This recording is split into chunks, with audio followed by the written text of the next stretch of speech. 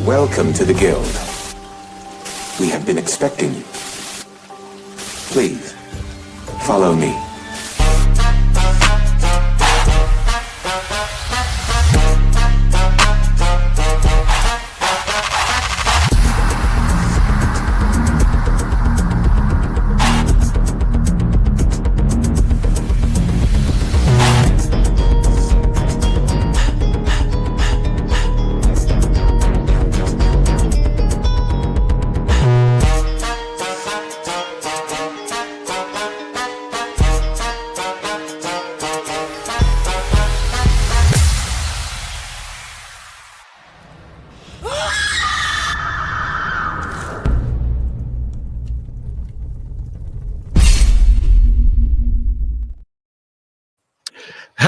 Hello, and welcome to our very latest episode of Night Quest. I am CMoney, and right now I'm rocking solo. All right, my lady Doodle, she'll be down in a little bit. She has to finish something up, and Farrell is Farrell. He'll be on in a little bit at some point. But guys, thank y'all so much for being here and rocking out, man. It's gonna be a fun show tonight. I am very, very excited. I know you guys seen the headline. I know you guys seen the title. 2026 is gonna be crazy for Xbox, yo. Oh my god, it's gonna be crazy for gaming in general. You know, it's a crazy scenario when PlayStation puts out a hype video and it's actually hype, but not because of PlayStation. It's just because of the games that are coming out in 2026. We got a stacked year, man. I'm very, very excited. And again, you see the title, our boy Jason Ronald of Xbox fame out here dropping nuggets, hyping us up, going into the Game Awards on Thursday, going into 2026. Goddamn, am I pumped. But before we get into any of that and all of that, you know how we do here, man. First of all, oh man, I didn't even notice on the bottom. Look at this, running some old information. Let me just squeeze that out real quick like this. See you later, alligator. Do a little bit of that. Bye. Do a little bit of this. Be gone. Do a little bit of that. Beautiful. Okay. Now we're right.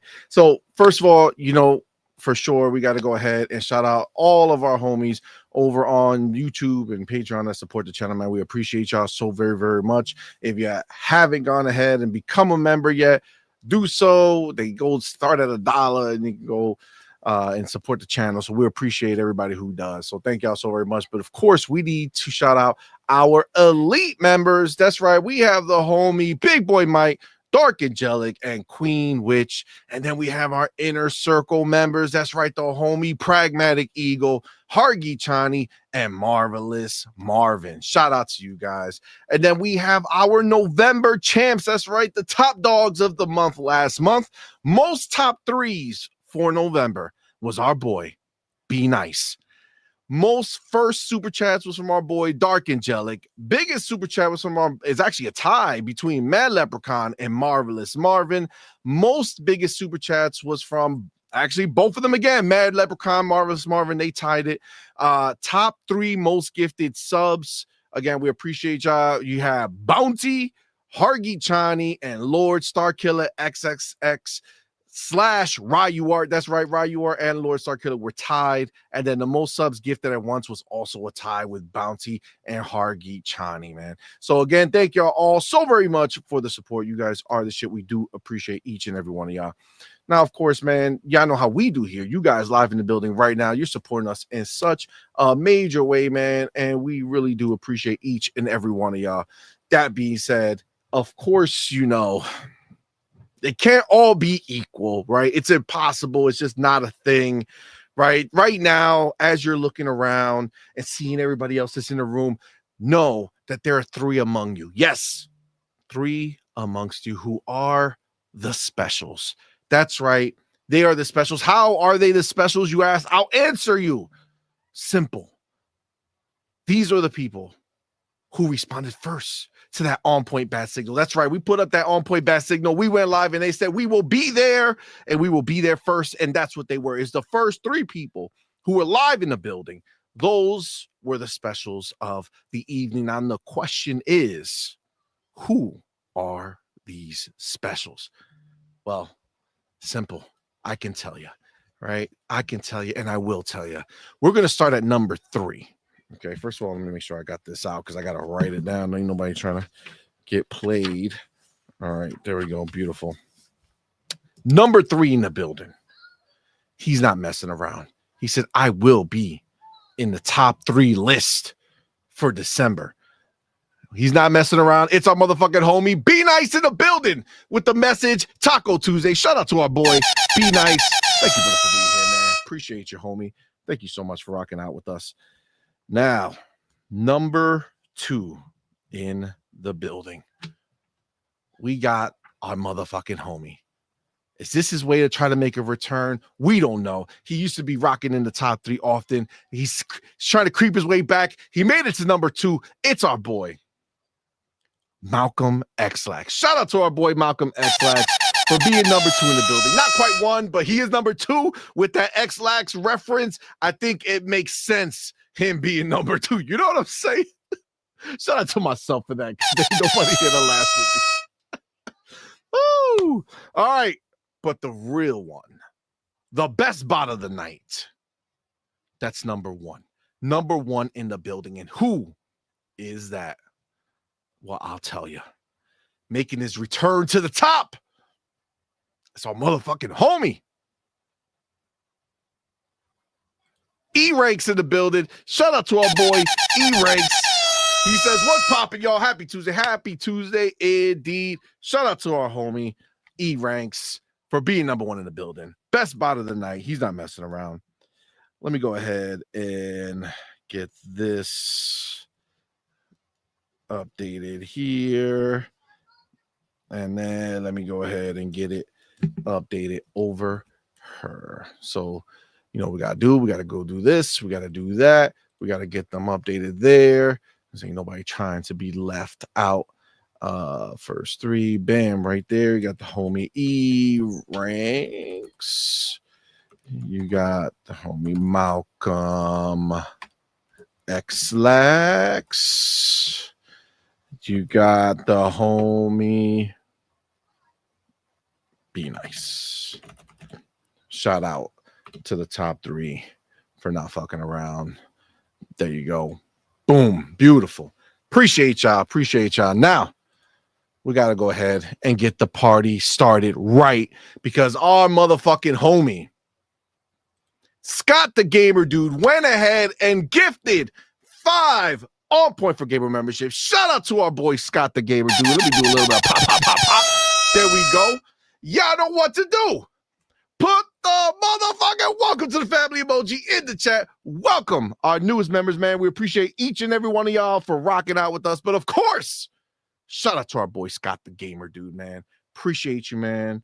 Very, very, very kind of you. Y'all know what to do. If you're a member in the chat right now, go ahead and put the FB emoji in the chat. Let them know what you feel. Let them know how thankful you are for Scott the Gamer Dude rocking out with us, man. Appreciate you, my dude. Now, I know you were like, man, CMoney, I love just seeing you and only you because, ooh, it's amazing. But I have to disappoint you because our boy Farrell is live in the building. Hey. Thank you for being here, man. Appreciate you, homie. How you doing, man? Doing pretty good. About yourself? How you doing? Doing well, man. Can't complain. Can't complain. Feeling a little better. I've literally been sick since Thanksgiving. And still sick, but I'm cresting it. You know what I'm saying? Like I'm right there, still taking medicine, but it's like, you know, I'm not necessarily dying every 15 seconds. So I'm feeling better. So that's a good thing, right? We're in the right path. You didn't take the Pharaoh immune booster package? We did not take the goddamn fucking cloves of fucking garlic, like a goddamn probiotics, garlic. It's like a vampire, like anti-vampire, like you're a vampire slayer. You know what I'm saying? You just absorb that shit in your body to try to defend yourself. What do you got? Vampires living around you, man? That's like, you know what I'm saying? Like it works. Crazy, but it works for you. Damn. I'm close enough to Redfall, Massachusetts. So I don't know. Oh shit. Well, thank you, man. Thank you for coming. Thank you for being here. Appreciate you, homie. All right, so we're gonna have a fun show, man. I don't know if you had a chance to take a look at the title, but we are gonna be covering. I mean, we got a lot of things to talk about for sure. But as we started doing here, we're gonna start with the kind of main topic and then go off from there. But yes, Jason Ronald came out here, dropped some nuggets for us. We're gonna read them, kind of chat about it. 2026 is looking like it's gonna be the year of Xbox again. And again, I'm talking about as gamers, as Xbox fans, as gaming fans, the amount of games we're getting, the choices we're going to be having, it's crazy, and they're going to be continuing to move that ball forward. So we're very, very excited for that, and we're going to definitely get into it. We also got like Call of Duty news to talk about. New studio opening up at Take-Two. That's a little, conspicuous as to what's happening. So I'm going to get your thoughts on it when we talk about it. There's definitely a lot to talk about for sure. So we're going to have it's going to be a fun night, y'all. It's going to be a fun night. But before we get into that, let me see who else is in the building. Of course, we need to talk to the homies. We got the homie General Spartan 27 in the building. My dude, thank you so much for rocking out with us. Thank you for being here, brother. I see the homie Jonas the Dad in the building. Shout out to you, man. Appreciate you, bro. I see Ren in the building. What's going on? Player says, wish I waited for the Xbox version of MGS Delta. Got it on Steam. Now it's Play Anywhere. Yes, I did see that news. We were going to mention it. But it's definitely more enticing to me, I will say. I wasn't in a rush to get it, but I might just have to scoop it up with that Play Anywhere joint. You know what I'm saying? Because I'm feeling that. Let me go ahead and get the motherfucking homie. First super chat of the night. Our boy Mac22TH54 in the building with that $5 super chat. Appreciate you, fam. Says no, just no on the FB. Oh, yes, you're gonna do the FB, Mac. Okay, you're gonna do the FB and you're gonna like it. You know what? Put the motherfucking FB in the chat right now for our boy Mac. All right, let him know. Let him know what you feel about Mac. Make him feel good. All right, that's what it's all about. He says, CMoney, are you going live on Thursday night? Of fucking course we are. That's right, baby. We're gonna be streaming the Game Awards live in the motherfucking building. All right, it's gonna be a fun fucking show. That's what we're gonna do. If Pharaoh, if you want to hop on, any of our homies who are down, who's gonna be around, they can hop on, whatever the case is. You can drop the link. I might pop in and out. There you go. It's a Thursday night football night, so Oh, sorry. I will have the Game Awards on. I don't partake in the sports world. I'm sorry. Yeah. So we'll see. I don't even know who's playing Thursday. If it's a trash game, you don't even care. You're like, fuck it. It's Thursday night football. I don't care who's playing. If it's trash, I'll be here for the whole thing. But if not, I might pop in. Especially if there's a big announcement, I'll jump in. Well, it's looking like Thursday is going to be pretty good. It looks like it's going to be pretty good. Looks like Todd Howard has one. Say what? Looks like Todd Howard might have one. Yeah. He's going to be presenting. Special announcer or whatever. Presenter, yeah. Yeah, he's going to be doing announcements and shit. So he's going to be doing letting people know what's good. So, I mean, we don't know. Like, there's so much. Like, he could surprise us and talk about a Starfield expansion that we've been kind of thinking that was going to drop, but hasn't dropped yet. So what anniversary is it? An anniversary year for Elder Scrolls also next year? I'm just asking. I don't know. I don't think so. Well, like, is it like the 25th year? Like, is it like a 25th, 30th? Like, Oblivion came out in 2007. Okay. And Skyrim came out in 2011. Well, actually, it came out in 2011. So technically next year is its 15 year. Skyrim's 15-year anniversary. Yeah, so it could be an anniversary announcement. Yeah, but they're fucking announce another fucking Skyrim? How many goddamn Skyrims can they be? Yeah, Elder Scrolls 6. Well, that would be next year though. Yeah, on the anniversaries when you can't announce it this year. Oh, you think they're gonna? I don't think you they're could. I'm just saying. No, not drop the game, but you can announce it. Well, the announcement will have to come next year during the 15-year anniversary. This is just a 14-year. To make the announcement now will be like, what the fuck? We'll see. We will see though. Xbox got too many games for us to speculate about. So, I mean, they do, and it's glorious. It's glorious. All right, let me add my boy Mac over here. If I forget to TH. All right. Okay. Beautiful. Oh, actually, son of a bitch. Let's go ahead and do a little bit of this. Put right here. Double back with that. Go. Oh, wrong button. Go there, and then go there. Beautiful. All right. There we go. Okay. Who else we got in this motherfucker? I said Ren. Yes. Oh yeah, the Delta. Yep, that was that. The game adaptation newscast. What's up, man? Thank you for being here, bro. Appreciate you. He says Regal inspired thickness is an anagram for Kleiner tracing ship signs, which is apparently a reference to Half-Life. Bro, there's no way that is Half-Life, my dude. He's talking about the statue.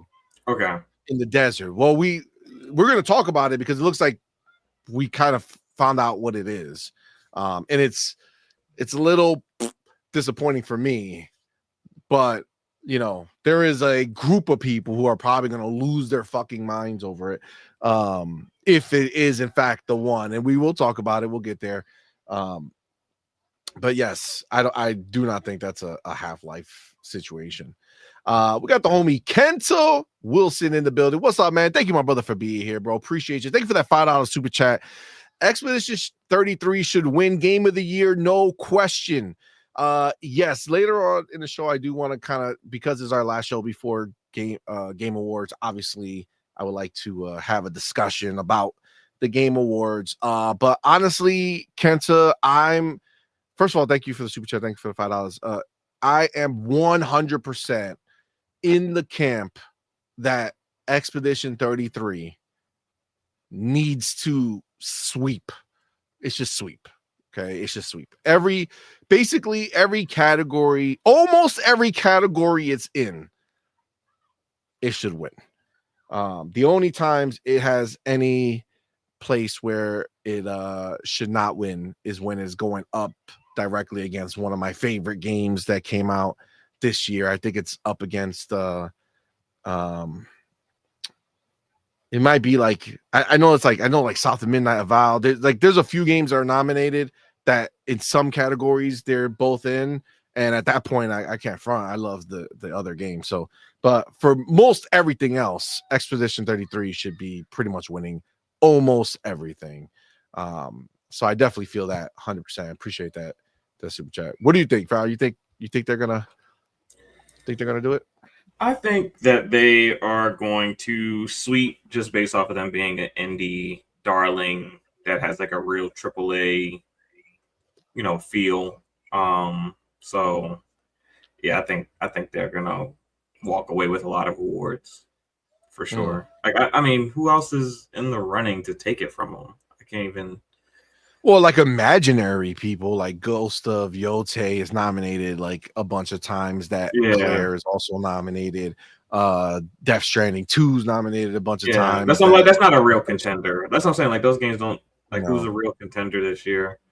I don't really think. I mean, there might be in some of the categories, there might be some work. Like I believe like for the best acting, or whatever, they have the acting category. Dude, they have 3 slots. Expedition 33 has 3 nominees in there, but I think I voted for Indiana Jones. Indiana Jones. Yeah, but it's just there. Yeah, but in Expedition 33 hit on so many high marks, and they kind of like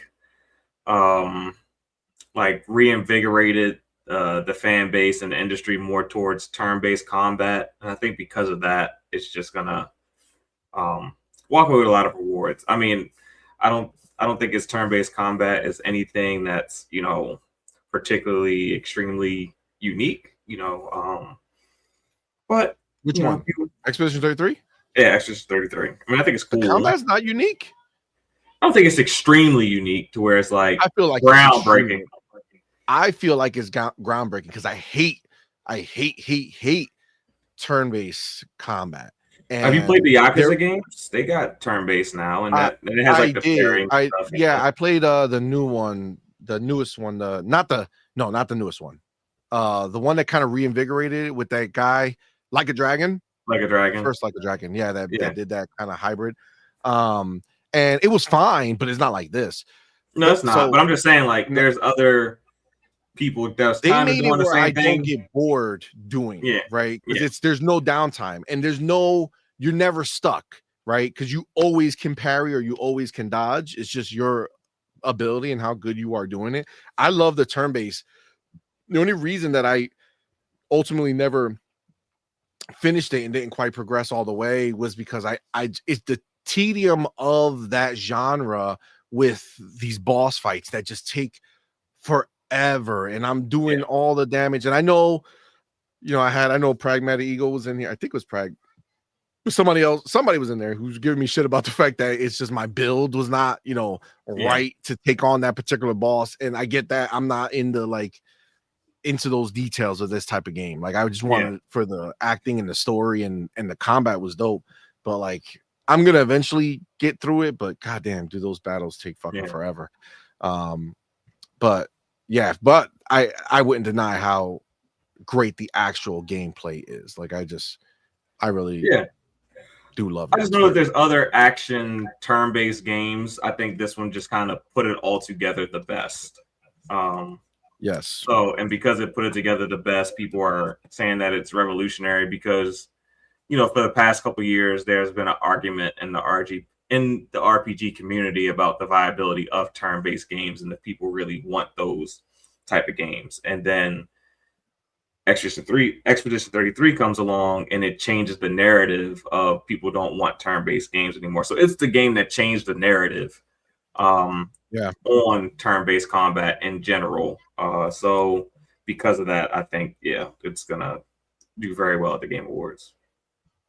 I think so, and I think it's deserving, ultimately. So, I'm definitely I'm hopeful for it. I know my son. I know Madman is like he doesn't give shit. He wants everything to be Claire. He doesn't want anything winning outside of Claire, and based off what he's been hearing on the other end, like we have like a bubble, that we kind of hear things from, and we kind of get our information from a lot of the same places.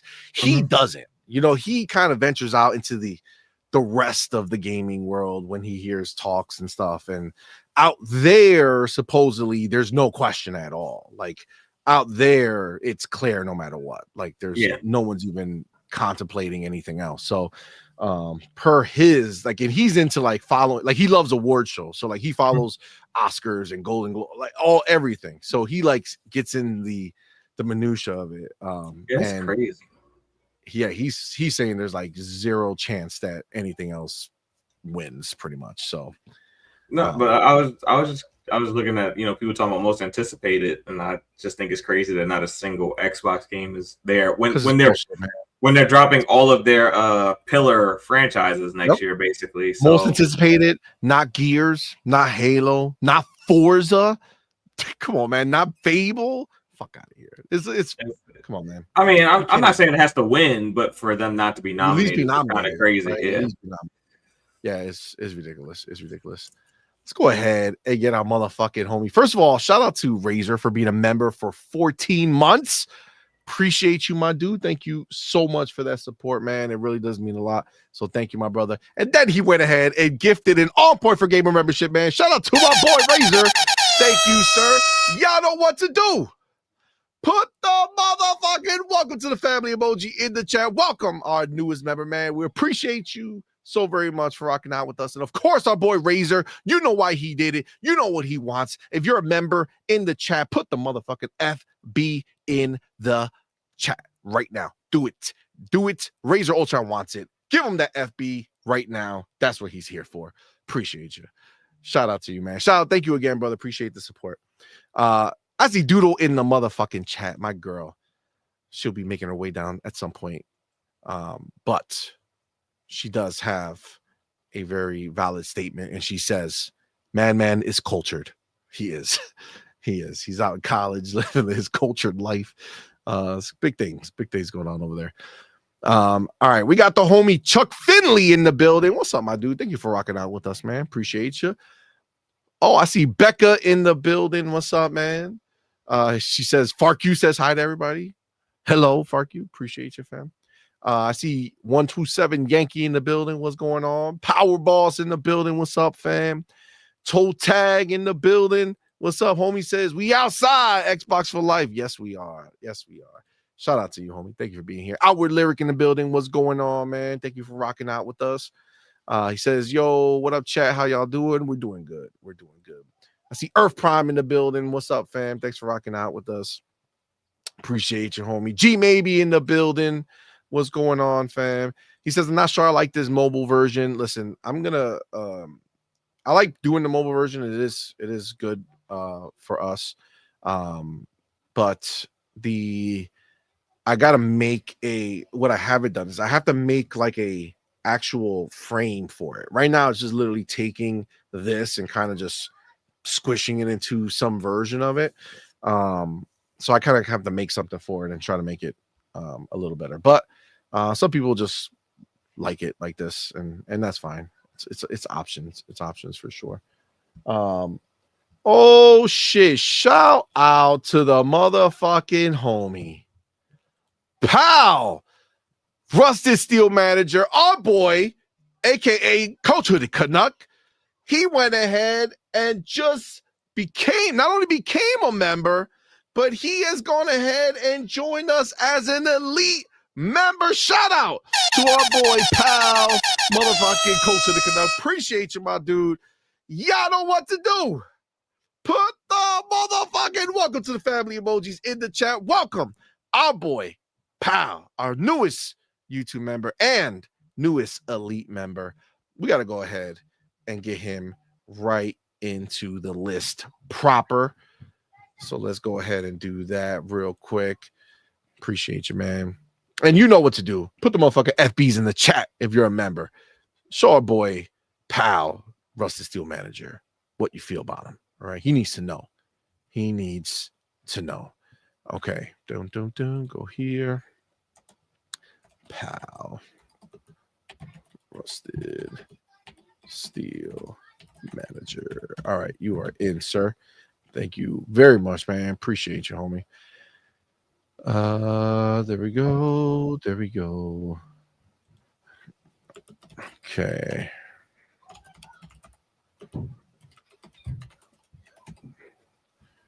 Perfect. All right, beautiful. All right, and then I do see our boy, motherfucking Scott the Gamer dude with that $5 super chat. Appreciate you, homie. Says Sony games on sale on Steam this Black Friday. I've been playing them on the Legion Go, which the Legion Go is a PlayStation and an Xbox device. Nice. That's what's up. You know, I haven't ever used the Legion Go or the other one, the MSI Claw. I know our boy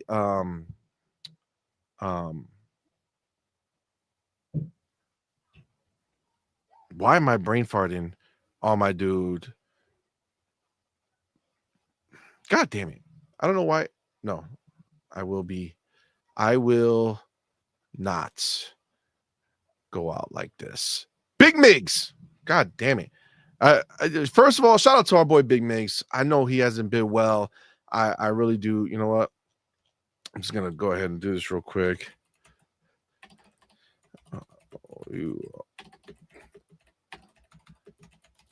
Our boy Big Migs, he was in the hospital for a while, man. I hope everything's good with him. You know, he was kind of coming out of it. I hope everything's all right.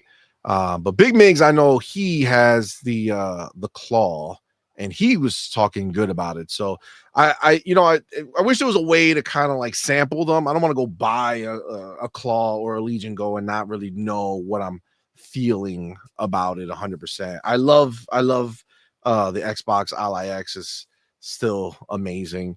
But Scott, let me know what you think about the Legion Go. because I'm definitely I'm always interested in these handhelds now. You got the motherfucking homie Pal in the building with that $10 super chat. Appreciate you, my dude. He says, well, guys, my album drops on the 12th. I want to say thank you all for the support. All thank you. Oh, shit. That's fire. If you don't know what he's talking about, our boy Pal has an album. If you go into our Discord, you'll see links for it. Go check it out. He has some good shit over there. So definitely go and support our homie Pal. Thank you, man. Appreciate you, brother. Let me go ahead and update this. Put them in here. All right. Go here. Big right there. Beautiful.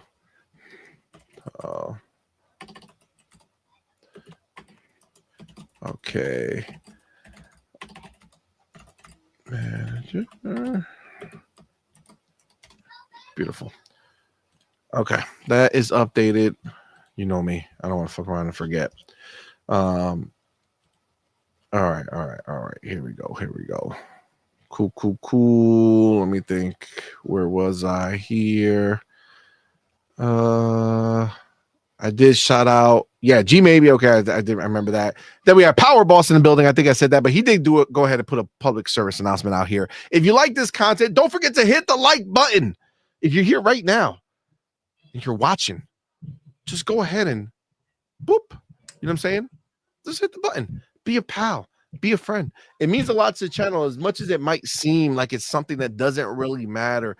YouTube has become way more finicky in the way they're doing things. So when you hit that like button, it's like a little boost saying, hey, go, somebody else come check it out, right? Just if you're in here, hit the like button. It's much appreciated. So yeah, even if you're a hater, hit the like button. Like you're here for a reason, hater, right? Yeah, you're here for a reason. Yeah, exactly. This is fun content to hate on. Put the like button, man. Just do it. It's just the way, right? It's could be a good friend. He also says, don't forget to become a member. It's as low as $1. Yes, we did lower it. Used to be $5 threshold. Now we lowered it to $1 to try to make it where it's just easy to do. Every dollar counts. We do appreciate the support. We do see you guys who do re-up every month. So thank y'all again for that support. So appreciate you, Powerboss, for putting that in there. And then also Discord. Jordan, Discord is free, and he puts the link there. But fun fact, that little scanning bar on the screen, if you scan that will also take you directly to our Discord. It's where all the cool cats are. All right, this is where the Xbox fans hang out, and this is a cool place to be. So go check it out. Go rock out with the homies. So thank you, Powerboss. Appreciate you, man. E-Rank says, I think Thursday is going to be a good show. Obviously, the awards are worthless, but a good show nonetheless. Yeah, I do think it's going to be a dope show. I think there's just, I feel like there's going to be some cool announcements at the show, especially now that we're kind of getting, we're getting deeper into what would be considered, current gen. Even though we're 5 years in, I feel like we're really only starting what the proper current gen should have been, with games starting to hit a certain caliber that we're looking for on a more consistent basis, right? So I feel like if we're looking out to 2026, there's a lot there, man. There's tons of stuff there. So I'm hoping and I'm hopeful that we're gonna have a great show Thursday night for sure. Who else we got in this bitch? I see Sir Riffs a lot in the building. What's up, man? WTB, what's going on, player? Thank you for being here, homie. Appreciate you, man. Random commentator, what's going on? This is part of the thing, and we're about to hop in because we've been rocking for a little while. So I just want to say hi. But it says, if we get our console library running on the Ally X, it's over for the ponies. Yeah, I mean, this is where it looks like it's going. You know what I'm saying? Like, this is the direction it looks like we're heading, and I think that that's going to be catastrophic for these dudes' narrative. You know what I'm saying? Because if they go and do what we think they're going to do, it's literally going to just change the entire narrative on what an Xbox is if they do what we think they're going to be doing. So we're definitely going to dive deep into it very, very shortly. Well, they're just gonna say, "Oh, a PC could already do that. You just had to download the." You know, they're always, you know, they always got some type of thing that they're gonna run with. But always got some BS. Yeah, always some, always some. Well, if you downloaded this emulator, you could always play your Xbox games. They didn't want to say that when. Yeah, but exactly, they're not good. It's as soon as it suits their narrative, that's what they want to say. But that's crazy. Yeah. Hold on one second. All right. Well, yeah, I honestly feel the same way though. Like that's going to be a beautiful thing. Oh yeah, I'm gonna love it. Really, really, really looking forward to it. Let me see who else we got in the building. Mick Kumar in the building. What's up, man? Thank you for being here, bro. Appreciate you, homie. Thank you so much. Who else? Petman Jones. What's going on, my dude? Uh-oh. Is this a surprise? Is it? Is it what I believe? Has a new challenger entered the ring? Is it Doodle in the building? What's with all the crying? What's up, everybody? Doodle, what's going on? Shout out to my girl. Oh, shout out to my girl. you. You know how you know what I'm doing. You know what I'm saying? Please come again. Oh, where? Oh, It's up to you. Oh, Doodle's in the building. My What's girl. up, everybody? Happy Tuesday. Thank Happy you Tuesday. for rocking out with us. Indeed. Perfect Yes. timing. We're just about To get it in. to put it in. Oh. oh. Perspective. To put it in I like the perspective. switch up. I You know like what the I'm switch up. you were like, ain't nobody putting shit in. Fall back. Oh my God. That's hilarious. This is a one way. Oh shit. Yeah, Oh man. Well, glad to see you, baby girl. Oh, Thank you man. for coming through. Appreciate you. No worries. So what's up, you guys? So what's going on? What's going on? Just saying What I what's up to missed? the homies before we get right into the show. So I do see actual Black Mage in the building. What's up, fam? Thank you for being here. Appreciate you. Thank you for rocking out. Ryard Gaming in the building. Woo! What's up? man? What's Appreciate up, you, love? homie. Thank you for being here. The Thank you homie. for being here, indeed. All right. We're gonna get this party fucking started. Mac in the Right. building. What's up, love? Thank you for being here.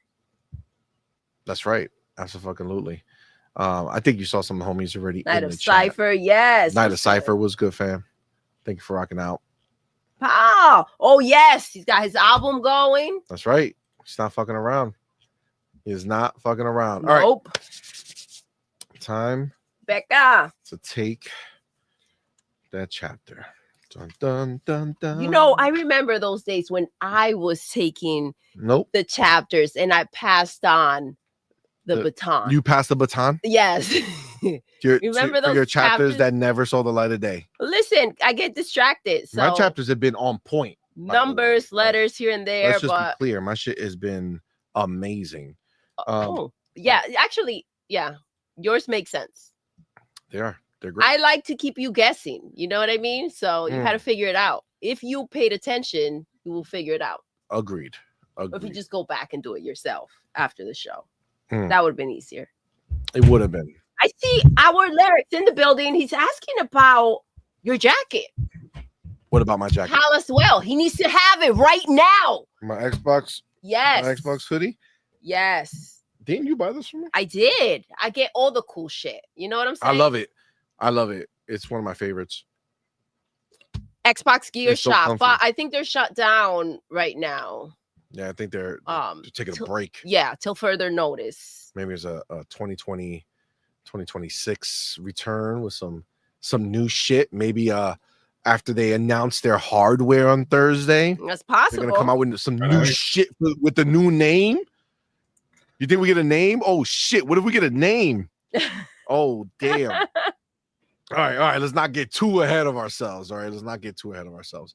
I do have it all ready to go here, so I'm gonna take my chapter and we're gonna get it the fuck in. Let me go here. Boom, boom, boom, shakalaka. Oh shit! I have to share it first. Damn, god damn it! Where am I? Yeah. See those are my karate moves. Those are the sounds that I make when I do karate. All right. Chapter 1. Paul said, "I'll get the same hoodie and get an Xbox patch and sew it on." I mean, There it is. there you go. That works the same.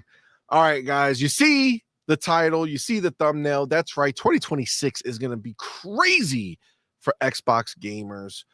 Jason Ronald already is teasing big things for 2026. Who's Jason Ronald? He is I think he's officially called like the VP of next generation consoles for he's Xbox. like He's the lead architect. He's the guy who's steering the ship in a direction that we're going to be going towards the future. And he had an interview with the BBC, not the way you guys are thinking about the BBC. This is news organization. This is the news organization. He wasn't just staring at a mic or something like, hey, you know what I'm saying? That's not what was taking place. So Windows Central did go ahead and have a article put up on it. So let's go ahead. Let's read the article. Let's talk about it. And then we can go into kind of bigger picture of what it means as well. So Xbox architect Jason Ronald teases big things for 2026. Quote, "We want to celebrate the great legacy of Xbox next year." So it says a new BBC video showcases the Xbox Ally X handheld and includes a short interview with Jason Ronald, who hints that Xbox's 25th anniversary could bring major announcements. I mean, listen, 25 years is no joke. No. So I think we wouldn't know how long that is because we're young here. We're young here. Yeah, 25 years seems so long. I mean, it's not like we're celebrating our 20th year wedding anniversary this year or anything like that. Like in a matter of a couple weeks. That's crazy. But 25? What? It's way too young to even understand the idea of what 25 years of anything would be. Yeah, here we are. You're wild. Here we are. It is next year is the 25th year anniversary of the Xbox, and it seems like Xbox is looking to do it up. I mean, now as we kind of see it, there's a reason why, Fable was delayed. It's like it's all about like that early days of Xbox. You got your Halo, Gears, Forza, and Fable joining us in 2026. Let's continue. It says in a video, BBC's Tom Gherkin takes a close look at Xbox Ally X handheld, detailing the device and covering a lot of what we already know.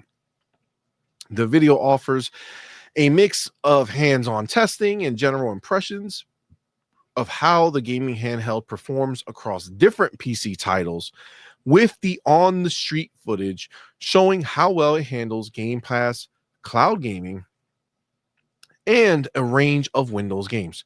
More interestingly, Jason Ronald, the VP of Xbox gaming devices and ecosystem, okay, that's the official name, also took the spotlight briefly to discuss the handheld and give a few small teases about what fans can expect from Xbox next year as it approaches its 25th anniversary. Jason laments how now felt like the right time for Xbox to enter the handheld territory, stating, "We're always thinking about what the future of gaming is and new ways for people to be able to play." He frames the current moment as the point where player behavior, industry trends, and technology finally align in a way that makes a handheld Xbox device viable for consumers. However, the most interesting comments were made when Gherkin questioned Jason directly on whether backwards compatibility will be expanded. He asked, "Child me would be so unhappy if I didn't press you on this point. You know, are you going to bring more original Xbox games to Game Pass in the future?" Jason gave a fairly ambiguous response, not saying a lot, but also saying enough to give me and many others hope. "I can't announce anything today, but in 2026, it's the 25th anniversary of Xbox, and we want to celebrate the great legacy and the history that we have with Xbox, as well as defining the future for where the Xbox ecosystem is going." He further goes on to add, "I can't confirm or deny what you're asking, but stay tuned. We have a lot of exciting things to share next year." Says it's not a lot, sure, but it's enough for me at least. I have hope that we'll see some sort of expansion to backwards compatibility. And with Xbox's 25th anniversary around the corner, we might not have to wait much longer to find out. With so many Activision games now under Xbox umbrella, that alone would make for a hefty addition if it ever happened. So that is the official quote and the official conversation that was had.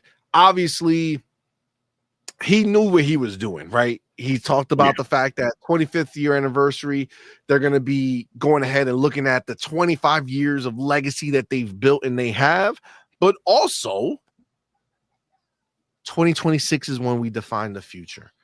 Now, that tells us that the future is going to play heavy, and we know the rumors that next year is the year that Xbox drops its new console, right? That's what we've been that's the rumor on the street for a long time now. But on top of all this, there's also rumors that kind of directly tie into this.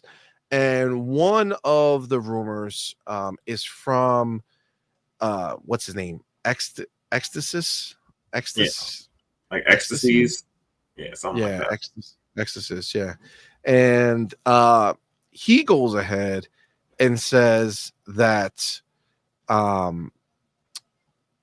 there is a rumor that they're going to be bringing the games that are backwards compatible to the handhelds.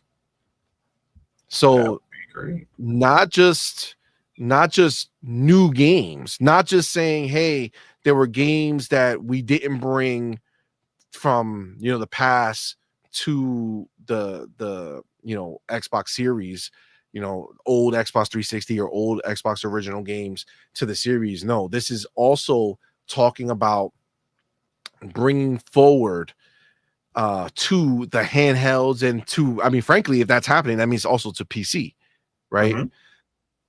So, I mean, what do we think of this, babe? The fact that now everything is going to be available everywhere. We know one of the biggest things that these people have been talking about, these ponies and such, is how, the Xbox handheld is not an Xbox because it doesn't play every game and blah, blah, blah, blah, blah, blah, blah.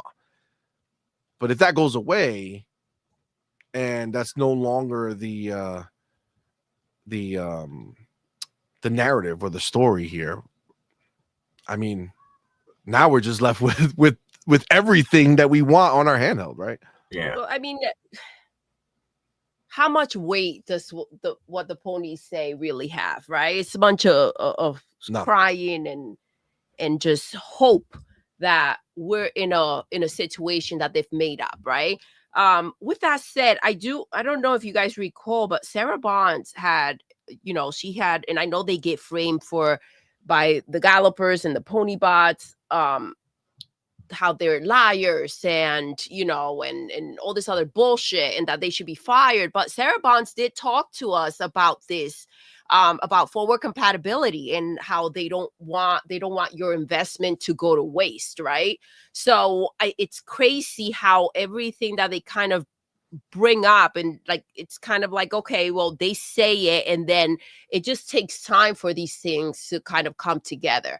But I do feel like in 2025 we're going to see a lot of, you know, everything kind of just gelling, kind of the new beginning.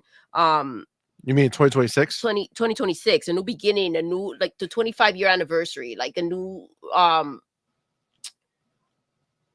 kind of like a resetting for Xbox, right? I feel like they've ramped up and they've been working in a new direction. I feel like the gates are going to just fully open and everything's going to just flow. It's like they're official kind of Yes, now march in that direction. Like exactly. everything is going into place. I do think that year is going to be so important to them with the anniversary and everything, to leave like a huge stamp behind, right? And then a way of moving forward. So again, new console we're talking about forward compatibility, we're talking about the handheld situation, which is, you know, we have the handheld, but I'm excited to see what else they keep on bringing to the table with it, right?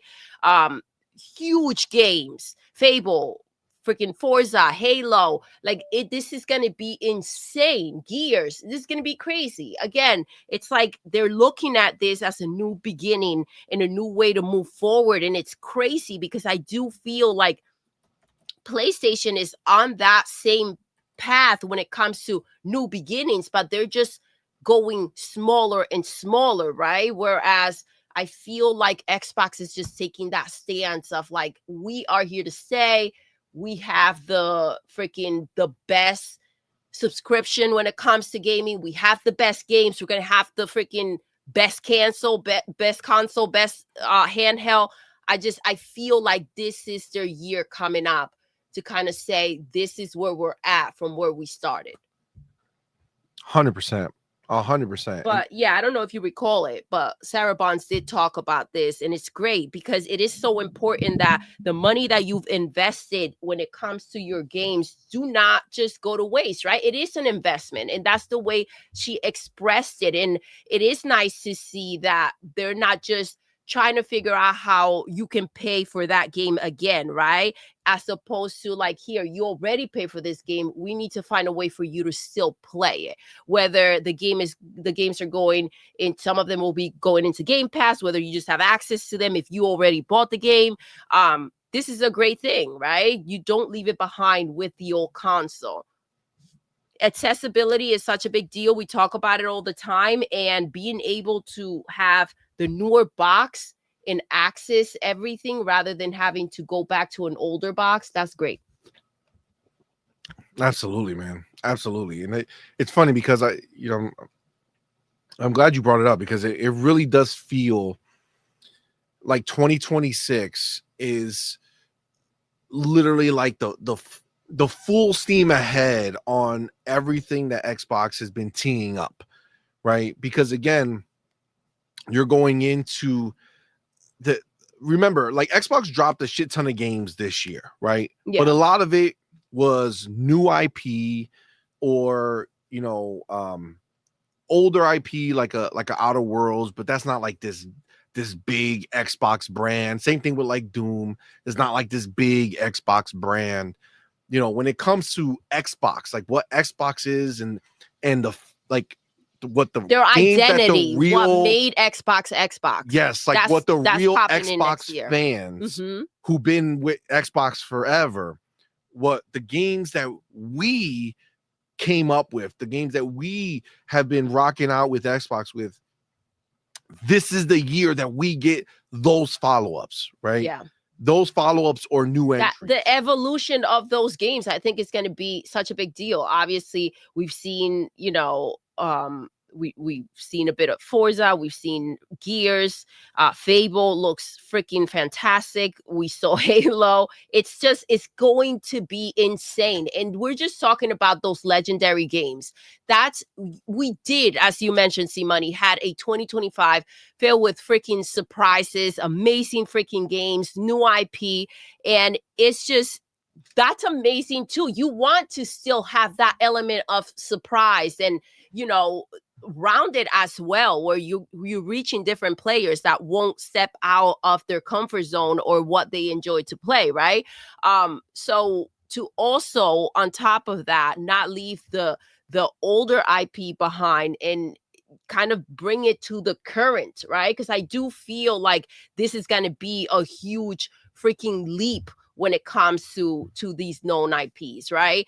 But I'm excited to also see what they're going to bring. That's going to be, whether it's a surprise, like freaking Grounded 2. We didn't think that was, coming in.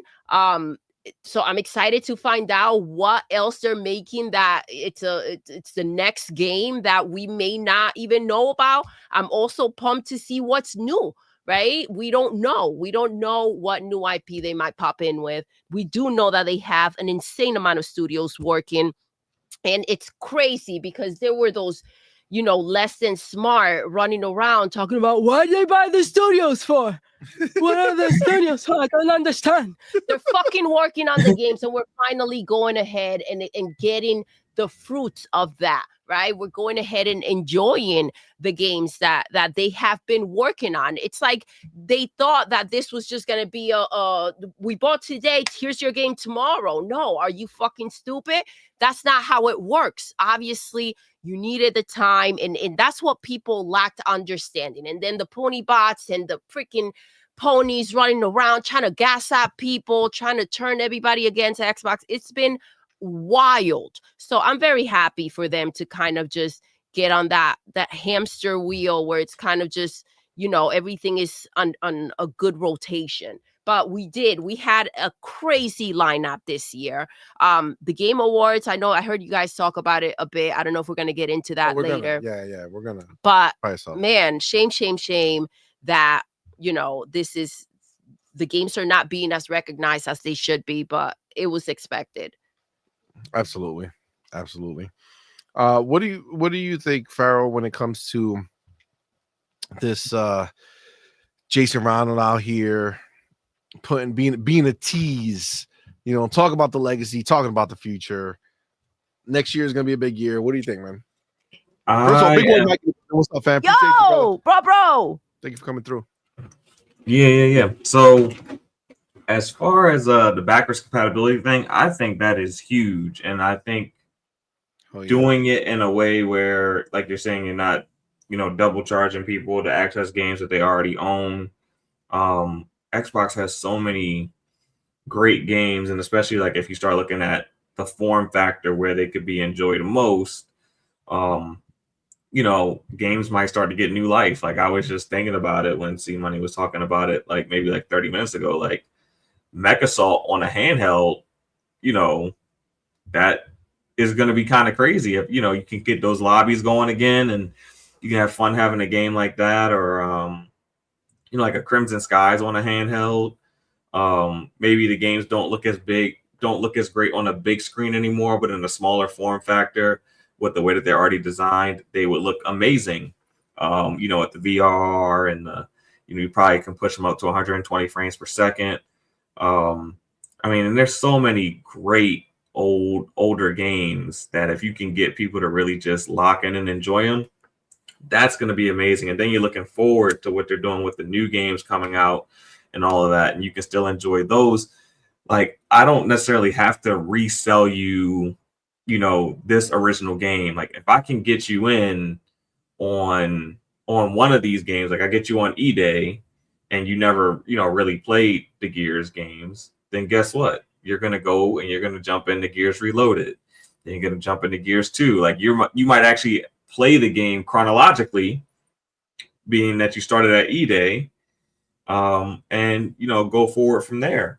So I think what they're doing is really smart, and I think they're like putting themselves in a position to where this is what our prices are. Like, you know, whether you like it or not, this is what they are. This is what our games are. This is what our output is. And they're getting to a point where the media will no longer be able to say, oh, Xbox stepped on a rake, because they are establishing, I think now that Microsoft's more involved now, they're establishing what they are for better or worse. And you just, no matter what side of the fence you're on, you're going to know that this is what Xbox is. This is Xbox. This is what we do. This is how we do it.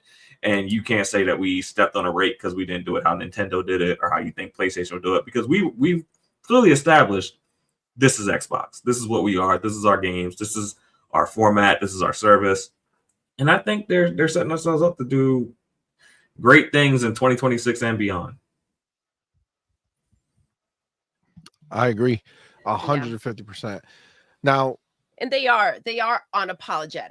That's what I love. It's that spine I've been asking for, where they're not backpedaling or like running around just apologizing. Like they are just living their best life, kind of just have broken off, and artistically, right, in every way possible. I feel like they needed to feel this type of freedom where they're just putting in the work, making the games that they feel that they should be making for us, and not be timid about it, or like, how are they gonna see this? How are they gonna? No, they have kind of like a plan, and they are embracing it, not pumping any brakes because anyone wants to cry.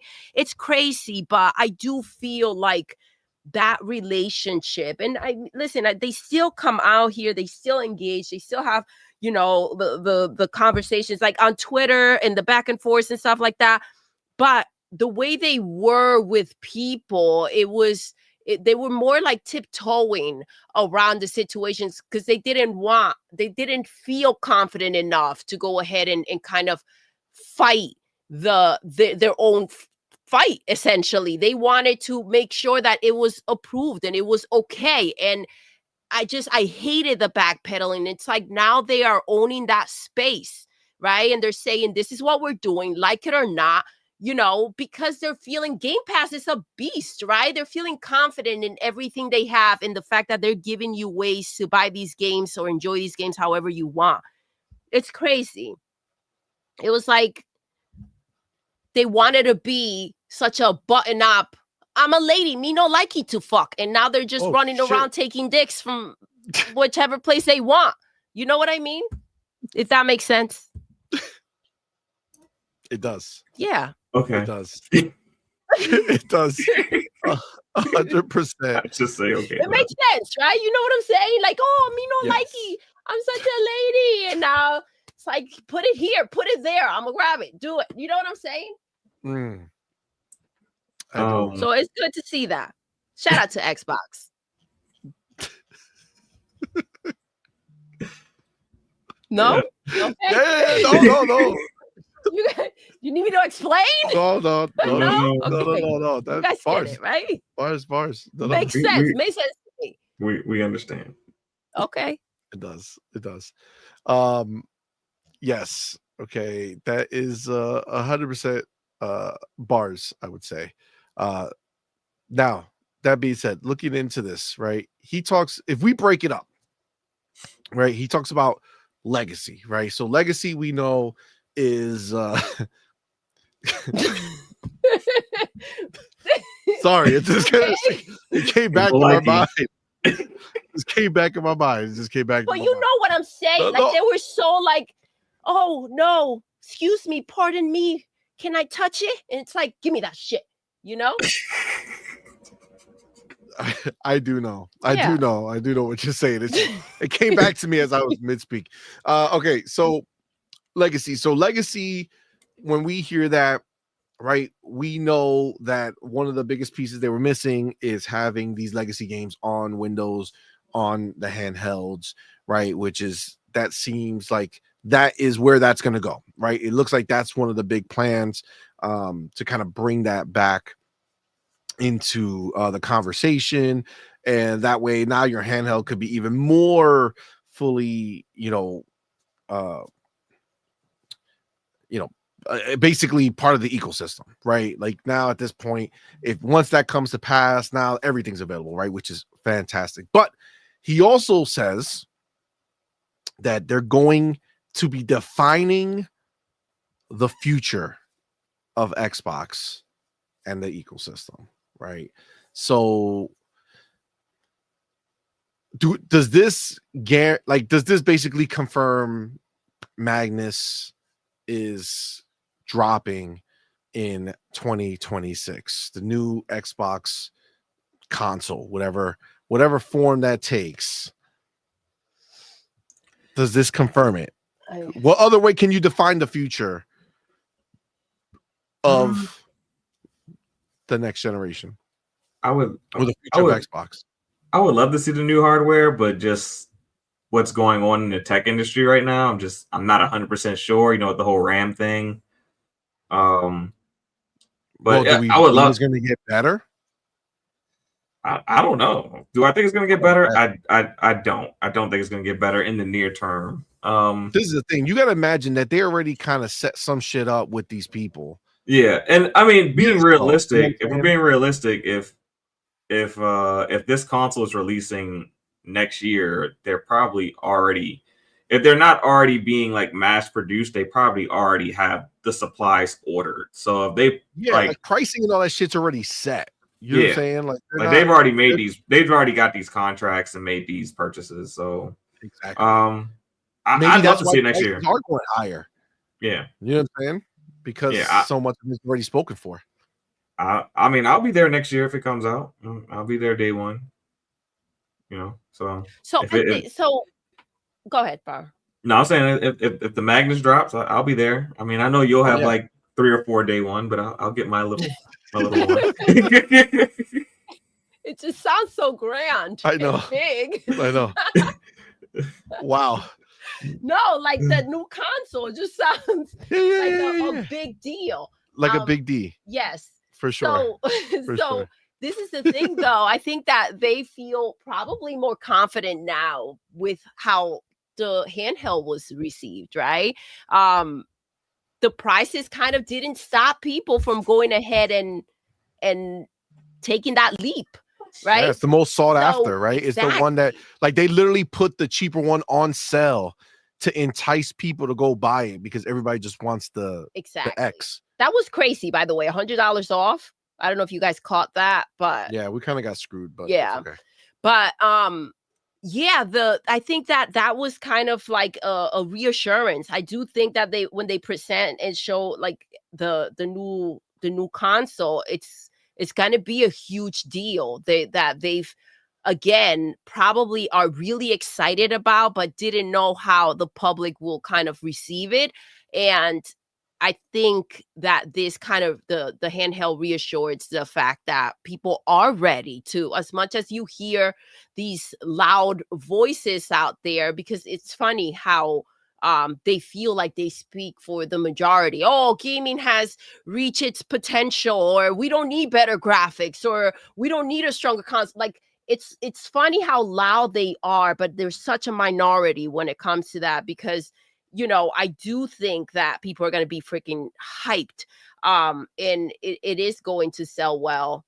It's for a specific, and I think that's what they've kind of stepped into. You've said this before, CMoney, about how you don't feel that the S and the X are going anywhere, right? And then I think that Magnus is just going to be for those big dogs that want to go ahead and take that next step. Right? If you don't want to, that's okay too. Just like how they did with the handheld. So I feel like this is going to be a big deal. And I think that a lot of people are going to be very excited for it.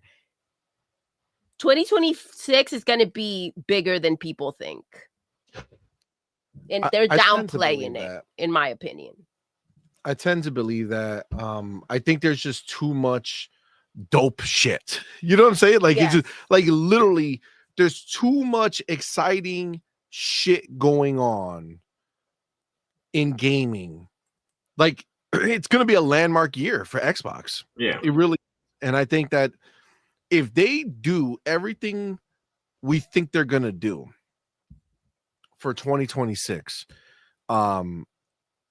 It's like, as an Xbox gamer, I don't think there's another year that you could ever have been happier. You know what I'm saying? Like, with everything that they're planning to give you, just the main, we got Halo, Gears, Forza, Fable, and from what we've seen, you got Clockwork Revolution Yes. lining up this year. Even though even up to the latest time they've talked, they still said in due time. Sure, in due time. I think that due time is in 2026. And then State of Decay 3 is still out there. Yeah, because it feels like, and I believe it's because so much has come out, and you feel like it kind of all goes to the back of your mind, that when you hear about it again, you're like, oh shoot, yeah, and you feel like it's been forever, because there's been so much going on when it comes to gaming. I know, not for you ponies, I understand that. Oh shit.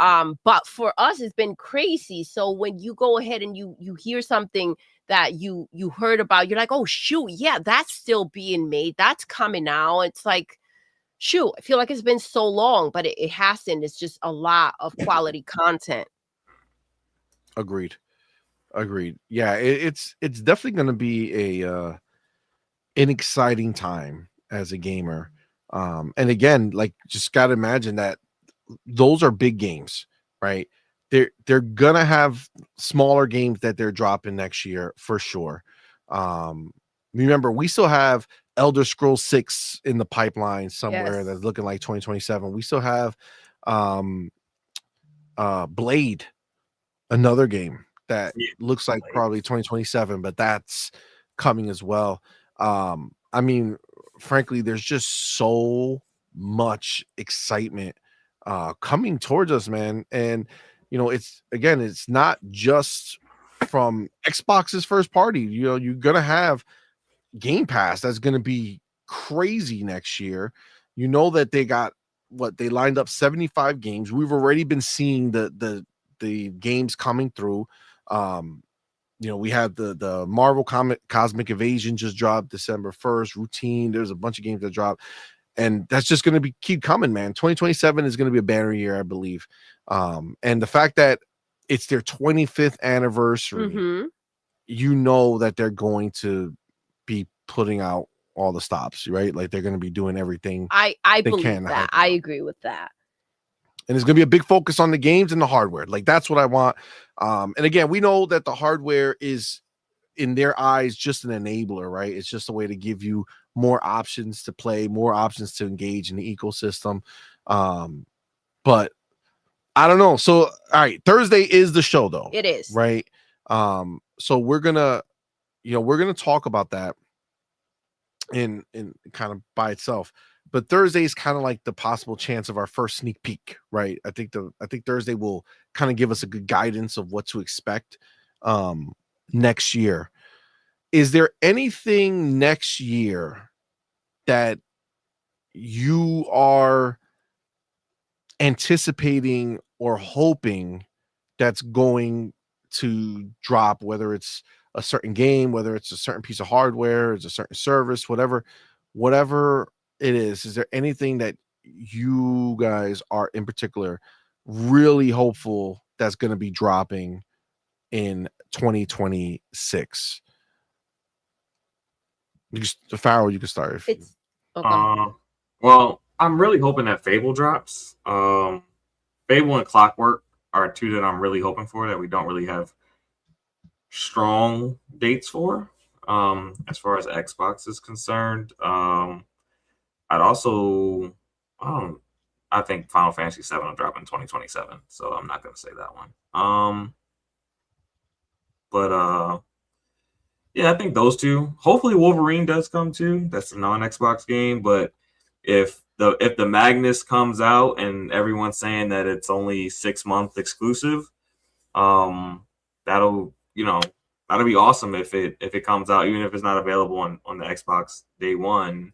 6 months later, the Xbox Magnus is instantly the best, console place to play it.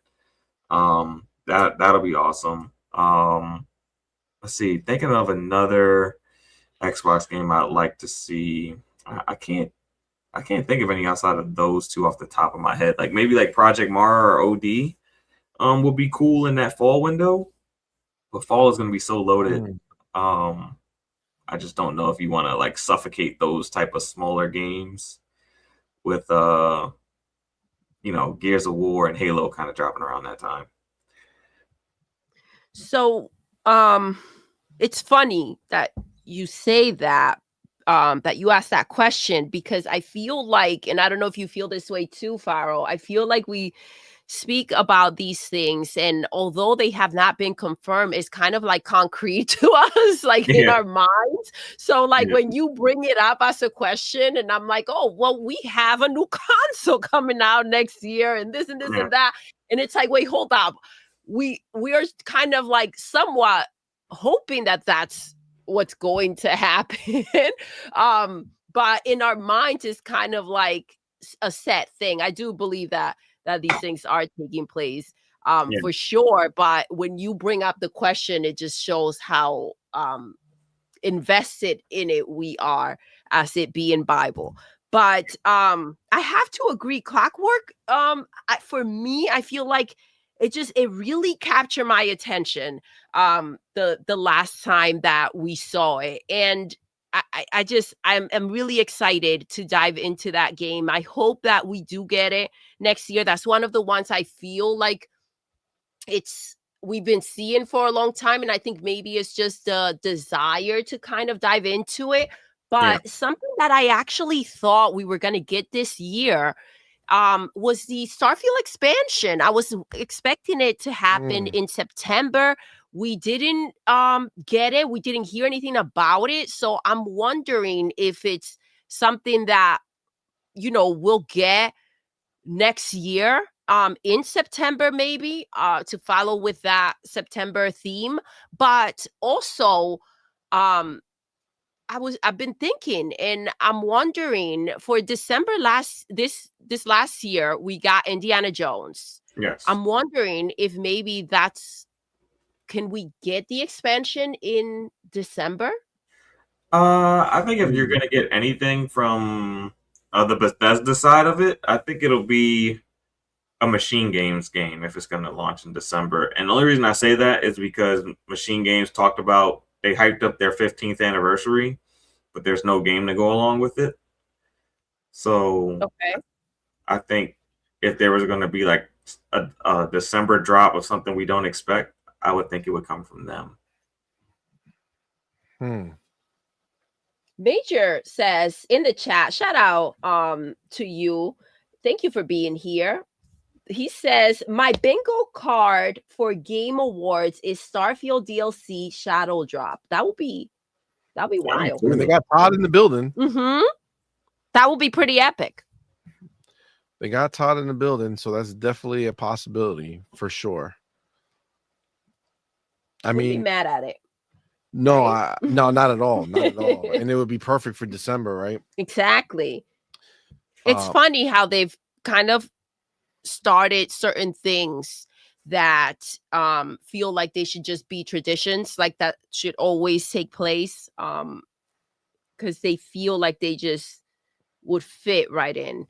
Kind of like with a vow in February. That was amazing. To think that game was supposed to come out in 2024. It just hit the sweet spot when it did drop. It was like perfect. So that's one of those when things are meant to happen at a certain time, they happen type of thing, and that everything happens for a reason, because I feel like it was perfectly aligned. Agreed. Yeah, I mean, I'm hopeful. I think that's a possibility. I was kind of expecting there to be a December thing, not just Game Pass. I thought they might follow the idea of putting like something, obviously Indie came out. I think it would be perfect if our boy Todd Howard announces that Starfield is going to be there. Yes. That day, go download it now or whatever. Yeah, I agree with you. I think it's funny because like when they started the January Direct, I remember, the first one we got, and we're like, okay, well, hopefully this is going to be like an annual thing, and then boom, the year after, and it's like, okay, well, now this is like a thing that we're all hoping and expecting. And like the same thing happened with that December game, and it's like December, people tend to like say, you know, it's such a holiday month. It's not the time to drop a game. It is the perfect time. People take time off. People on vacation for the holidays, and it's like it's the perfect time to give people, when they're cozying up, a big game to go ahead and enjoy, or expansion. Agreed 100%. Let me get real quick the homie Trey Bone in the building. Thank you so much, brother, for Trey. being a member for 11 months, man. Shout out to you, bro. Shout Thank out you to Trey. so much for the support, brother. Appreciate you, my dude.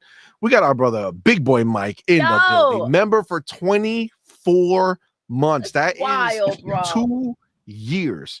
Thank you. Crazy. Thank you. That's crazy. wild. Our boy. Thank you, man. Appreciate you, homie. you. Says, what the fuck? 2 years already? Damn, time fly by when you're smashing ponies. Facts.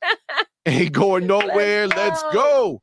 Shout out to our boy, Big Boy. I appreciate you, my brother. Damn, 24 months. Let's go. Thank you, sir. Thank you, sir. And of course, you know our boy is an elite member. So thank you, man. Appreciate you. Man. Appreciate you. Thank you, bro. We do have the homie Mac22TH54 in the building with that $2 super chat. Says, I think the game changer is play anywhere. Play anywhere is huge, man.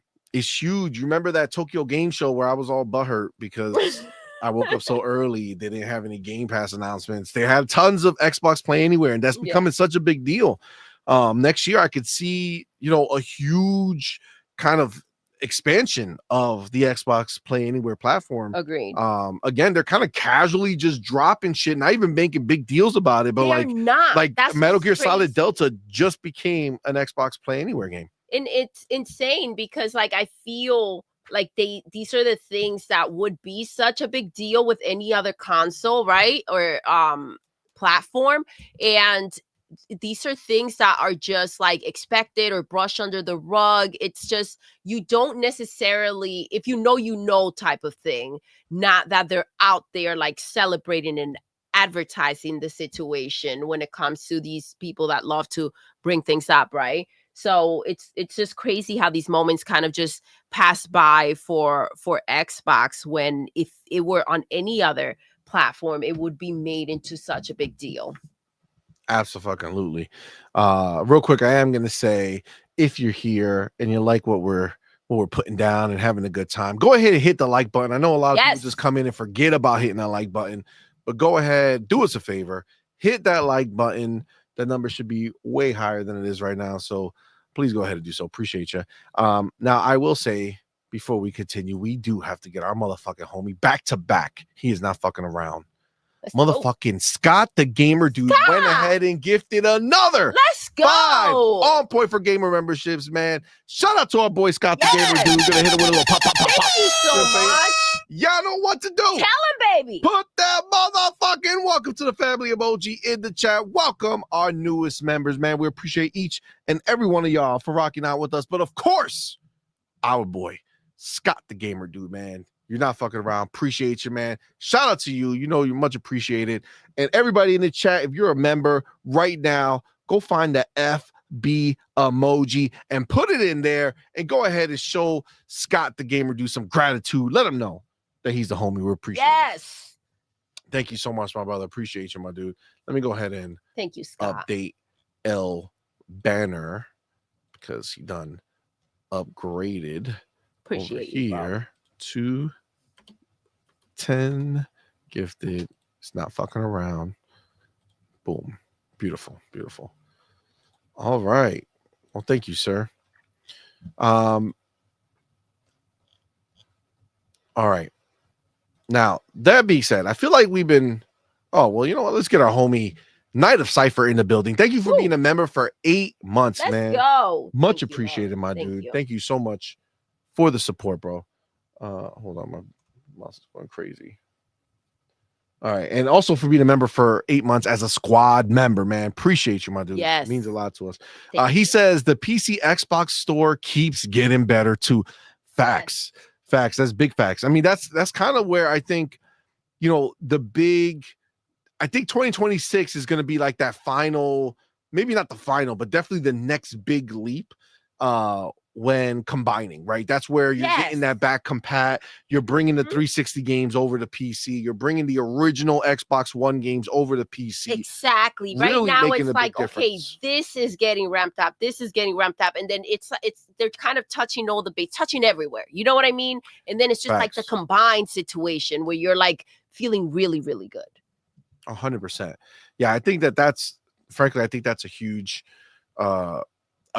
part of what's going to make next year so exciting. Everything kind of finally coalescing. Yes. You know, that full Xbox experience on the handheld, I'm telling you, is my favorite way. On the PC, same thing. It's been the same thing for me. It's my favorite way. Now I just turn it on. I log in, I got my controller, I'm playing games right away, not doing any of the bullshit. I don't need my mouse or nothing, just getting right in. It's amazing. So the fact that they're really just kind of transitioning everything into just one gaming package where you could just go ahead with the same controller. You could be on your Xbox, double tap that button, it'll sync to your PC and keep going, right? Or if you have it on your handheld, same thing. You can double tap, sync it on your handheld, dock your handheld, play there. It makes it so much easier, and the more games that are available everywhere, the better, right? And that's really going to be I think a big focus going forward. And then again, as much as they're talking about the legacy, they're talking about bringing the past forward and really cherishing that moving forward too, that future being defined. I think next year is going to be a fantastic year for gamers everywhere. Specifically, Xbox gamers are going to really have a phenomenal year, especially if you have Game Pass. I think it's just going to be crazy. Yeah. I think it's just going to be crazy. And then I just see Trey Bone talking about quick resume.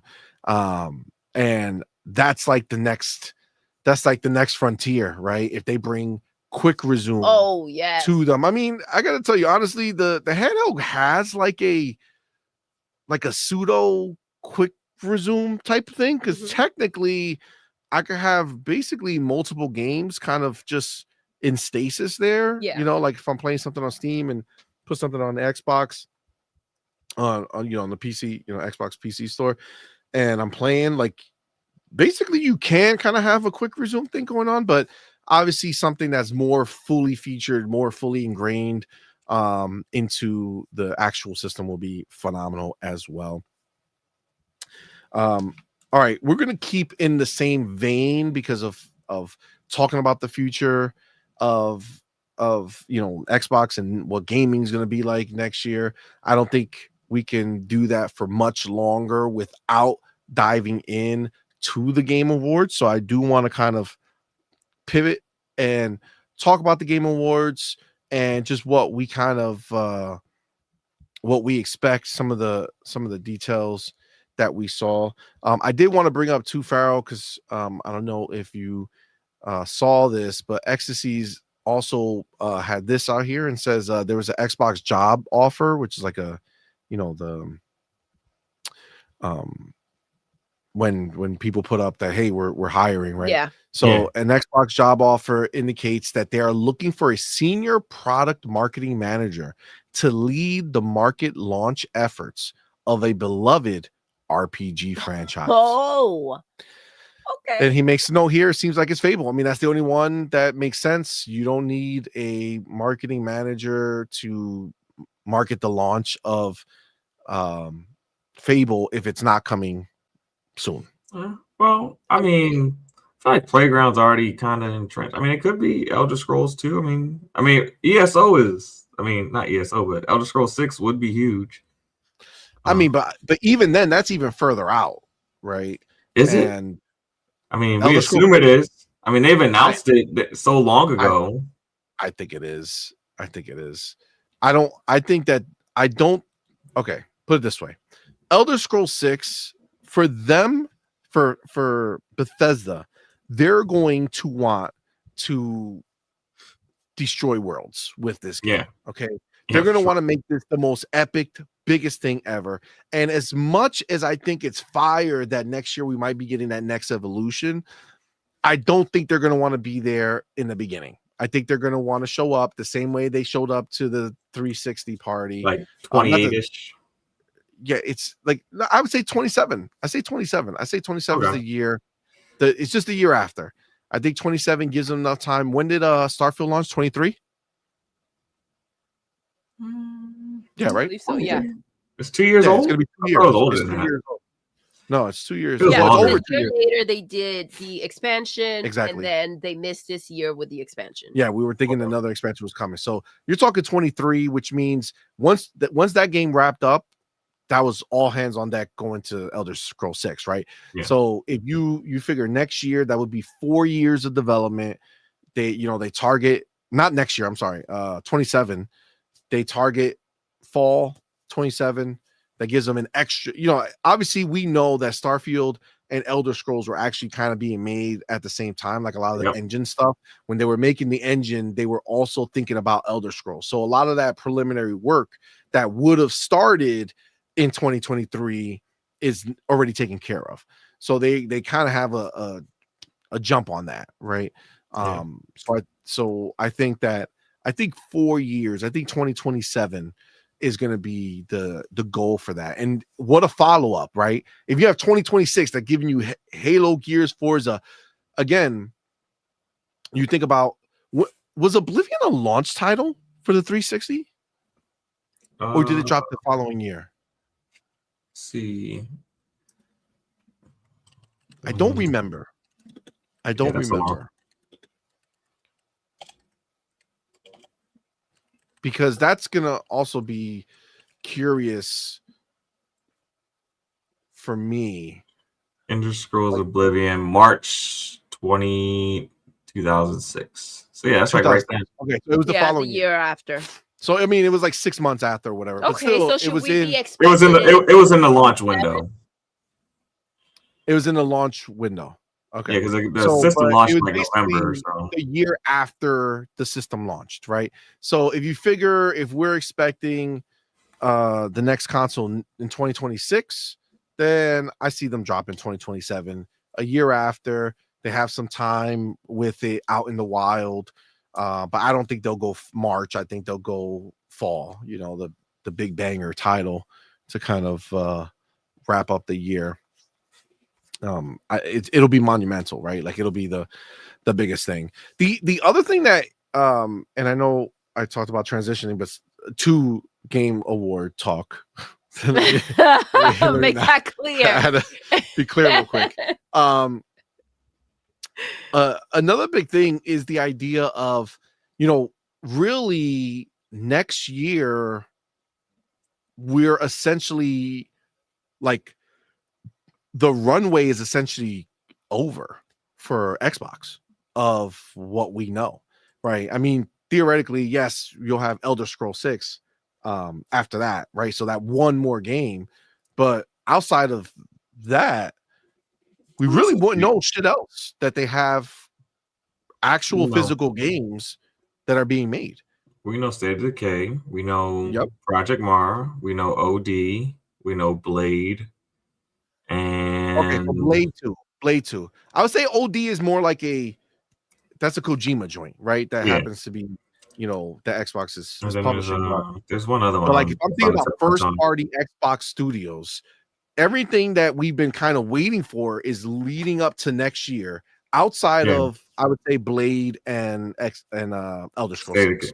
And State of Decay. Well, I feel like State of Decay is next year. You think State of Decay might be 27? I think it might be 27. I hope Holy not. shit. That's a long time. It is, right? I think but where do you place it? It's like right there it would release in the same window as Gears E-Day, if you ask me. Because they're the same like theme of game of like that dark, gritty horror elements type game. So I think they're kind of releasing the same window. Honestly, I don't think that matters. I think you look at the months, you got Halo, Gears, Forza, Fable. Mm-hmm. You have Clockwork Revolution, and you have State of Decay. Yeah. After those, then you just have Elder Scrolls and Blade, right? So, but Blade, we knew when it was announced that it was like barely even starting. So we know that that's further out. And then Elder Scrolls, we knew started in earnest after Starfield. So that we knew further out. But outside of that, State of Decay, I mean, we've seen it a few shows already, right? Yeah, we last time we saw gameplay. That's what I'm saying. So we're Yeah. kind of in that, hey, it's time to drop. Yeah, and it's live service, so it can pick up players over time as long as it launches well. But that's what I'm saying. So you figure that's 6 games right there. You got 12 months in a year. Every 2 months, you're in a situation where you could drop something. I don't know how they're gonna, phase that out, like how they're gonna place them. And I don't think Xbox is necessarily stuck on the idea of fall being the end all be all. I agree with that. I think they could drop early in the year. I think certain games phenomenal. I think Clockwork releases like by March. That one I think releases I think that'll be the Dev Direct game. Yeah, I think it'll release in the Avowed window. And then from there, I'm not sure. Like, I think Halo is destined to release in like November, on the anniversary date. Do we think that they'll do the same with Gears? Do we think that? I don't think Gears is stuck to the anniversary date. I think they can. Let's do this real quick, because we have our homie Mac22TH54 in the building with that $5 super chat. Appreciate you, my brother. Thank you so much. Thank you for being here. He says, question for the panel. Yes. What do you think the order will be? Halo, E-Day, Forza, Fable, Clockwork of the games coming out in 2026? That's a great question. Yeah. That's a great question. So, okay. So I'll tell you my version. Hold on, I got it. G Maybe says Clockwork comes out in due time. I mean, that's their phrase. Get it? Because there's a clock. Yeah. I do. Yes. Clock. All right, I found it. G Maybe I'm with you, bro. That was funny. That was really funny. That was good. All right. So out of the games, I'm gonna throw State of Decay in there. I think State of Decay is coming out this year, 2026. I think it's happening. I just can't see them. Oh, you're adding games. I'm adding a game. Okay, all right. Let's. Okay. So this is the thing. Let's hear this out. Halo.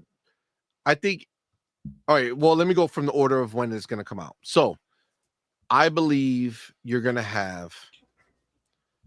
I think Fable. I think Fable's first up. Okay. I think Fable's first up. I think that's the one that's going to be ready to go early. I think remember, that was supposed to already be out. Okay. So if we put it into perspective of the game announcements, Fable had a release date, right? It was supposed to come out this year, 2025. Yeah. If you remember, they did the same thing to a certain other game. Yep. Avowed. Yep. Was supposed to be in 2023 and then launched. I'm sorry. It's supposed to be 2024 and it launched February early 2025, right? Yeah. So I'm thinking Fable gets the same treatment. I will love that. I think Xbox wants to start the year similar to so they started 2023 with Hellblade, which was in May, right? Phenomenal. In May. Yeah, right? That was a May release. Yeah, but it was their first big game. first IP, first party IP that they dropped. That was big. And that was a banger, right? Like a beautiful, amazing statement, right? Yep. And then Avowed, another fucking banger. Amazing game, beautiful, stunning game. And that started the year. And I think Fable's gonna do the same thing. Okay. I think they're gonna start the year off with a banger, and get that bitch out, and it's gonna set the tone for the rest of the year. What Xbox is doing for the year. Mm-hmm. Now, once that happens, I feel like Gears is next in line. Okay. I feel like they go Gears because I feel like Halo is going to launch with the box. I feel like I agree. I agree feel with like that. Halo's going to launch with the I box. think that they missed the opportunity with Halo Infinite. I think that they are coming in hard. Like they're gonna go ahead and just have a redo of that situation, and it's going to be just grander than what they were even thinking of doing in the first place. So I think that's gonna be one of those moments where they get a do-over and they're not gonna fucking miss it. So yes, that is I feel like that's definitely taking place. Yeah, I just don't think it's gonna. I don't think they're gonna want to miss that. So I think Halo's gonna drop at the box. So I think Gears is gonna go before Halo. Because that will put Halo in November, right? So I think Gears is gonna be next. Then I think they go Clockwork. I think Clockworks is your in between Gears and Halo. And then I think Forza is going to be after Halo. Maybe the same month, but I think it'll be after Halo. So you're thinking Fable, followed by Gears? Fable, Gears, Clockwork. The other one, I'm looking at the list over here, and I left out State of Decay. So if State of Decay is rocking, I think that's coming out by Halloween. Oh, I like that. So I think that's going to be right before Halo in November.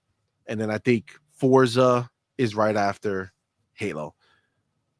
So I'm looking at Fable, Gears, Clockwork, Halo, Forza. No, I'm sorry. Yeah. I'm looking at the list and I keep leaving out Halo. State of Decay. So Fable, Gears, Clockwork, State of Decay, Halo, Forza. I think that's how it goes. I see you, Stone Patrol. You said you think Forza first half of the year. Forza is never, from my memory, but I could be wrong. But I don't think Forza's ever launched in the beginning. It has in May. What launched in May? Forza. Which one? If I'm recalling correctly. Hold up. Not Forza, not Horizon 5, because Let me Horizon check. 5 was in June. Yeah. And it launched in November, if I'm not mistaken. And then Horizon 4.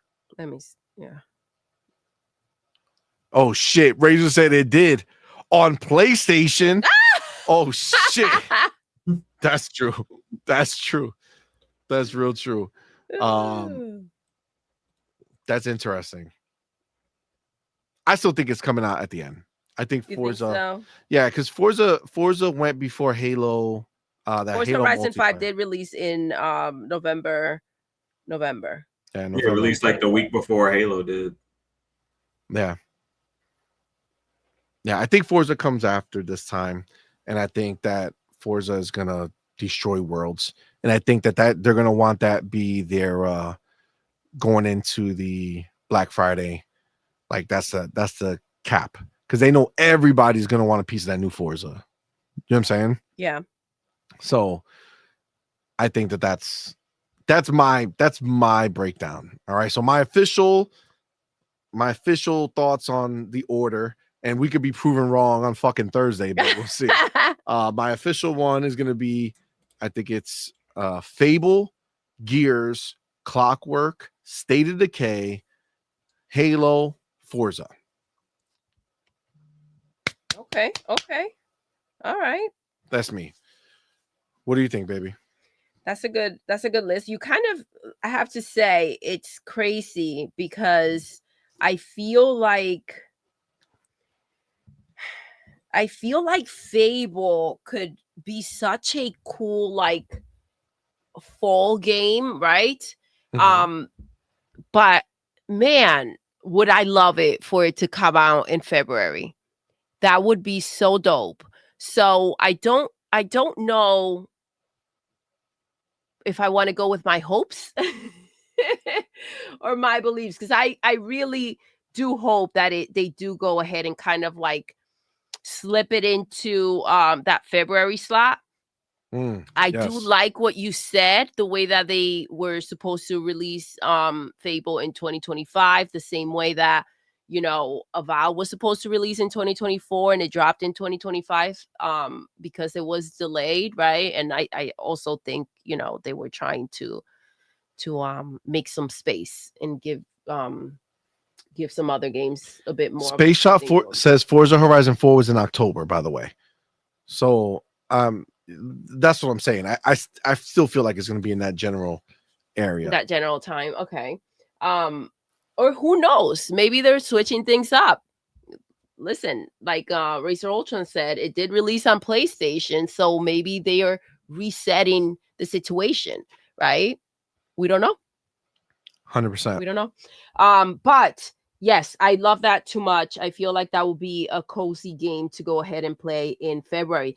But you know, the thing is that State of Decay would also have a nice sweet spot around that time.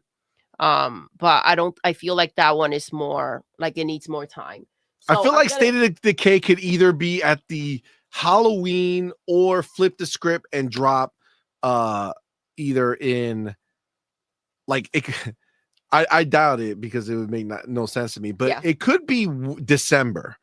Oh, because there is like that scenario. Are you thinking Nightmare Before Christmas type of situation? Yeah, you can kind of have the horror in the Christmas, you know, space as well. You know what I'm saying? Yeah. So it could kind of work that way as well. So you know, for all those, you know, people who are not blinded by the cheer of Christmas, looking to kill some zombies, I think that'll work. All right. So what's your final order? Okay, so I would have to say I'm gonna go with Fable first. Okay. For me, I'm thinking Forza second. Okay. Okay, I feel like also with the cherry blossoms and, you know, the theme of it, I think get that. it may be a nice spot for it. Yeah, so I'm gonna go with Forza second. I am gonna say Gears third. Gears third. Yes. Okay. Sorry, I'm not looking at the list like you were because I'm not in front of it. So yeah, Gears third. So you got Halo, Clockwork, and State of Decay. I'm gonna have to say Clockwork next. Okay. State of Decay and Halo.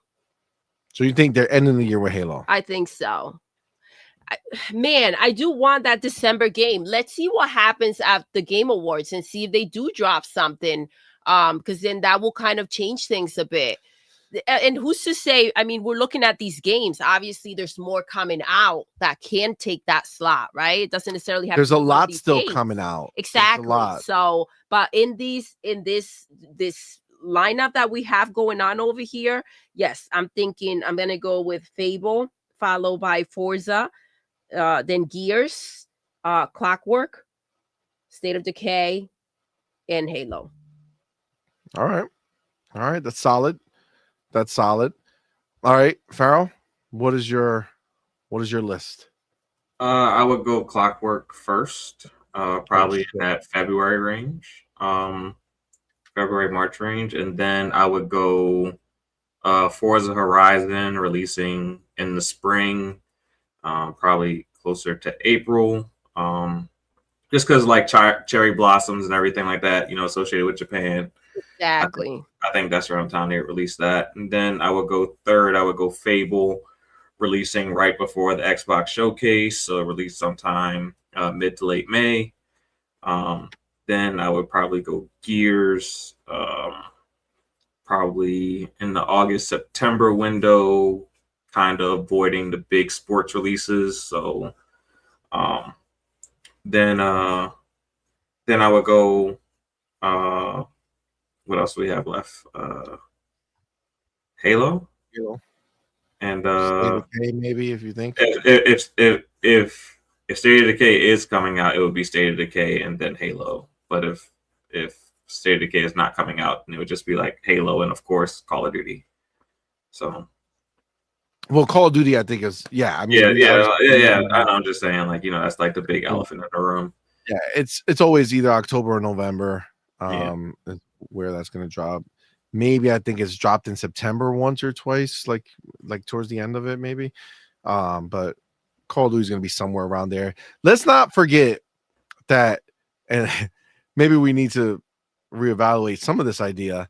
Let's not forget that Grand Theft Auto 6 drops November 19th, is it? Oh, that slipped our minds. What drops November 19th? Grand Theft Auto 6. Oh, yeah. Remember, I really want to see it. May. I really want to see it. Are pre-orders live yet? I don't know, but they have a year now, almost a year before they need to worry about that. But if they put pre-orders live right now, they would announce tomorrow that they had like 10 million pre-orders. Seriously. Yeah, but I believe when pre-orders go live. All right. I don't see it not coming out. I think it's time, and they don't want to, because it's not. I mean, I'm sure they're gonna have like improvements that'll work on the next Xbox. I don't think it's gonna be like made for it per se. I think you're just gonna get like the best version of it there. And I don't think they're gonna want to roll too far into the idea of what next gen might be, because they're going to want to be able to put out a update, right? Like, put out a big update for it when everybody's there or whatever the case is. So, but I mean, who knows? But they were pretty adamant that they're not going to do it, and it's followed the same pattern that the previous games have followed. Like, this would theoretically be their traditionally the last delay. They've already delayed it all the times that they normally would have. So I don't think there's going to be any more, but I guess we'll see. We'll see. It would be cool if they kind of follow the format because, of the legendary moment, right? But yeah, releasing Gears and Halo both in November, that will be maddening. Let me ask you a question. Yeah. Do we think that if the console is dropping next year, do we think it has to launch on its anniversary date, like on the same day, or can it just be, is the year good enough? That's what's crazy, because I do feel like it should be just that do-over, right? Because they did try to do it again in kind of, honor of what they went ahead and did to start it all off with, right?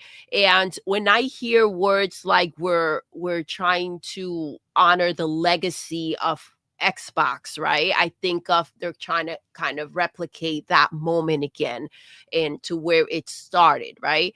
I think 2019, their big mission in 2019, it was like their big pitch was that it was going to be the first time, not in 2019, in 2020, it was going to be the first time that a Halo game launched with a new piece of hardware. Exactly. And then obviously that didn't happen. And again, they're bringing up the legacy of Xbox. You can't talk about the legacy of Xbox when you're talking about, like, obviously a console. You've got to pair it up with Halo. And it's funny because yes, the idea of releasing the console early and being able to play all these games, with the new console, if you choose to get it, it would be ideal, right? But at the same time, when you think of how tempting all these games are going to be to kind of like you're not going to want to pass them up or wait until later to play them. The trickery here is that now with the new console, if it comes out when all these games have released, everyone's going to want to replay them on the new console. So that, you know, engagement kicks in all over again with these games, especially like with the gaps or the people that are just looking for a certain type of game. So if no one's gonna put a pin on any of these games, or a lot of these games, are people are not going to say, let me just hold off until the console drops. People are going to want to get in right away. So when that console does drop, what is the first thing they're going to want to do? Go ahead and play the games again on that new console. Yeah. But yeah, I think it's just as tempting as the idea of going ahead and coming out early. Also, you're forgetting that the handheld just kind of dropped, right?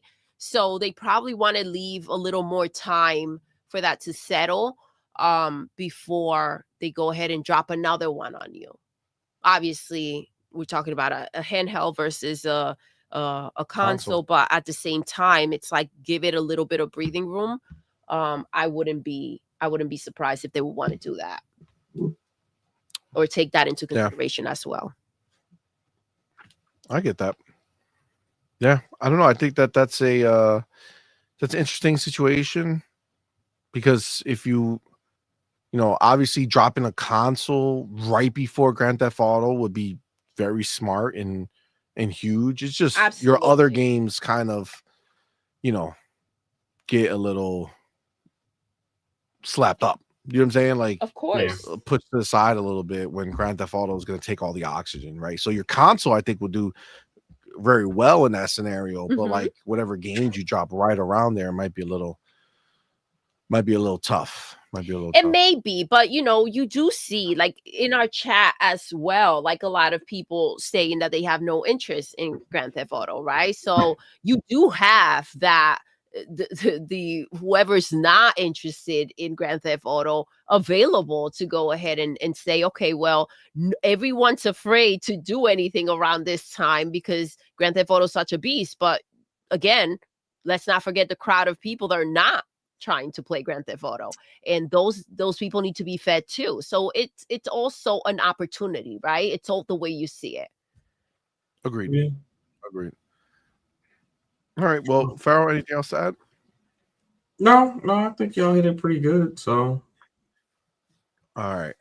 I do want to move over to just because it's kind of in the same vein. Excuse me. But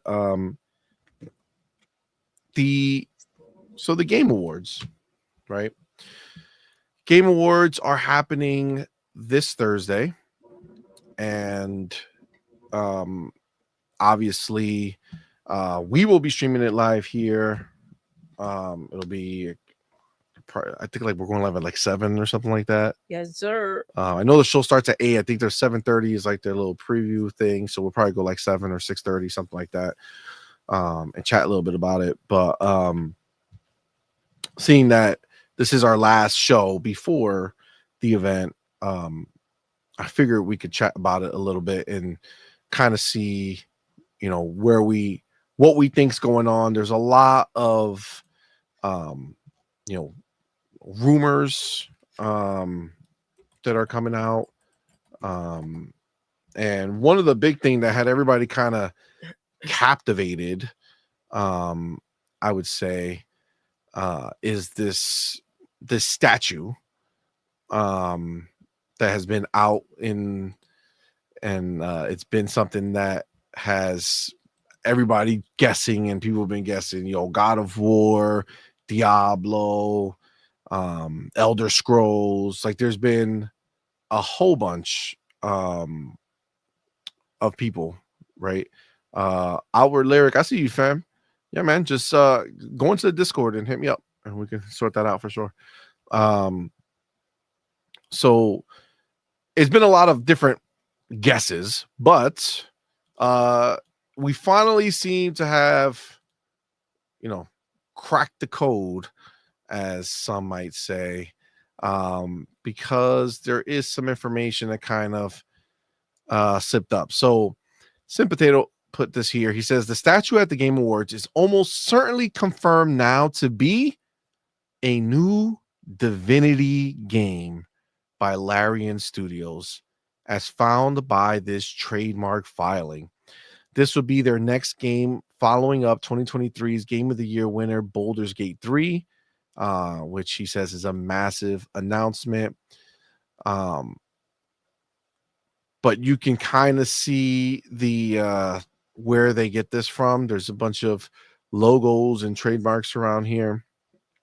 It says, although the owner of these filings is not listed, the representative ID ties them as the same. The design is unmistakably linked to the franchise created by Larian Studios. This new logo features the aesthetic of previous logo titles, but also a refreshed, modernized font, strongly hinting that this represents a brand new project in the saga rather than a simple re-release. And then obviously there's the picture of the statue. So the part that has people a little twisted up is the fact that excuse me, Larian came out and pretty much said there is no plan for Disney. I'm about to say for Disney, for Divinity Original Sin 3. There is no plan for this. I could show you this here. So the Divinity series has been the talk of the town lately after it was uncovered that the mysterious statue for the Game Awards could be related to the 23-year-old franchise. One such hope from fans is that the announcement, should it be true, is that Divinity Original Sin 3 is on the way. If you're one of those fans hoping for that, you may want to sit down. While answering fan questions on social media, Larian Studios head of publishing Michael Deuce poured some sand on that fire. Yes, sand is good to put out small fires. In a response to one fan asking Divinity Original Sin 3 when, Deuce said there are no current plans for the game. However, he didn't say weren't any plans for Divinity as a whole. This is the tricky part. He says there aren't currently any plans for a new Divinity Original Sin 3 game. But once we are ready to show what we've been working on, we will. Which is, essentially why, people are saying, yeah, but he didn't say no Divinity game, right? He said no Divinity Original Sin 3 game. While the new announcement may not be for Divinity Original Sin 3, there remains plenty of smoke that Divinity will have a major presence at Thursday's The Game Awards, maybe even a new game titled something completely different, but in the series. One rumor also making the rounds is that Larian is set to announce Divinity Original Sin 2 Definitive Edition for PlayStation 5 and possibly Xbox Series X and S. Whether that's the only announcement or something even bigger is planned, it feels like fans of Larian Studios will have something to talk about soon enough. Okay, so there's like this idea that this rumor that there's a remake of Part 2 or like a definitive edition coming. I don't think that that's going to be the case. It sounds like it's a Divinity game. And frankly, after Avowed, maybe they saw Avowed do the whole it's based off of Pillars of Eternity, but it's in that world, but it's its own thing. Maybe they're going to be doing a new quote unquote Divinity game that's separate and its own thing. I'm not a Divinity fan, just like I wasn't a Baldur's Gate fan. So none of this matters to me, and it's kind of ass for me, to be honest with you. It's not exciting for me in that way. Like if they do this over the top third person thing again, I'm gonna be indifferent to it. It's not gonna matter to me. But if they do go the route and create just something in that world and do more of an Avowed joint where they are changing everything up but keeping it grounded in the Divinity lore, then that might be a cool thing. I mean, Doodle, you loved Avowed. I did. And that's Still too. I mean, it's a new IP to us, right? So we didn't play Pillars, so maybe Divinity goes that route and surprises us and shows us something cool. I mean, that'd be great. Yeah, that was an amazing surprise. I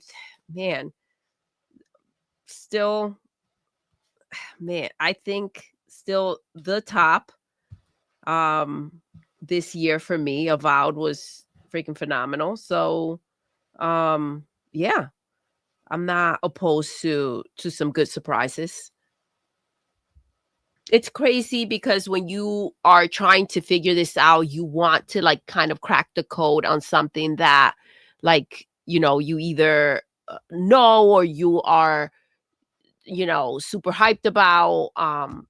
So, but that's what's beautiful about what we're getting to. It's kind of like expect the unexpected. There's so much of the things that obviously, you know, that are more known. So to bring something in that maybe catches you off guard could be relatively new to you. That's still a great thing. We'll see. We'll see. I think the time to judge is when it's not on, you know, what the name is. It's on what it looks like when we see it, how much of it we see. You know, that's the exciting part. Like what the graphics, if there's a nice story behind it, music in there, character, gameplay. Like we're gonna be able to hopefully get a nice chunk of it. Or at least substantial enough. I remember when we saw OD, and there wasn't much there. You muted your mic. Was mine muted? You were good. Okay. So there wasn't much there, but what we did see, it was pretty captivating. The scream, the expression, everything. So sometimes you can say a lot with a bit and excite the crowd. So I think you just have to show up when you get that moment. They're hyping it up, but if it's a letdown and we don't see what we're expecting to see, it doesn't matter if it's something that it's known, if it's something that it's new, if it's something that is fresh. Like you have to just make sure that what you put out there is right for the game that you're making. You know, now that you're saying that, man, that's a lot of like cojones See, to be like, we're gonna put a fucking statue in the desert, mm-hmm. and y'all gonna be so pumped when we make this announcement. Like that's a lot of like confidence. Well, I have to say it may be, but it's also, it could just be a way, and this is what I believe is happening. The trying to hype up the crowd, try to make them think that there's something special there that they need to see, trying to create the excitement by having people trying to figure this out. It's all a game, right? A marketing game. And that's exactly what they're doing, to go ahead and get the attention and people saying, well, I have to tune in to see what it is, to see if people were right with their guesses. I need to tune in to see, even if they feel confident that that is the game, to see if the game looks a certain way. So they're just creating hype. Agreed. Farrell, what do you think about this being a Divinity game? Is this your jam? Not really my jam. And you said it's coming from Larian. I mean, that's their other IP, supposedly. Yeah, it is their other IP besides Baldur's Gate, but the amount of time that they took to get Baldur's Gate 3 right, I just don't see it being a new Divinity game, because I would think they would take the same steps, kind of being like a mid-tier studio, as far as like what they can produce in the time frame they can produce it in. I think they would go the same way they went with Baldur's Gate 3, where they had like a early access period where they really worked the community to get the game right, and then they released it. I think that's kind of going to be like their template, for the time being, as they continue to grow. But I mean, if it is, and it's something new and cool, I mean, I'm down for it. I'm down for anything if it's a good game. But I'm not sure if it quite fits with like the template of how they've done games recently. So based on that, I don't know if it's that particular game. And Farrell, when they do things like this is the problem. It could be a double-edged sword, right? Yes, you're getting the attention, but if you're not delivering, and that's the problem, and that's why I'm saying it needs to work, right? You need to back it. So if you don't deliver and people are disappointed, as you mentioned, Farrell, that I wouldn't be excited for, or, you know, considering again the troubles they had with BG3, are they going to deliver something substantially well done, right? Well, at this point, we should hope that the lessons they learn should not create this whole, oh, we don't know how to make this work anymore. You know what I'm saying? Like, I feel like that part should be locked out, right? By the way, babe, Pal and Power Boss are concerned for you in your fear for the magic stick. They don't want you near any type of magic. I will not trust that game, even if it looks dope. I will not just be like, oh, I could haphazardly go play this game. No, I got to be on the lookout. Yeah. Every moment, every decision I make. Drop anything. Never. It's not possible. Not possible. Who would have thought? So, yeah, who would have? In a video game, you gotta watch your back. Who would have thought? I cannot even wrap my head around. Doesn't make any sense to me. But all right, yeah. So this is like that is pretty much that's the one that it is. They I think, let me see, what's his name? Kami, I think his name is. Yeah. He went ahead and he put a he overlaid the thing on it.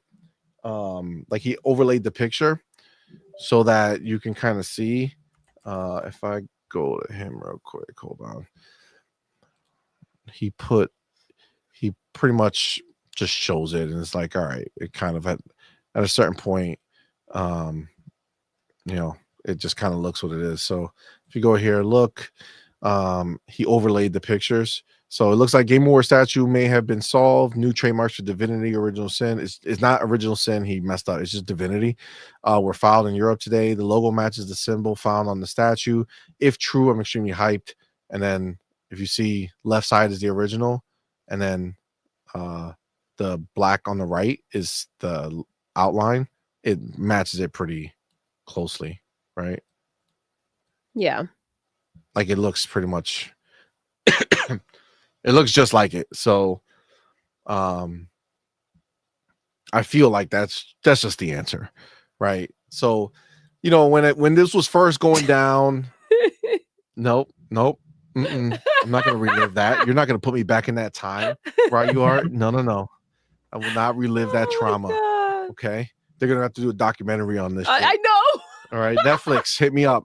We'll talk about it. Can you imagine seeing your boy CMoney on a documentary? I was just playing the game. I don't know what happened. I just woke up and there's dicks everywhere. I went to do magic. He literally drugged me in the game, I'm pretty sure. He did. So, I mean, it lines up. I think I can be a victim too. Okay, I think it works. I'm not gay, but if I was, it would be that situation, that's for sure. But yes, okay, this is it. So this is what it is. I don't know who's whoever's excited for it, great. I'm hopeful that they're gonna like do something amazing and it'll be cool, and I'll be like, oh shit, yes, fuck what I said, this looks amazing. But if they do like that over the shoulder 3/4 isometric bullshit, then I probably won't be that. Not that I can't rock with games like that. Don't get me wrong. I'm just saying I don't think a game like that deserves this statue hype. You know what I'm saying? I get that. Like, don't put no statue in no fucking desert to give me an isometric 3/4 view. Don't be having me out here trying to solve this case. You know what I'm saying? Like, don't get the fuck out of here with that shit. Get the fuck out of here with that shit. So, all right, next with the Game Awards. This I did not know, but this all of a sudden I became very hyped for it. So let me show you this. Wildflower Interactive teases announcement at the Game Awards, and that is the independent studio that is led by former Uncharted and The Last of Us game director Bruce Straley. So but obviously first thing is like, motherfucking cartoon, really? This is where you did it? But still, fuck it, let's take a look. It's 30 seconds.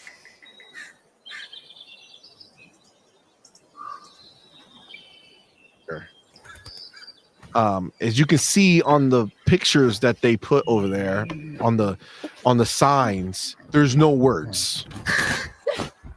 They didn't bother to put words on it. They just put squiggly lines, and it's a cartoon looking game. I don't know if this is going to be like an open world like Last of Us, but in cartoon form. You know, it could be like you hear that? It's like something coming. It scared the crow. Yeah. I mean, I don't know exactly. But Bruce Straley, he went ahead and he got cut off. So this is the dude that Neil Druckmann fucking assassinated, right? Like he just straight up deleted this dude from history, right? So he made the first Last of Us with Druckmann, and that was a fucking, he like somehow convinced Sony to just like get rid of this dude. So much so that fucking like the Last of Us TV show doesn't even make mention of Bruce Straley at all. Yeah. As the creator. Like they just credit Druckmann. Like what's the name of that dude that made Windows with Bill Gates? Steve Wozniak. Steve Ballmer? Oh. Steve Wozniak, yeah. Okay. He's another dude, right? Like he made himself known, but like most people don't know him like they know Bill Gates as the person, right? So it's like if you know, you know. That's where Bruce Straley is, right? Like somebody had to say the guy who worked on Last of Us and Uncharted. Like nobody was like, "Oh, Wildflower, we've been up on this because it's Bruce Straley." You know what I'm saying? Yeah. But people have to be reminded of what he's done, or what he's been a part of. Yeah, so it's a, you know, I'm cautiously excited. If this was I don't like that it's a cartoon looking game, but well, I have to say that I think as long as you do right by the form of art that you've chosen, then it could be stunning. Exactly, it could be absolutely stunning. It's the sound, it's coming off very well. It's a beautiful picture we're seeing, right? So if that expands throughout the game, the motion of the bird is well executed. If that expands throughout the game and all we see are equivalent to higher than what we're seeing now with, and again, we don't know what type of game we're looking at. I saw, so someone said in the chat, I missed the comment, somebody said another riddle to solve or something like that. I think it was so the game adaptation. It's like, Doodle, let me tell you, here we go again. Let me tell you my problem, Doodle. Go ahead. I think of Uncharted. I think of Last of Us. Absolutely, I understand that, and I see the name of the company is Wildflower. Yes, you know, I can understand that. However, not like Dark Battle or I don't know, some super, like nothing edgy. This is like Wildflower. You know what I'm saying? Like, but this is the thing. You are not. This person was squeezed out, and they weren't necessarily the entire project. He was just a part of it, right?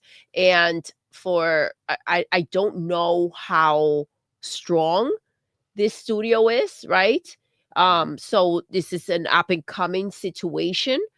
So he's trying to do something on his own. What I can do is give him the benefit of the doubt with what he has already made, that his vision, the story potentially in this game, and the quality of it will be top notch, even though they can't yet go ahead and give us that, you know, the same experiences that he was doing before, right? And it's not that type of game as of yet. I'm assuming they will evolve into something grander, but again, if you perfect it and you give people something that is that keeps them wanting more, the game will do well. Yeah, I think the big thing for me is that he's going to want to make a statement, right? Like he's gonna, after being cut off, after being choked out of the shit that he helped make. You don't think he's gonna? I mean, I can see the art style. I see the name. It just makes me feel like it says in his Wildflower Interactive. You know what I'm saying? Not like studios or something like that. Like interactive. Like I don't know. I might be getting like a Telltale vibe. Okay. You know what I'm saying? Like The Walking Dead, you know, type deal. Not, you know, The Walking Dead, the Telltale version. The walking birds, The Walking Birds, The Walking Flowers.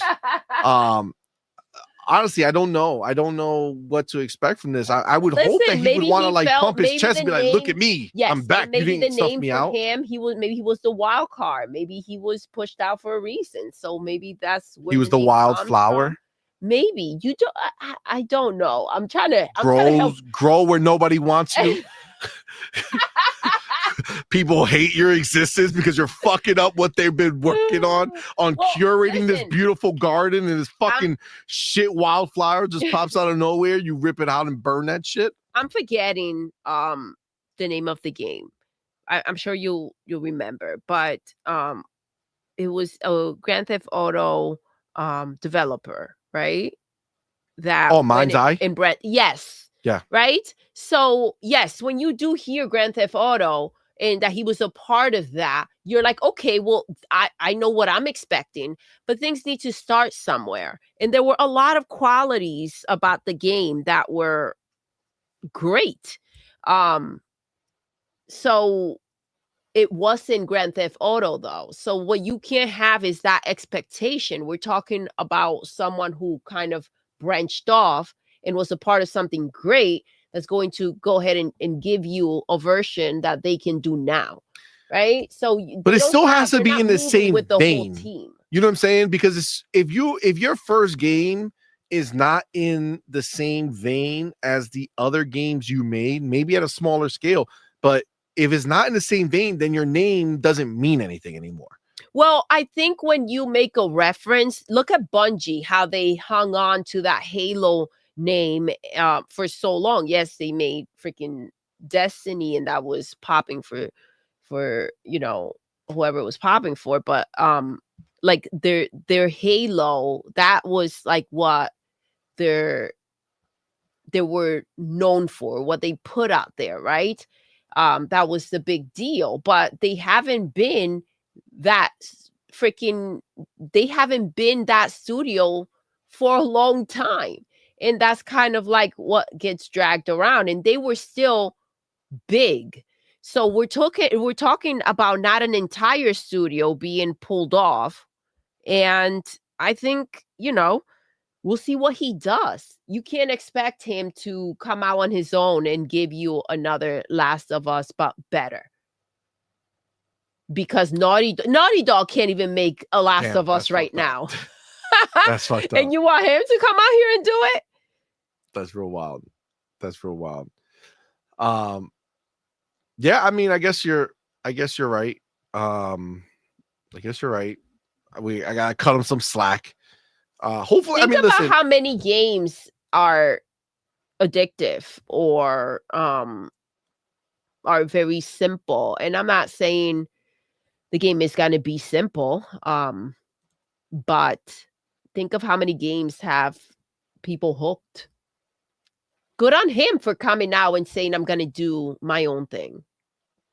All right. Well, I'll play more of a. We'll see what happens. What do you think, Farrell? Maybe I feel like it's just me now at this point. Farrell, what do you think? Well, but by the way, I'm more annoyed by the small clip. Like, give us maybe show up a little bit with more substance. Well, right now, you're just putting out the name and a picture, almost. More. Yeah, but we'll see. I think he feels like his name carries a good amount of weight, because that's the only reason you would like do this kind of like sizzle trailer like this, I guess. But I mean, power to him for stepping on his own and making his own game. Hopefully, it is a good game. Something that we can all enjoy, and maybe it does end up being a bigger small game where it's not this huge game as far as scope and scale, but it's a fun game that everyone loves to play. So I'm gonna be wait and see on it and see what exactly the game is, because I mean this doesn't really tell us much of anything. And Exactly. And I'll see if it's something that I feel like is worth playing. So I have a question. And do we think that putting out, right? You're showing not much of it, right? Obviously, you're banking on the resume. So do we think that if we saw this game on its own, right? Again, we're not seeing much of anything. I wish there were more substance to it. But do we think it's a detriment to come out here and put out essentially like, this is what I'm known for, this is what I've done? Because you're creating a certain expectation from the crowd. Now, if we see this and we're not linking it to The Last of Us, Uncharted, like we're not carrying that weight or putting that on whatever Wildflower is going to do, then maybe it will come with less baggage. It's funny because I think that he's trying to use it to his advantage, but maybe it's to his detriment to go ahead and have something like this out there. Maybe. I think it might not be a trailer that's for us. It might be a trailer that is for, other publishers to get wind of, oh, he's making a game. Maybe I want to, help fund it. Well, he's also, I mean, this is also going to be, this is just a teaser for Thursday. Yeah, that's what I'm saying. So, I mean, maybe there is a bigger trailer there. Maybe there isn't. It might be something where you want to let your fan base know that I'm still making games. It might be a situation where I want to let the industry know that I'm making games, and maybe I can get someone to help fund my development along the way. Because sometimes every trailer that we see is not always for us. Maybe it's to give a proof of concept to someone else so that they decide to invest in your project. Like I'll go, a couple years back to, a game that we always talk about for some reason, Stellar Blade.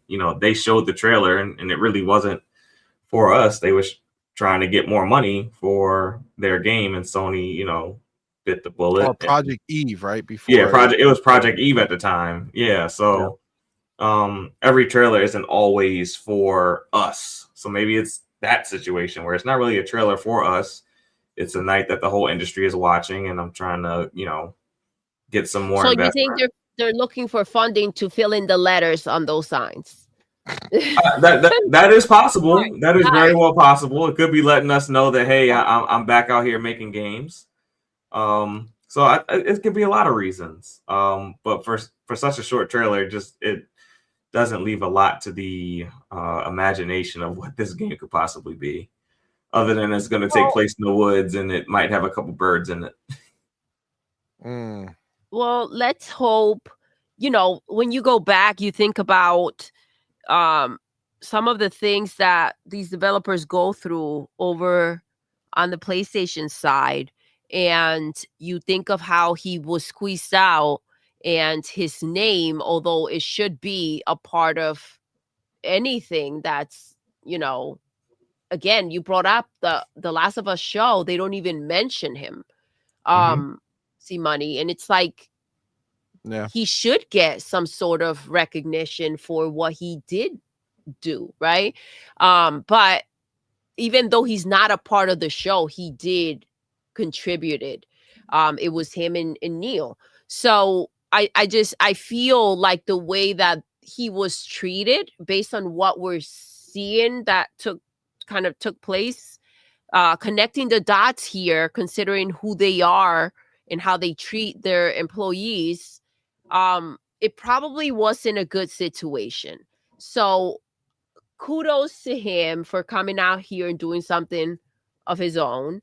And hopefully it's something that people gravitate towards and we see more of and we're impressed by when come Thursday. Agreed. And then I would say the kind of last thing that they've announced that we would be excited for is that we will finally see the next Tomb Raider. So that next step on Tomb Raider, whatever that is, we're going to see that on Thursday, which I'm very excited for. I do love Tomb Raider games, especially the reboot. It's phenomenal. But ultimately, that's it. They just basically say that you're going to see it. It's going to be revealed. I mean, are you guys excited for Tomb Raider? I mean, it's been a while, right? I am excited, but it feels like it's going to be another type of reboot. So it's going to be interesting to see. I think there's going to be a new spin on Tomb Raider again, and I'm going to be interested to see what that kind of looks like. But yeah, like this image looks a little bit more like the classic Lara Croft that we saw, in the PlayStation era. When she was on PS2 and PS1 and those days before it came over to next gen. And yeah, so I am interested to see kind of what this is. Looks like it might be a little bit more futuristic based on this image. I don't know if that's a part of the Game Awards marketing or if this is like 100%, their graphic with their own elements. But if it's 100% their graphic with their own elements, it looks like it's going to be some type of futuristic, maybe that's a gate that she's able to pass through type thing. Like she's able to warp through. So I mean, I'm interested to see where they take it. It looks like it's going to be something that is different. I think it's going to be another type of soft. Is it the Tomb Raider multiverse? Oh, it might be. It might be. like the yeah. that guy with the ring, Doctor Strange. Doctor Strange. Yeah. Yes. Yeah. Hey, you never know. But it does look like it's going to be some type of soft reboot when it comes to this particular Lara Croft Tomb Raider vision. So I'm interested to see what they do with it for sure.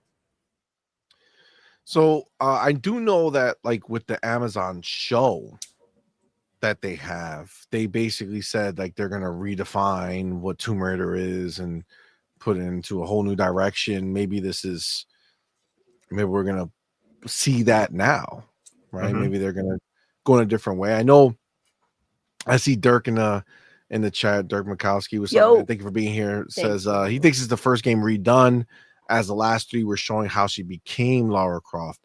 So the first three, the reboot that we just had, so this last trilogy that we had was a reboot, but it was like a start from the beginning scenario. Yeah, like Smallville with Superman.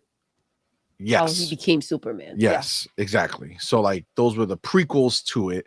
And he's saying it's the first one redone. I would say, I don't know if it's like literally the first one redone. I think it'll be like it's almost like a new reboot, right? But reboot with her at her prime, right? We already saw the kind of synapse on it that she's, or at least we saw the rumor, right? One of the two things. We saw something on it recently. And she's at her prime. So she's already been through the baby bullshit of, I gotta kill a deer or whatever the fuck. She murdered everyone already. She's cold-blooded. She's killing everything and anything. She don't care. She don't blink. The blood gets in her eyeballs. She don't blink. You know what I'm saying? Like she absorbs it in her skin type deal. So it just really depends on how far they go. But it looks like we're gonna basically be entering almost like like, is this their time to now kind of go back and be like, oh, let's show you how we do Tomb Raider as Uncharted? Like, do we get more of that Damn, bombastic? you trying to make them bleed through their eyeballs? I'm just saying, maybe that's the way. I mean, that would be absolutely genius, right? You're going ahead and kind of doing your own thing while still poking at something that was pretty substantial over at PlayStation, right? So it you kind of gelling the fan base, right? I mean, it would be a pretty cool take. Yeah. I think so. What do you think, Farrell? I think it would be if they took it that route. I think that'd be I think it'd be pretty exciting. To be a more action oriented Lara Croft. It feels like we haven't really had that from her. So for it to kind of take that route where it's a little bit more action oriented, I think that'd be pretty cool. I'd be cool with it. Yeah, less like we want the bad bitch, you know? Yeah, fearless, like raw. I know Let's puzzles go. are a big part of you know the game and solving stuff, but I think it should be less like more of a balance. Yeah, less like trying to really get you to think about the puzzle and more about like the puzzle's a cool distraction to get you to the next set piece or the next moment that you're going to go in. I don't know. I don't know. At this point, my fear is that I'm going to see the game and be like, oh my God, this is what I've been waiting for. It looks ass. You know what I'm saying? I think, well, I mean, it kind of, we're seeing and everything we've talked about is kind of like with the same situation. The direction that they end up taking is going to dictate how excited we're going to be about it or not come Thursday. But I feel like everything is just, obviously we're seeing just a picture and it's like, it can go either way. It can be an exciting show when it comes to these games, or like, what the fuck? Game Adaptation Newscast says it's going to be cell shaded. I will say that if it's cell shaded, I would be really disappointed. And we know what happens when CMoney's disappointed. All right, he takes us on a journey of feelings. If it becomes cell shaded, then it's like an anime game at that point. Almost, it's going to look like an anime game. Because it's not going to be shitty cell shaded, so it's going to look like an anime at that point. Then, if it's not like a shitty cell shade. Yeah, but how can you go like backwards, man? So I think, it's funny when you have brought up Uncharted, because that's what kind of you're looking for. You want a more realistic type of game, and if they show up with too much cartoony, you're gonna definitely be disappointed. Yeah, like I like, you just gave me a dope ass trilogy, right? It's been a long time, but you gave us a dope ass trilogy, and let's go deeper. Right now, you're in next gen. This is a big moment for you. Like, don't fucking come out here with some bullshit, bro. They're gonna be disappointed. I'm sorry. There's a lot more people who are gonna be like me on this. I think so. I have to agree.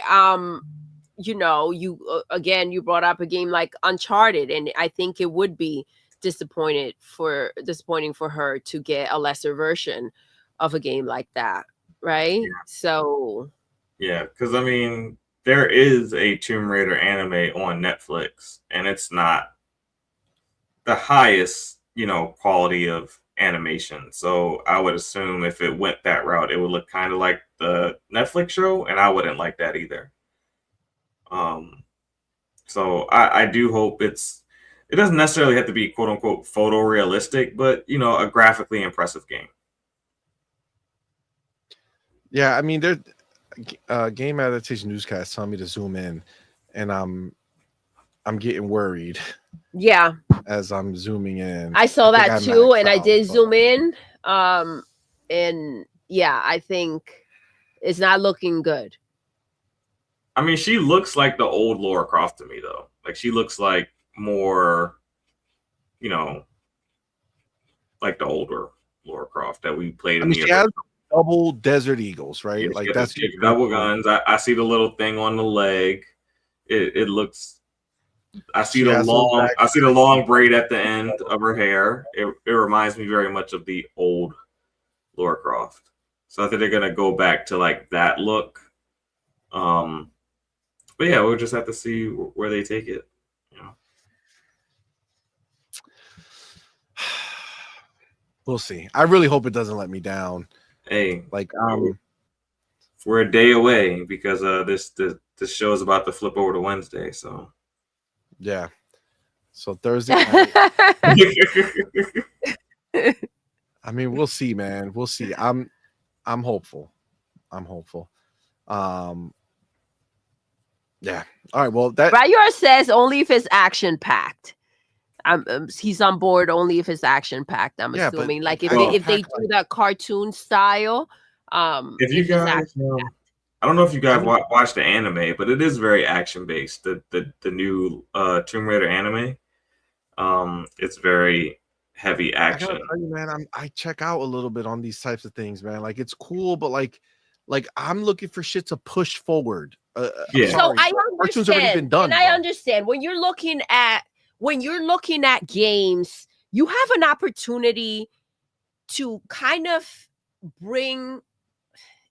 Man, this is I feel like you can go ahead and have a Stellar Blade, Uncharted, Indiana Jones kind of mix into one, right? If you go a bit realistic.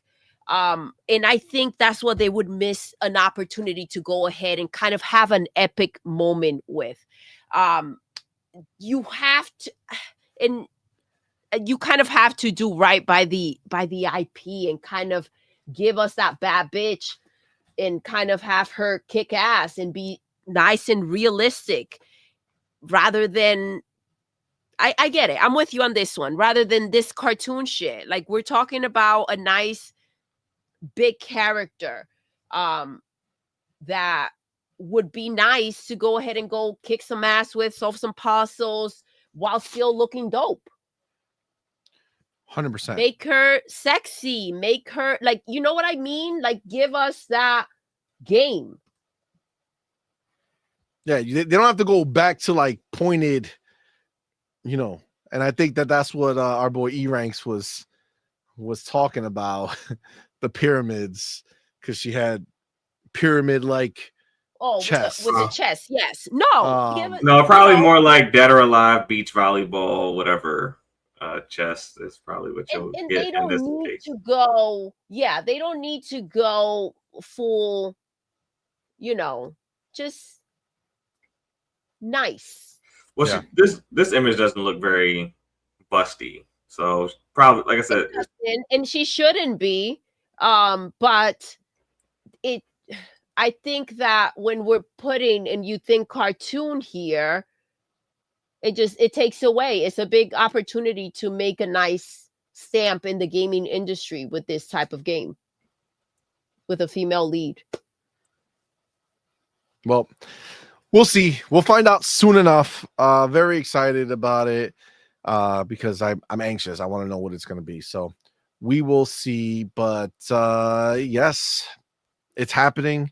The 11th. Remember, we will be here on Thursday night to go ahead and stream the show. We'll let you know exactly what time, but it's probably going to be somewhere around 7-ish. But we will keep you posted. That being said, we got to go to our motherfucking homie, our boy. He's back. And he's not fucking around. Motherfucking Spartan. Let's go. 6616 in the building. Woo. Went ahead and gifted 20 all-point for gamer memberships, man. Shout out to our boy Spartan 661, man. Appreciate you, my dude. Thank you, Spartan. Y'all know what to do. Tell him, baby. Put the motherfucking welcome to the family emoji in the chat. Welcome our newest members, man. We appreciate each and every one of y'all for rocking out with us. And of course, our boy Spartan661. Thank you, my friend. Thank you so Appreciate much. the support. It does mean a lot to us. So thank you very, very much. And of course, if you're in the chat right now and you're a member, go find that FB emoji. Put that in there. Let our boy know. Let our boy know the support that you have for him and how much you appreciate him. All right. Let him know. Let him know. Shout out to you, Spartan. Appreciate you, my dude. Let me Thank go you ahead and so update much. this banner. Go around here. Boom, shakalaka. Go this way. Do the spot in. 6 is 1. 20. There we go. Dunzo. All right. Updated indeed. All right. We're going to move on from the Game Awards. And let's go. I mean, ahead. you know what won't disappoint? What? Miss Piggy. I, What the fuck? Can you believe that's out there? The Muppets No. are back, you guys. No, you would think that he would not go that route, but of course he's just kind of saying, fuck it, we're gonna go back. And no, I'm not up for that. I know our boy Todd Howard is gonna present. Actually, real quick, I know we were kind of going back and forth a little bit earlier, but bringing that in here, Todd Howard being there, do we think there's a chance that we get that shadow drop for a Starfield expansion? Well, that will be pretty amazing. I have brought it up before about it being, getting Indiana Jones in 2024, coming in 2025 with that expansion. I don't know if we were the only ones expecting something in September, but we thought that the next expansion was going to be dropped this year, around the same time. So, I mean, it will be great. Have we heard about a December game? I thought that was not a first party one.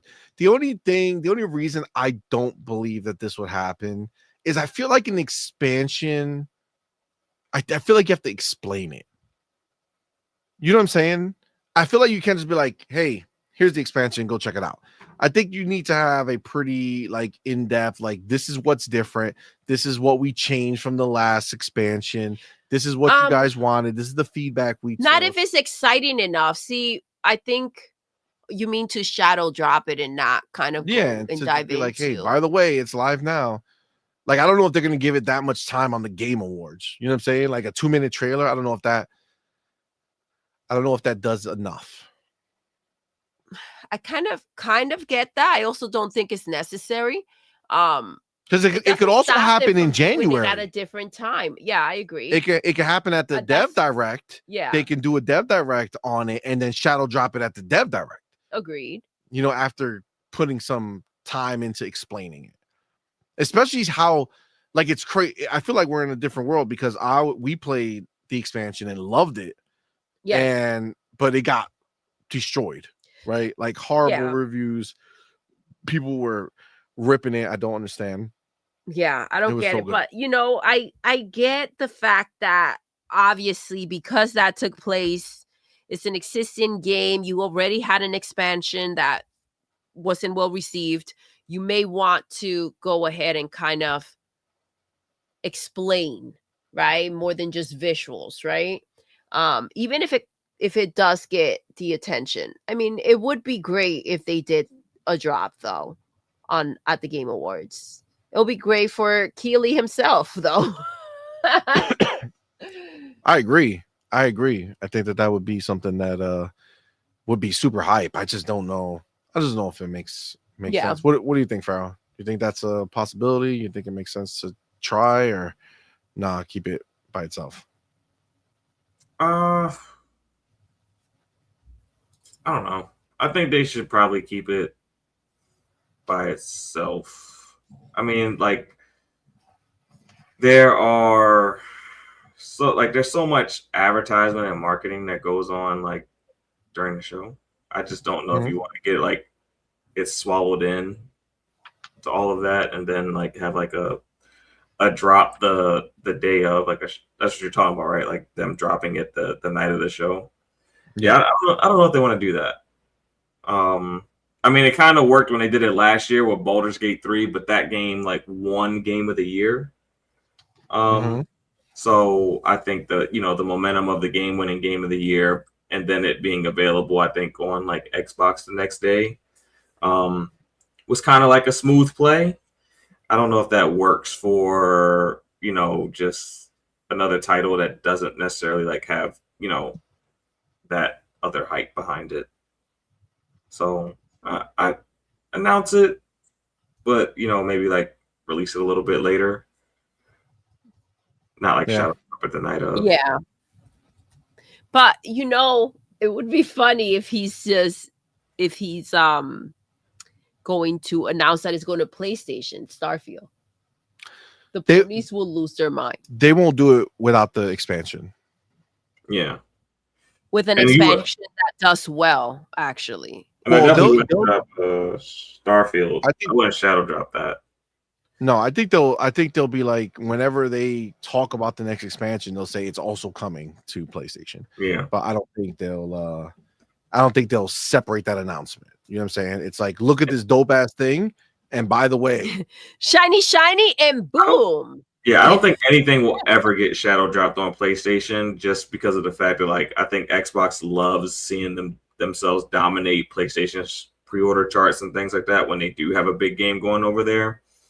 So I don't think they'll Shadow Drop anything over there on PlayStation. I think they want to see you pre-order it. They want to see them be number 1 or top 5 in your pre-order store, and then they want to see you be number 1 in sales or top 5 in sales the month that it releases. So I don't think they'll Shadow Drop anything over there on PlayStation just for not Shadow Drop the announcement. I meant is what I said, but yeah, I get that too. Yeah. All right. Well, let's go ahead and move on because I do want to talk about our friends over at Call of Duty. All right. Let me go ahead and take my chapter. By the way, right, you are mentioned earlier, and I didn't want to bring it up. I didn't want to be the one to bring it up, but you may have missed the comment that the chapters were more accurate when I was taking the chapters. So you mean when we never used them and no one ever saw them? Wow. Attacks. Right, you've been attacked. Got it. Just want to make sure that we're talking about the same chapters that never saw the light of day is what you're talking about. Because you didn't type them in. Yeah. All right. My girl. You've been attacked, right? You are. Wow. Next chapter. Okay. Look, these chapters are amazing. Okay. Every day people come up to me and say, man, CMoney, you have the best chapters. Really? No. But it's a thankless job. Okay. But if I don't have them, then I got people bitching. Why don't you have chapters, CMoney? Where's the chapter, CMoney? CMoney in the chapters. Fuck up. All right. Next up, motherfucking Call of Duty. Yes, they put out a message, and we're going to read it because it's a pretty big deal. So this is an update directly from the Call of Duty staff. It says a message from the Call of Duty team. First off, thank you for all. What? Thank you for all. For the thank you all for the feedback. They fucking wrote it wrong. Typo. Fucking Call of Duty, sons of bitches. Get this shit right. Get it right. Worried about the game. How about you fucking get your words right? God damn it. First off, thank you all for the feedback we have received over the last few months. Call of Duty has enjoyed long-standing success because of all of you, a passionate community that demands excellence and deserves nothing less. We also know that for some of you, the franchise has not met your expectations fully. To be very clear, we know what you expect. And rest assured, we will deliver and over-deliver on those expectations as we move forward. The gaslighting is wild. I know, and I'm going to say something because I think that this is needed to be said. We didn't meet your expectations this time, but we know what they are. So that's the and then we're gonna over deliver. I think whoever wrote this shit clearly doesn't fucking like they're a little fucked in the head. That's why they fucked up the words earlier. How can you be like, we did not meet your expectations, but let me be clear. We know what they are. We just didn't choose to do them. We chose not to. We chose to say, fuck you. That's fucking crazy. But now we're going to go back to what we know you want. Whoever wrote this was hanging out with Herman Holt. And not only are we going to give you what you want, we're going to give you more than what you want. We're going to give you what you want twice in the same game. Okay? You couldn't do it this time. Didn't do it this time. But boy, are you going to get it. But oh shit. Get ready. Yo. Get ready. It's just the statement is wild. All right. So with respect to Black Ops 7, we set our sights to deliver a spiritual successor to Black Ops 2. And the studios have poured their passion into making a great game that all of us are very proud of. But it's one thing for us to say it. More importantly, it's up to you to try it and judge for yourselves. So as it relates to Black Ops 7 and the future of Call of Duty, here are a few important notes. 1, you'll have the opportunity to play Black Ops 7 for free. Next week, we are opening the doors for everyone to jump in and play Black Ops 7 multiplayer and zombies for a free trial along with a double XP weekend. We would like you to experience the game firsthand and decide for yourselves. Now, let me say something real quick. Because clearly, this shit did not do well the numbers that they wanted to do. Like, it still might end up being number one because of bad sales numbers for Call of Duty is typically still better than most of everybody else. But whatever happened got these motherfuckers shook.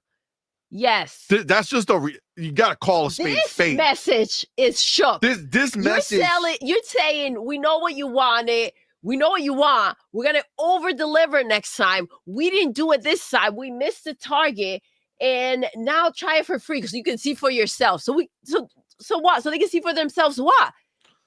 The fact that you under delivered? Well, like, what are you doing? I think what's important. He should not have thrown in the first towel in the beginning. If you're gonna come and tell people to come see for yourself what Call of Duty Black Ops 7 is. Facts. Right? Like, Facts. Man, get your emotions in check, bitch. Like, if you're telling us that you're gonna make it free, but what you're making free is something that you didn't deliver on, then what the fuck is that? Now, to be clear, I played Call of Duty Black Ops 7. I love the game. I'm having a great time. But I think they're the first, like you said, babe, coming out saying that shit first. Like, shut the fuck up. Man, you just saying you're already throwing in the towel.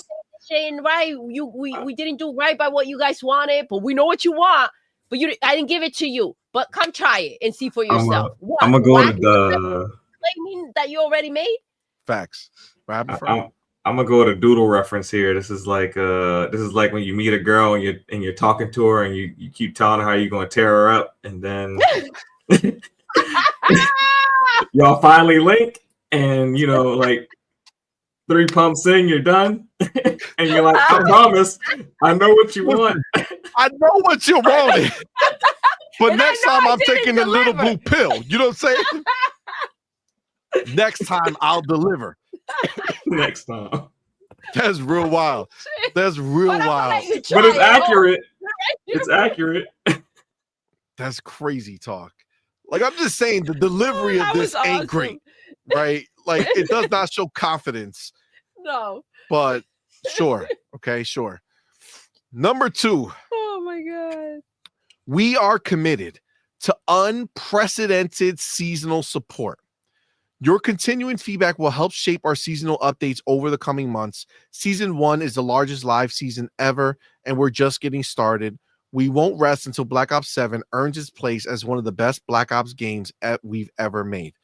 Okay, you won't rest until next year, motherfucker. Like we know you got 1 year, because then the next game's coming out. Like, what are you talking about? You have a time frame, homie. There's no, like, you got like 6 months max. Like 10 years later, you made it, bitch. Yeah, you like, have to figure that out quick. You're gonna rest? What do you mean? Like, how many of you are not gonna rest? Because I'm pretty sure y'all gonna stop. Well, I guess need this a quick team turnaround. like, you know, you're on a 3-year cycle. You're gonna be working on the next shit. You know, come on, man. You know what's crazy? They said Black Ops 6 was just like the lead up to Black Ops 7. That's what they really wanted to deliver. That's what now they you really coming out here with this shit. This is what we really wanted to do, except that Black Ops 6 was amazing. And this we did all right.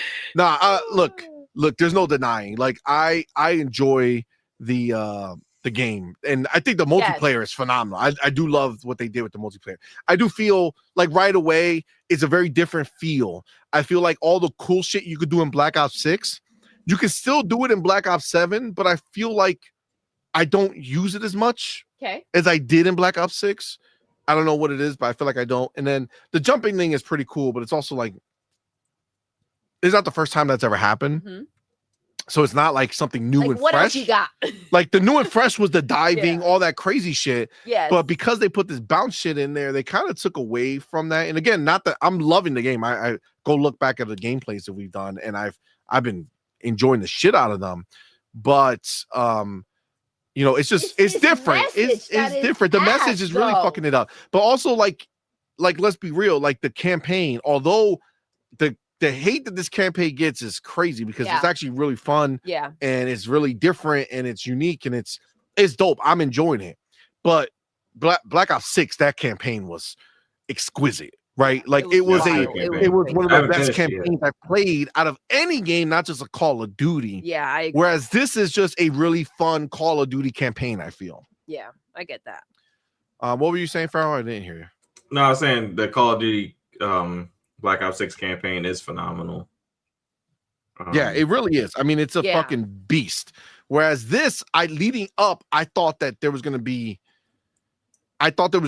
like an extension of that, where they're going to take that and go to like the next level. Whereas I feel like they just went a different route in this game, and it's not a bad route. I enjoy it, but it's a different route, and they didn't really continue what that was. It was the setup, right? We did hear those words, and it kind of resonated, because we did truly enjoyed Black Ops 6. The campaign was freaking insane, and it's just like, okay, hold up, this is not even the main meal. Hold up, Black Ops 7's campaign is gonna be freaking crazy. Yeah. I think that's the problem. It's like a marketing situation, like with Halo 5. Yeah, so 100%. Seriously, yeah, agreed. And it's not. And again, they did go crazy. They did go crazy, just a very different way. Mm-hmm. But yeah, I don't know. That's the thing. So I get this whole thing, but like, you gotta be a little more confident with this shit. So, all right, they're not going to rest. They're never going to rest. No sleep. Until Black Ops 7 earns its spot. All right, number 3.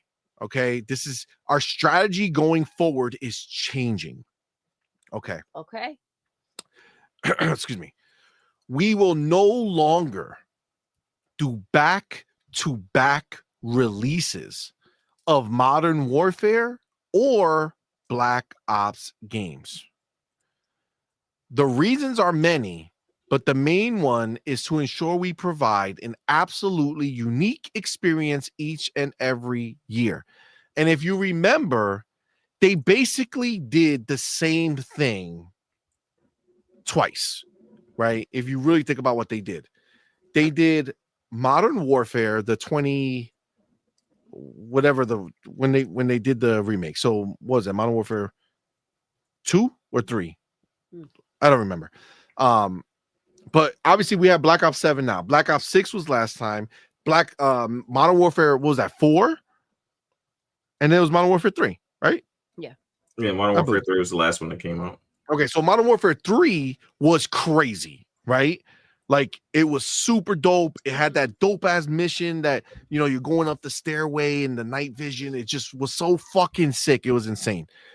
And then they followed that up with Modern Warfare 4. Yeah. Which did this more open thing, and it was different. And again, it was fun. I liked it. I don't know why it got crazy hate, but it was not the same type of experience, right?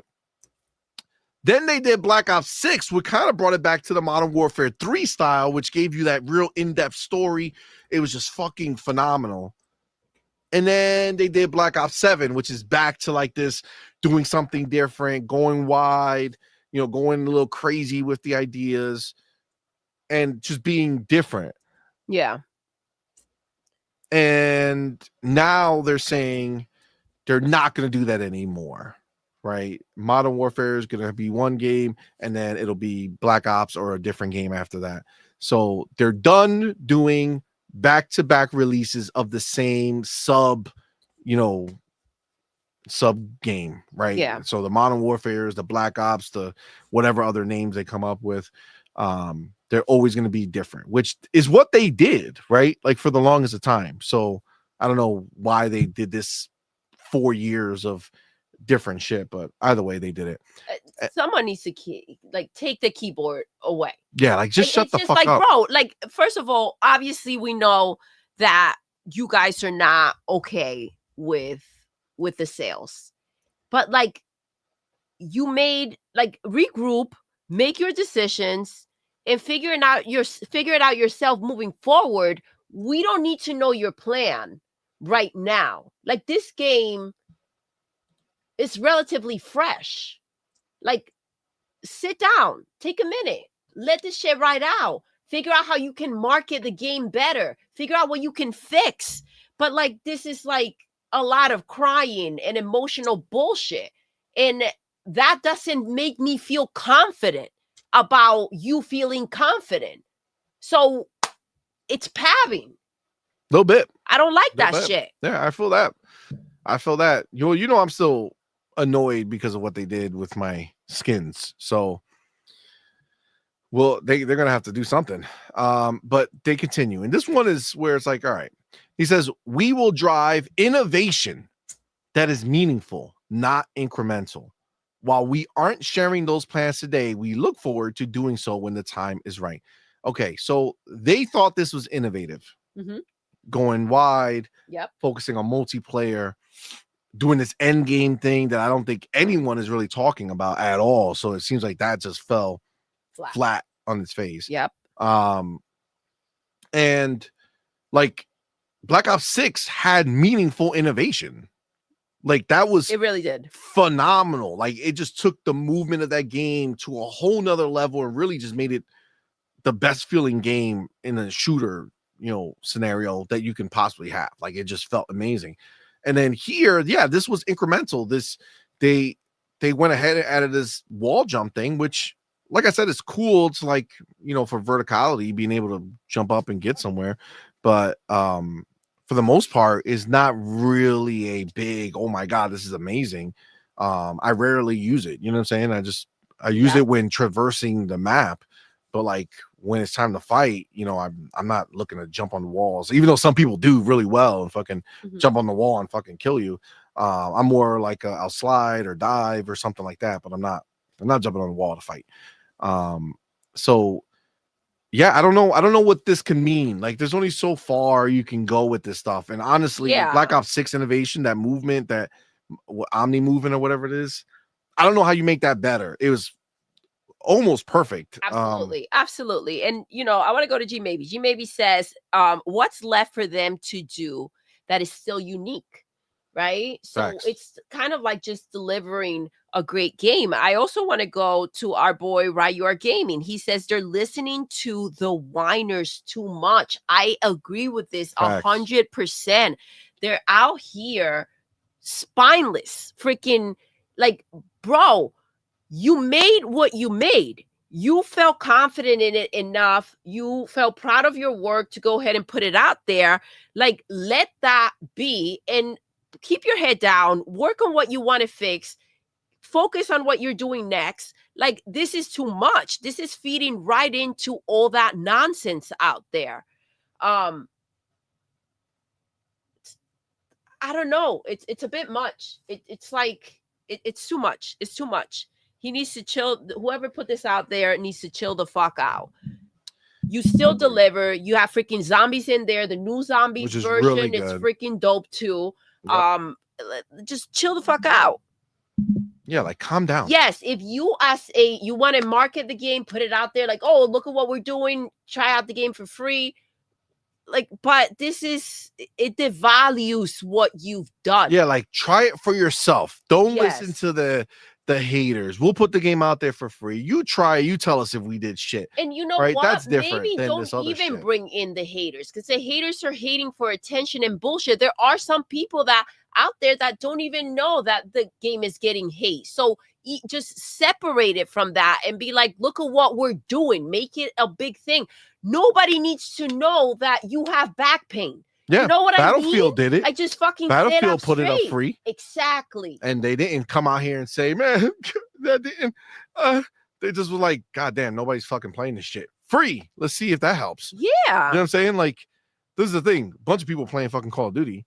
Like, that's not even a question. There's something that they're missing, or maybe they're seeing that some of the people that normally play Call of Duty went to Battlefield, and they're trying to court the Battlefield people back. Well, you know exactly what it is. Go ahead, Farrell. No, I was gonna say that's exactly what it is. They got shook by Battlefield. Like, Battlefield being next gen only. That's really the only thing they're gonna do. They're gonna make the next Call of Duty next gen only, and kind of bring some of the features that Battlefield was able to implement being next gen only. They're gonna try to do those same things, over the next year or next 2 years, and that's pretty much going to be the major innovation that takes place. But this is a reaction to Battlefield 100%. So, in my opinion, they got mind fucked by Battlefield the same way Jim Ryan got mind fucked by that ABK deal. You guys are looking stupid right now. Like, it's Call of fucking Duty. Act like it. So first they did the skin situation as soon as people were hyped about Battlefield. Like, man, write it out. Chill the fuck out. Or talk to your fucking pillow. Write shit down and then delete it. Like, chill the fuck out. You're making the situation worse. You're showing your lack of confidence, and that's not good.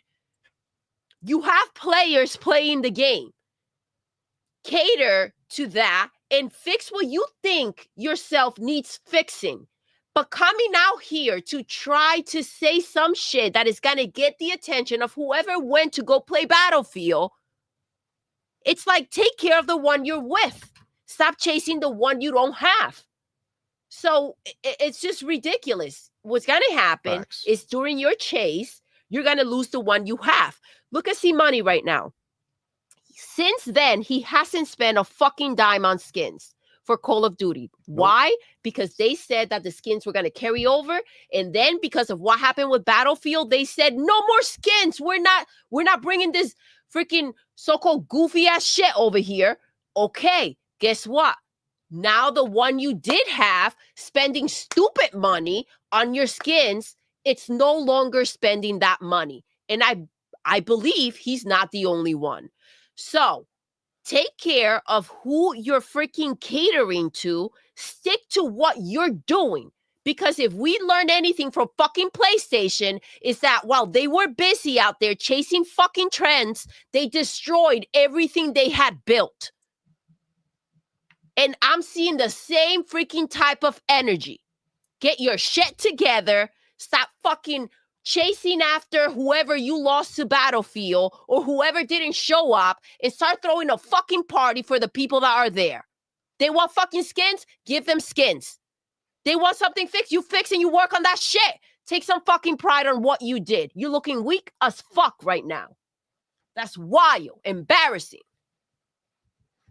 I mean, you ain't wrong. No. In any way, shape, or form. Like this is like some crazy shit to be putting out here. Yeah. So like the game is fire. You know what I'm saying? Like, let's be real. Like, as cool as it is that Black Ops 6 had a phenomenal single player experience, right? No one was expecting that shit. The fact that this one has one that people don't care about too much, let's be fucking real. People show up for the multiplayer, and the multiplayer is fucking fire. The maps are fire. The zombies is fire. Everything is fucking sick. Why are you coming out here because of these fucking bitches who don't want to fucking play it? They want to go play that fucking other thing for a while. Let them go play that shit. Do the free. Don't get me wrong.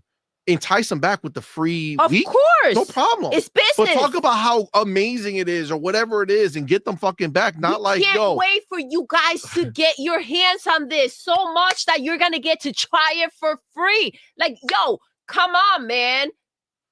This is how you do it. You don't show up over here freaking whining and crying. It's crazy. This is crazy. Like, it ain't sexy. No. You know what I'm saying? That's not how you're selling yourself. That's not how you're getting these players back in the bed, my dude. Like, absolutely you basically not. said, like, hey, listen, we know what you want, but we didn't give it to you. Come play next week. What? I promise we know what you want. that? We're gonna over deliver. It just sounds fucking Next childish. week? You're over delivering? Childish. Like, when the fuck is this happening? We're not gonna rest. Shut the fuck up. Shut the fuck up. That's some bullshit. You're feeding them some bullshit. For what? You're that desperate? Come on, man. Like, you have to carry yourself in a certain way when you're a certain fucking person. You can't be out here embarrassing yourself like this. It makes the people that are still with you, shit puts you off. Puts you off. This is the problem. You want the people that are still there to still support you. And when I hear this shit, I can't trust you. You know why I can't trust you? Because what you're delivering that I'm enjoying, if these bitches, whining ass motherfuckers decide to try to fucking cause chaos and create waves, you're gonna fucking buck. You're weak as shit. You're gonna melt the fuck down. And then what? And then what? What else are you gonna take away from us, the people that are there or supporting you? What else are you gonna take away because these weak ass bitches are crying? No. That's crazy. You give them the power. You're going to lose everything. Facts. Before we continue, let's get our motherfucking homie Spartan661 in the building with this $10, which I appreciate you, my brother. Thank you so much. Says, I had to get the Snow Bunny version of the Xbox ROG Ally for my vacation to LA because the other one wasn't available before my flight. I'm impressed with it, and it kept me entertained there and back. Woo! Listen, though, nice. The white one might not be as powerful as the black one, but it doesn't mean that it's not still a capable piece of hardware, right? It's still a great piece of kit, and it's I'm glad you enjoying it, man. It's definitely a W. Options are always good, man. Thank you again, bro, for the support. Thank you. You got the homie Gil. I believe this is Gil Han or Gil Zahn. I know that the name's not there anymore, but with that God damn it, is Czar 15, right? But that's so $2, which I appreciate you, homie. Says Battlefield is a much better game than Black Ops 7. I mean, that is, a lot of people are digging it, right? A lot of people are digging it. I think it's just very two different demographics, and that's why I don't understand all this bullshit. You know what I'm saying? Because like the people who love Battlefield are gonna love Battlefield. The people who love Call of Duty are gonna love Call of Duty. If Battlefield lost players to Call of Duty because they released shit Battlefields and then they finally release a good one, then they're gonna go back, right? They're gonna go back. That's just the reality of it. You're not gonna hoard them forever. Yeah. But like I played, Battlefield. I have it on EA Pro Play, whatever the fuck it's called. And it's not my like. I prefer Call of Duty. That doesn't mean I don't think it's a good game. I just prefer Call of Duty, but that's because I'm just more Call of Duty than I am Battlefield. I used to like Battlefield a lot more. It's just not my jam so much anymore. But if they're this shook because Battlefield's getting some more traction, because look at them, they kept going and going, right? Battlefield's still going. Now they got more attention, and it's like, man, you have to still be able to keep your position even when your competition has done well. They're not at your level. Yeah.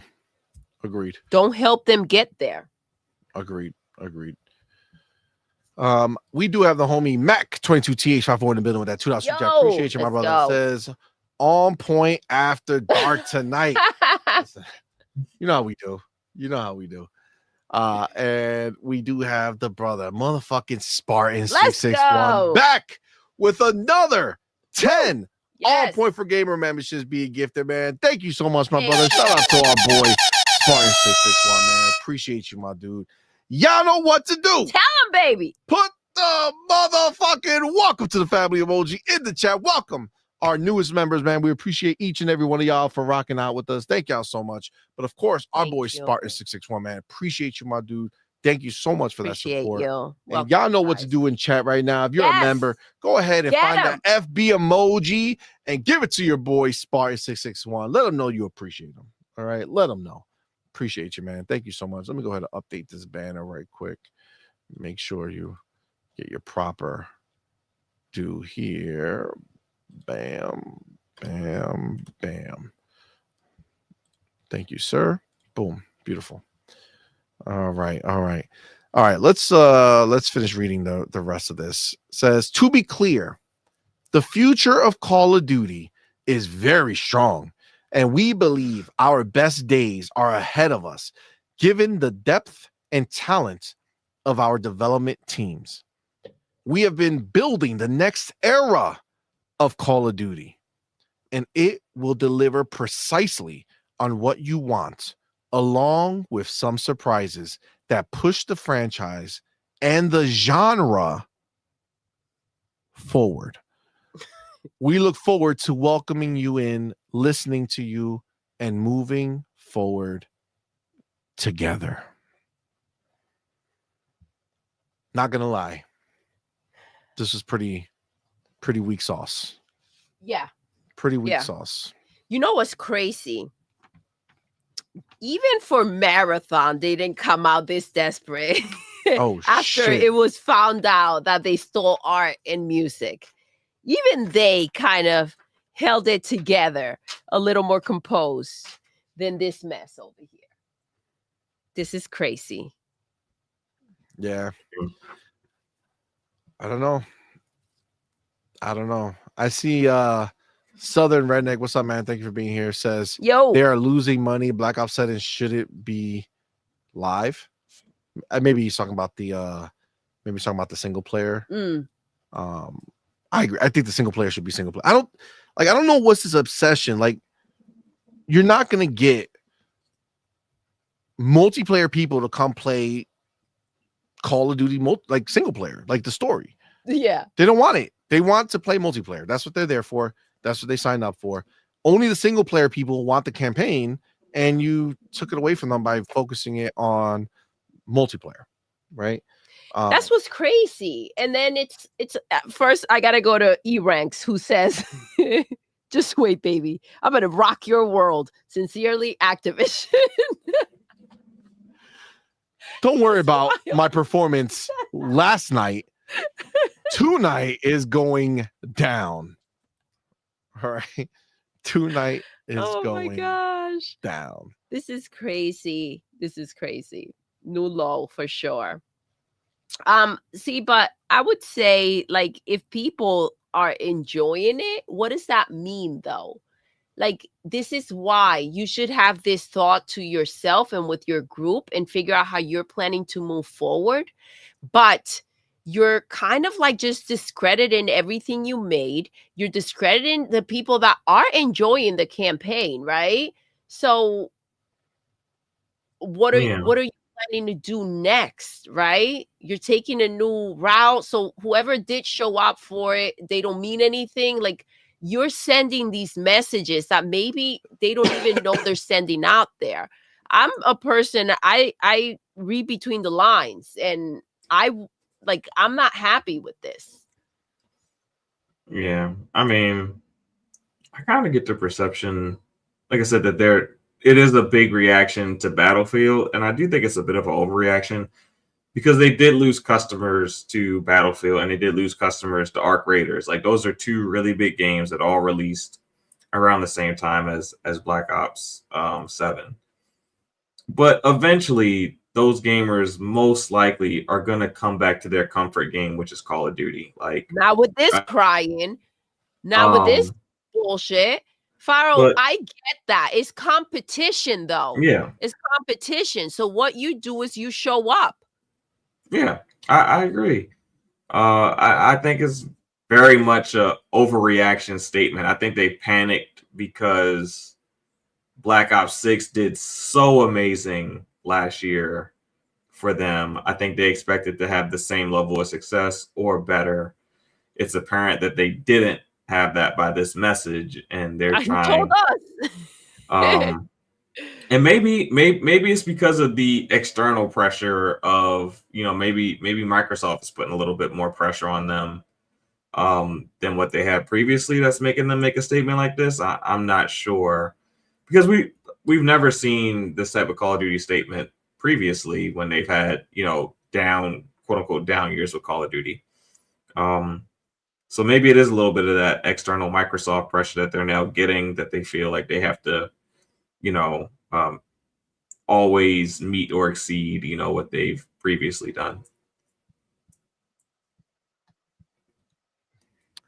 I mean, I think they're always going to be looking for that, right? I think they're always going to be looking for that, and I think the problem they have is at the end of the day, Xbox came out and told us, like Matt Booty told us, like the expectations, right? Like they have smaller games that are not expected to do crazy, right? Mm-hmm. That they're just there to, you know, keep the artistry alive, to put games in Game Pass, to keep the you know, customers entertained, right? There's these games, but they have certain games that they're fucking banking on. You know what I'm saying? Yeah. Yep. That are not to be fucked with, right? Like these games have to deliver. Yep. And again, we very well might see that it turned out that Call of Duty is still the best-selling game or whatever the case is, right?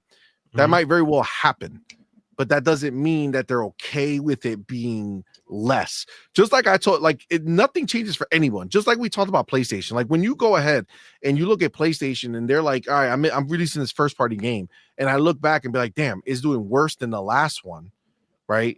The trajectory is not great for them, so they're not looking to invest more. Now, obviously, for Call of Duty, there's way more, you know, dollars involved, and you know the fan base is way bigger, so they can go ahead and be like, all right, this one was a dip, let's push harder next time and do that. But Xbox doesn't want to see that dip, right? Microsoft doesn't want to see that dip. They want that shit to go up. Yeah, they got scooped up with a certain expectation. So you have to, even meeting that expectation, it's like, okay, you want to go above. But I just don't think that coming out like this is the way to go ahead. And this is like behind closed doors conversations of what you're going to do to go ahead and maybe sell the game more, to go ahead and see if you can do something different next time where you missed. But like you can't put yourself out here like this. And that's the problem. Yes, I understand there's a certain expectation of what should be brought in. You brought up a great point. It's like how the ponies run around saying that their games sold well enough, but their studios are not thinking that. Hiroki's not thinking that, right? And again, it's obviously, even though Call of Duty is still selling a lot, it's not what they were expecting. So that's still a loss, right? But you have to figure that out behind closed doors. You have to figure out how you're going to go ahead and figure out how to recoup money with this one and how you're going to move forward. We shouldn't know all this shit. Reassuring players that already left to Battlefield that you fucked up on this one, but you know what they want, is not going to make them come and buy the game. You understand that, right? So if that's not going to do it, You got to lure them in a different way. This is not the way. 100%. 100%. Yeah, I'm excited for whatever they're doing next. Maybe they just have been kind of like held back by previous generations, right? Maybe going forward, now that they're not going to be held back anymore, now it's going to be something that's, a big deal, and regain when it goes into the next ones and shit, which is cool. But again, like we've already said this, like Black Ops 7 is dope. You know what I'm saying? Like Black Ops 7 is fire. So the fact that they're trying to treat it like it's not is wild. Like that's what I read when I saw this. You know what I'm saying? Like that's what I read when I was looking through this. That's what I felt when I was going through there. You know what I'm saying? Like it's just, I don't know. It's a weak ass move, is what I would say. It's a weak ass move. It is 100%. Trey Bone says that they got shook by all the people that want COD to die, spamming them. COD is dead. COD is dead. So they got nervous and lost faith. Behind closed doors, they can get nervous and lose faith. We shouldn't see that. But I listen, there is this bless you. Did Farrell sneeze? That was a sneeze, right? I think Farrell sneezed. There is this cancel culture bullshit that they these people love to do. Like, it's not enough to not like something and move on. They need to see it like dead.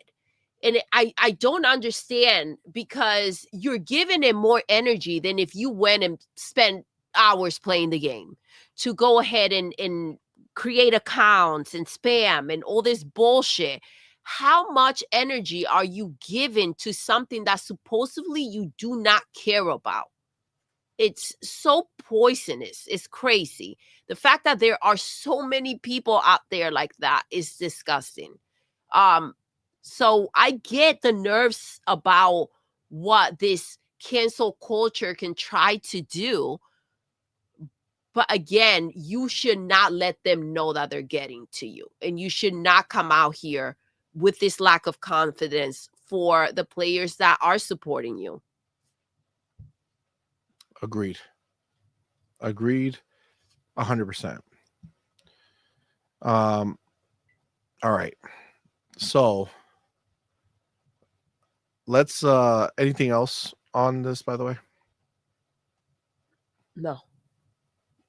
Let's hope no other, that we don't have this situation happening too often, right? And I'm not talking about, let's hope no one else follows on this path.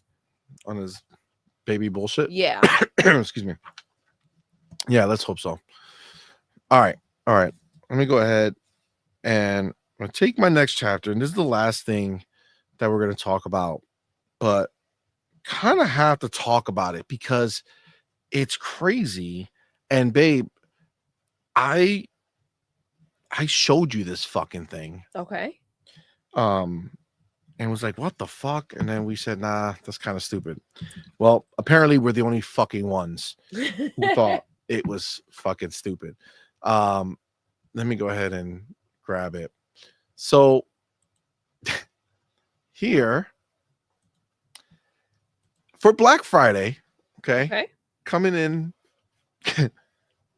out of nowhere, both Xbox and PlayStation, in different circumstances, were outsold by that little fucking box. Do you remember I showed you that little box? Don't remember. Yes, I showed you the little box. Show me more. And it's a motion. It has just a camera. Okay. And you just use your body. It's basically a Kinect ripoff. Okay. Yes. You just use your body, and it's just all motion games. I have to say, I don't think I've seen that. Yes, I showed it to you, but we looked at it and we were like, it's a nothing burger. It was on the flyers. We saw them everywhere. And I showed you, and I was like, oh, it's just like a fucking, you just play on the camera, and it's like, who the fuck wants to do that? Well, a lot of people. Okay. Let me read. So okay, yeah, explain. It has to like us. Bluey, it has Peppa Pig, it has a whole bunch of different. It's all kid shit. Look, fucking Elmo, Okay, basketball. It's all fucking. That's Fruit Ninja. that's It's dope. all camera.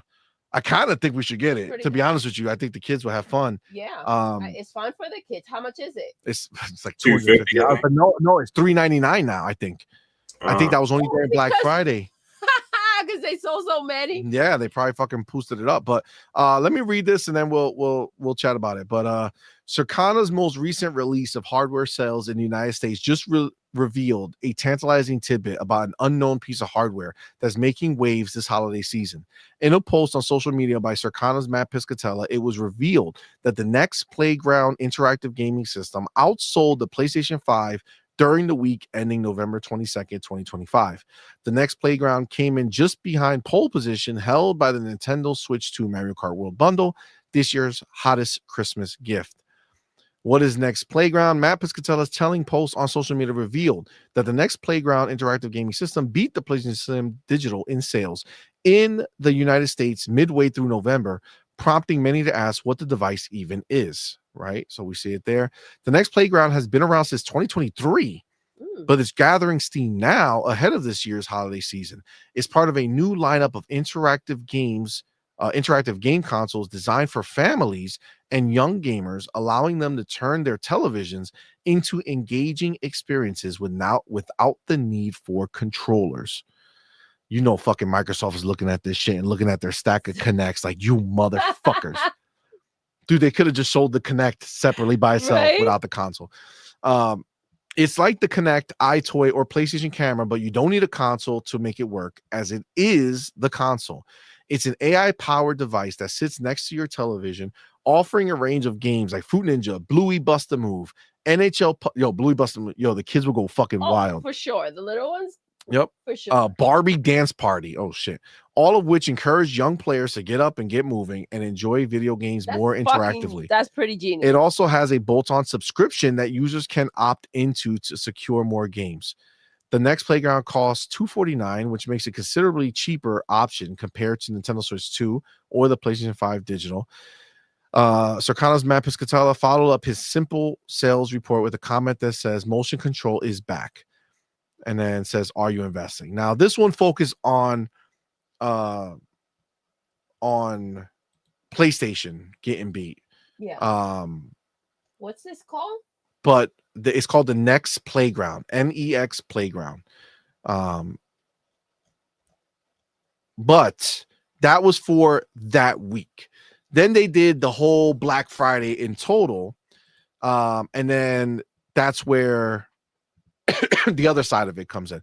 So PlayStation 5 was the best-selling console during Black Friday week in the US, accounting for 47% of hardware sales. Nintendo Switch 2 ranks second, 24%, with the next Playground coming in third, 14%. To be fair, that probably just means that everybody who was getting the next Playground already got it that week. But it still came in number 3, and Xbox was at number 4. So it did beat it, right? So let me see if I'm going to click on the link for Amazon right now. Console only. It's sold out on Amazon. See all buying options. Okay. New. No, new 250. New 250. Add to cart. Ships from Amazon, sold by Next Playground. Are we getting it? I think so. I mean, E-Rank said he got it for 200. It's cold as fuck where I'm at. Hoping it burns energy during the winter months. That's wild. For sure, bro. There is a Play Pass as well. I'm wondering if so. I think so. Powerball says there's a subscription. Yeah, you can have a subscription. I don't know. 3 months or a year subscription, he says. It's 12 months for $89. Oh, that's not So bad. $89 a year, which is basically less than $8 a month. Mm-hmm. It's still a subscription though. It's like 7 something a month that you're paying. That's the thing. Without the subscription, if you don't keep paying, then what's the box? Yeah, it probably has a minimal amount of games, but also 3 months is $49. So it's a substantial discount if you do for the sure. year. Yeah, no-brainer. I feel like for us that shit would be dope. Like I feel like the kids would love it.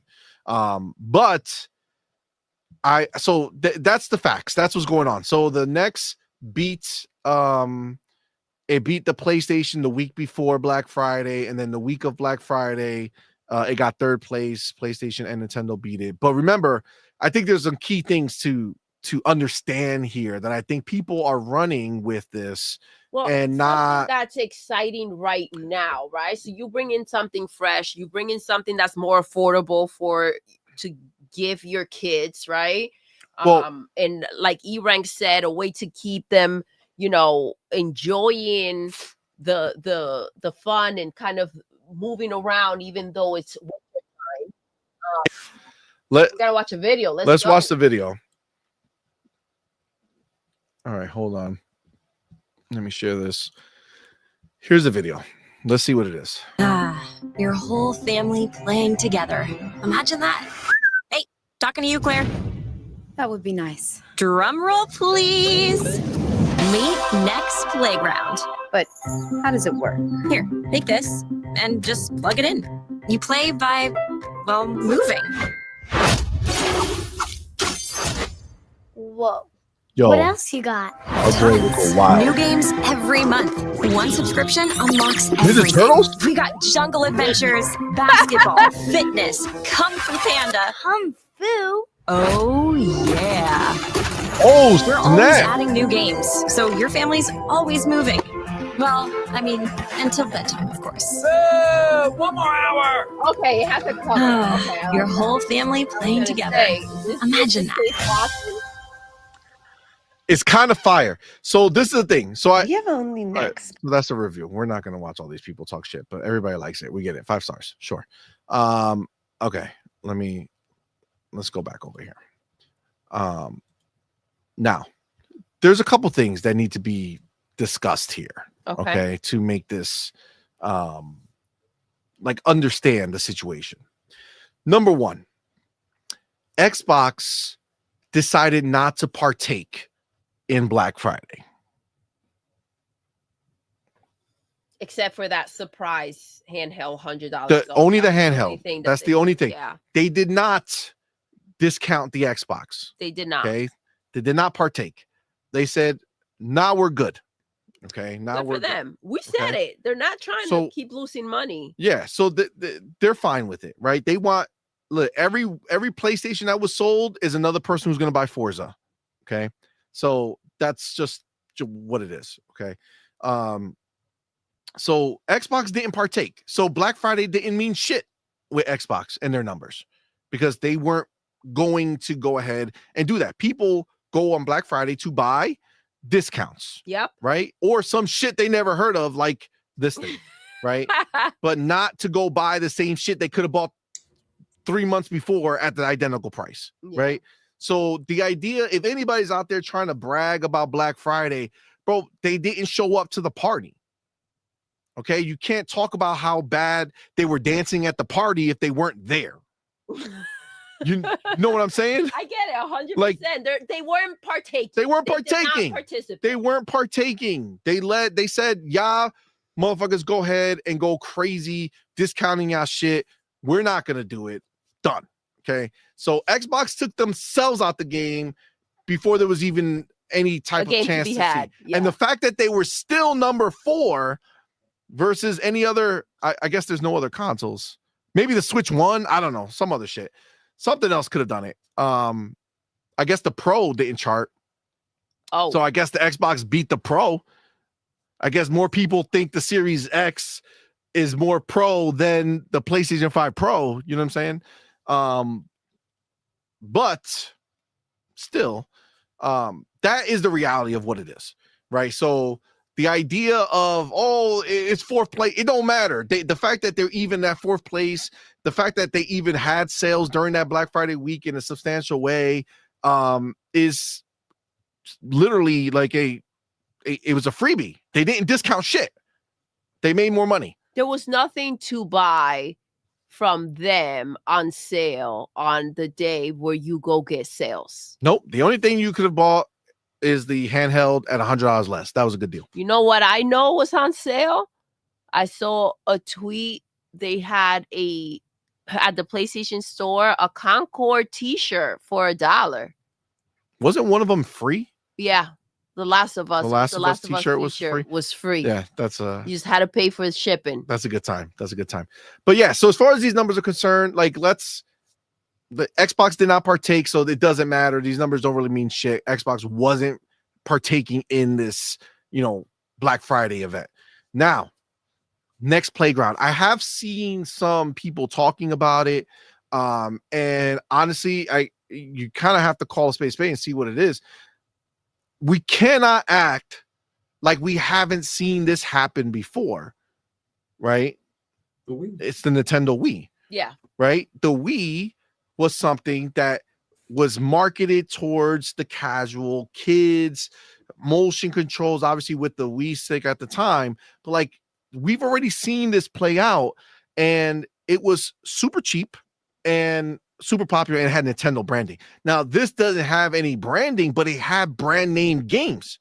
Mm-hmm. You see Bluey, you see Peppa, you see Ninja Turtles, you see Kung Fu Panda, you see fucking Elmo or whatever the Sesame Street shit. that is also interactive. You're moving around, you're hanging out with your kids. Like it sells itself. Yeah, and it's half price of the cheapest console out there. And the consoles are playing games that your kids don't even want to fucking play. And let's be clear, that includes Nintendo. Yep. It's called spade. Kids, they don't give a fuck about Nintendo like that. Those sales are still coming from grown-ass motherfuckers. You know what I'm saying? Like, those are not kids' choice. Those are parents who are buying that shit. So this box is half the price. It's obviously overpriced, right? That shit should not cost that much money. But it's it's a seller's market in that price range because there's no competition. So they went ahead, they have the games, they have the tech, they're marketing it. You don't need a controller, anybody can play. They're locking you into a subscription. You're getting a subscription. Games are going to be coming to you every month or whatever the fuck. Like, that is not a bad fuck, and the price is not crazy. Like, seriously, I think we got to get that. Yeah. I like it. I think the kids will like it for Christmas. But either way, you're talking a much lower price, and you're talking a demographic that's been ignored, right? People thought they were maxed, they were tapped out with the Wii, but it's like, motherfucker, the Wii was how long ago? Mm-hmm. You know what I'm saying? Like, the Wii was back in 2013. It ended when the Wii U came out in 2014, right? Yes. And the thing is, though, over 10 years, man. Yes, and things come back. Yeah. Have you seen the handhelds?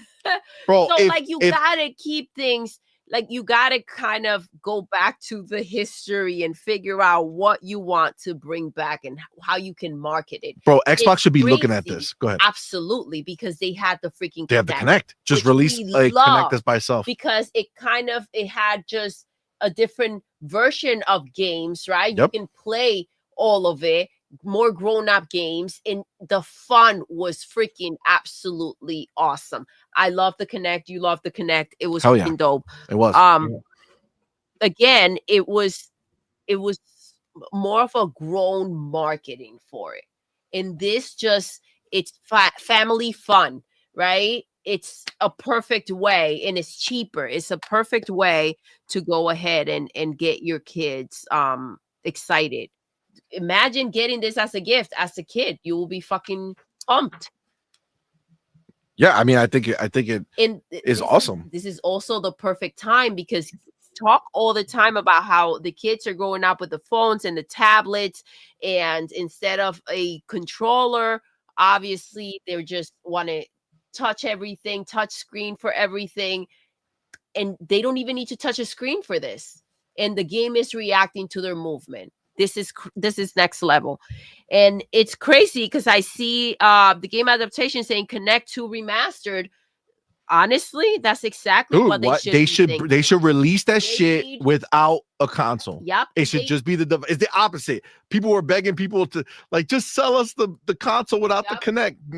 Now this shows you with the tech, make a cute little Xbox. That's the thing. And They fucking need put the to camera make in it there. more commercial looking though. You see how simple this is? You don't want people to feel like the Connect was beautiful, right? Very sharp, sleek. slick. So you don't want that. You can make a version like that if you want to, but that's not what you want to market. You want to get the younger audience on this one. You can sell a grown version of it, but you need to get the younger generation on board with this. This is going to be crazy. And if they get these kids hooked on this and evolve it into something else, I mean,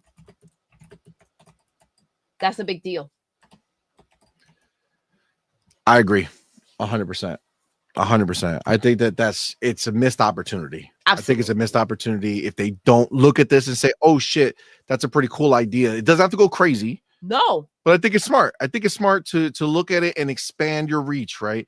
And it's not like they haven't done it before. This is something that they've done. Just revisit it. Yep.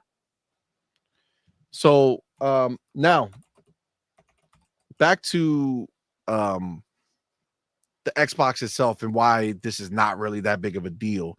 And I've seen it in the chat just to where is it?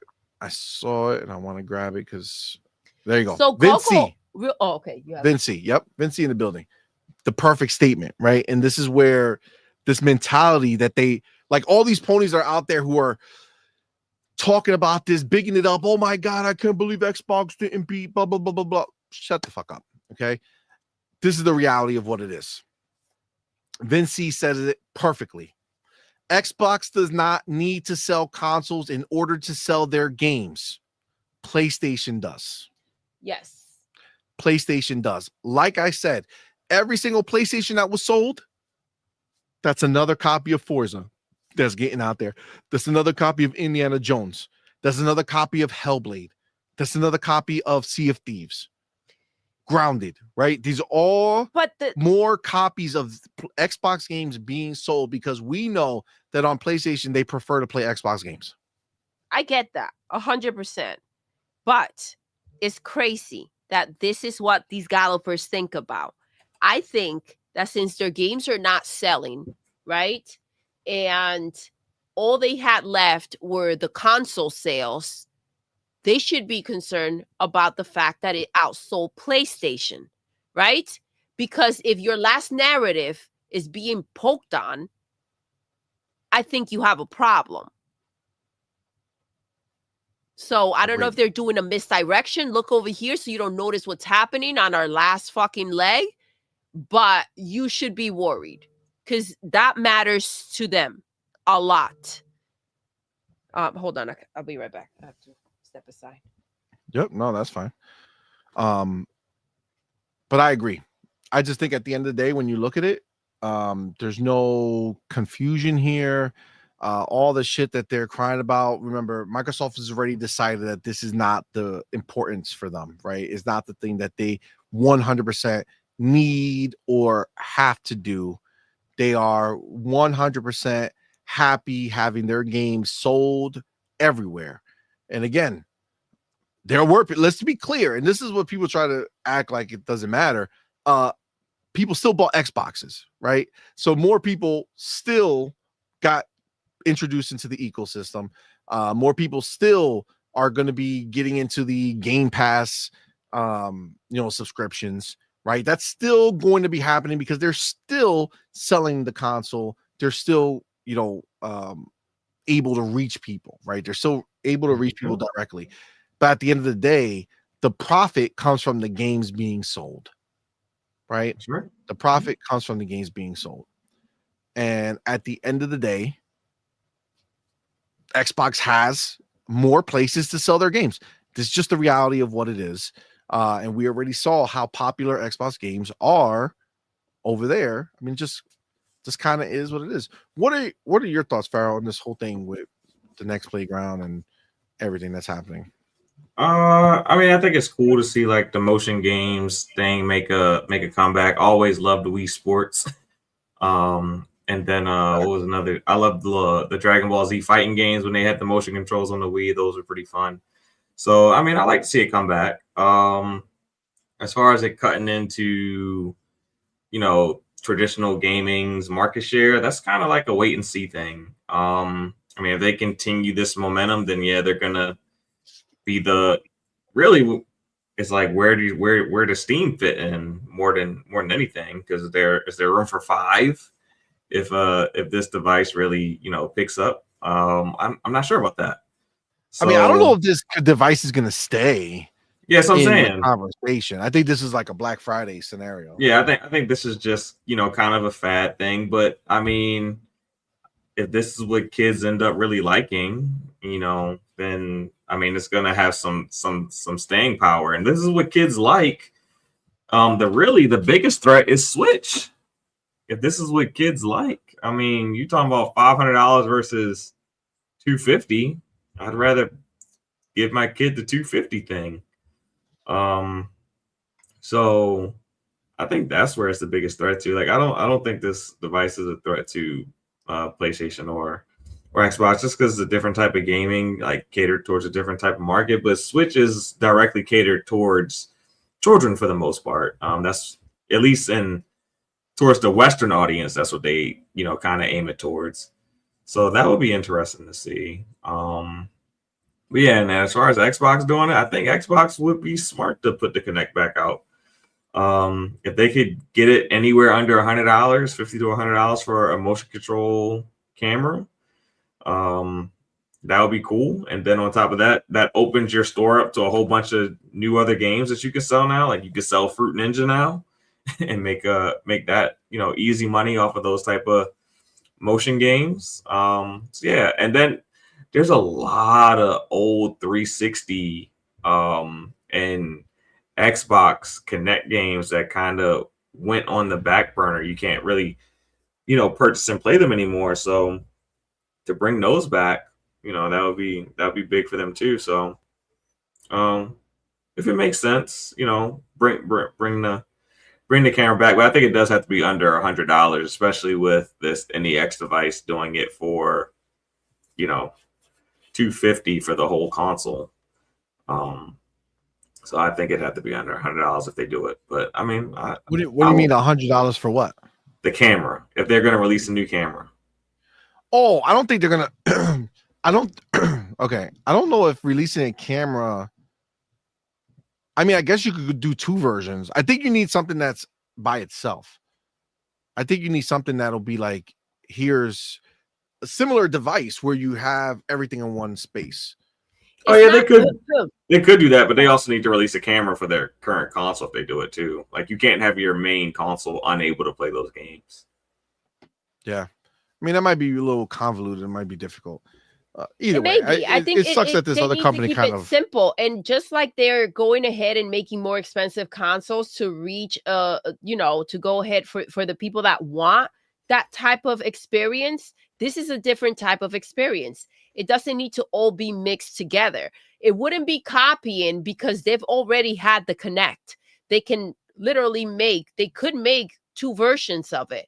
What I will say is this, PlayStation with their situation about the boxes and it being like their last leg and the last thing they have going for them, should be concerned that they got beat by this little box, right?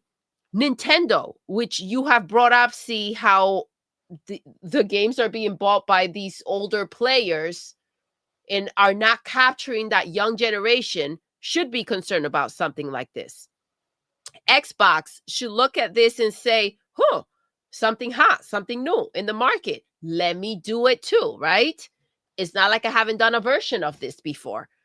So this is the thing.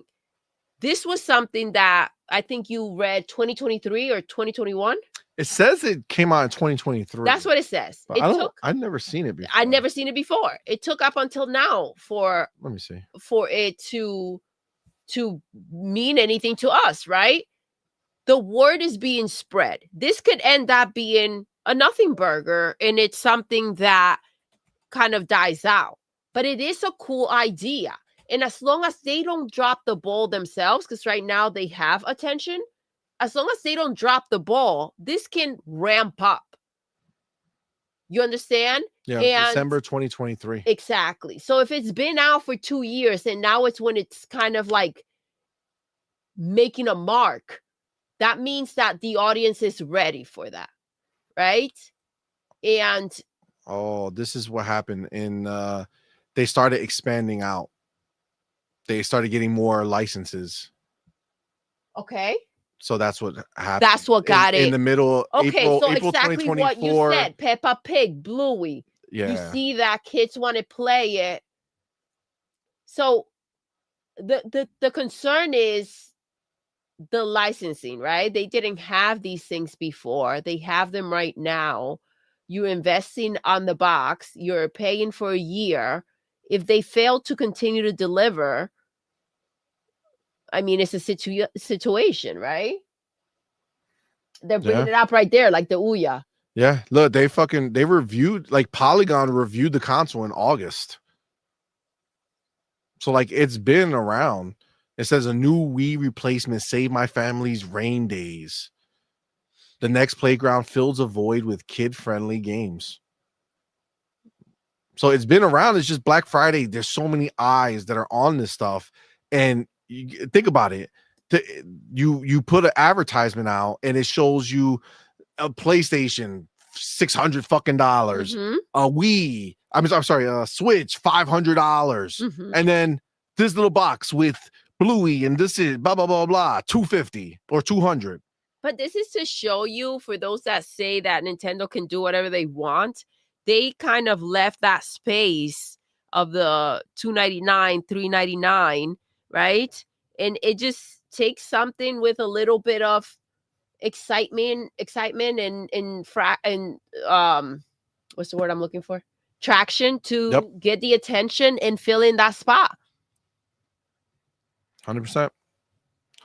Yeah, and I don't know if it's the next fad, and the reason I say I don't know is next. It could be the new Fire tablet.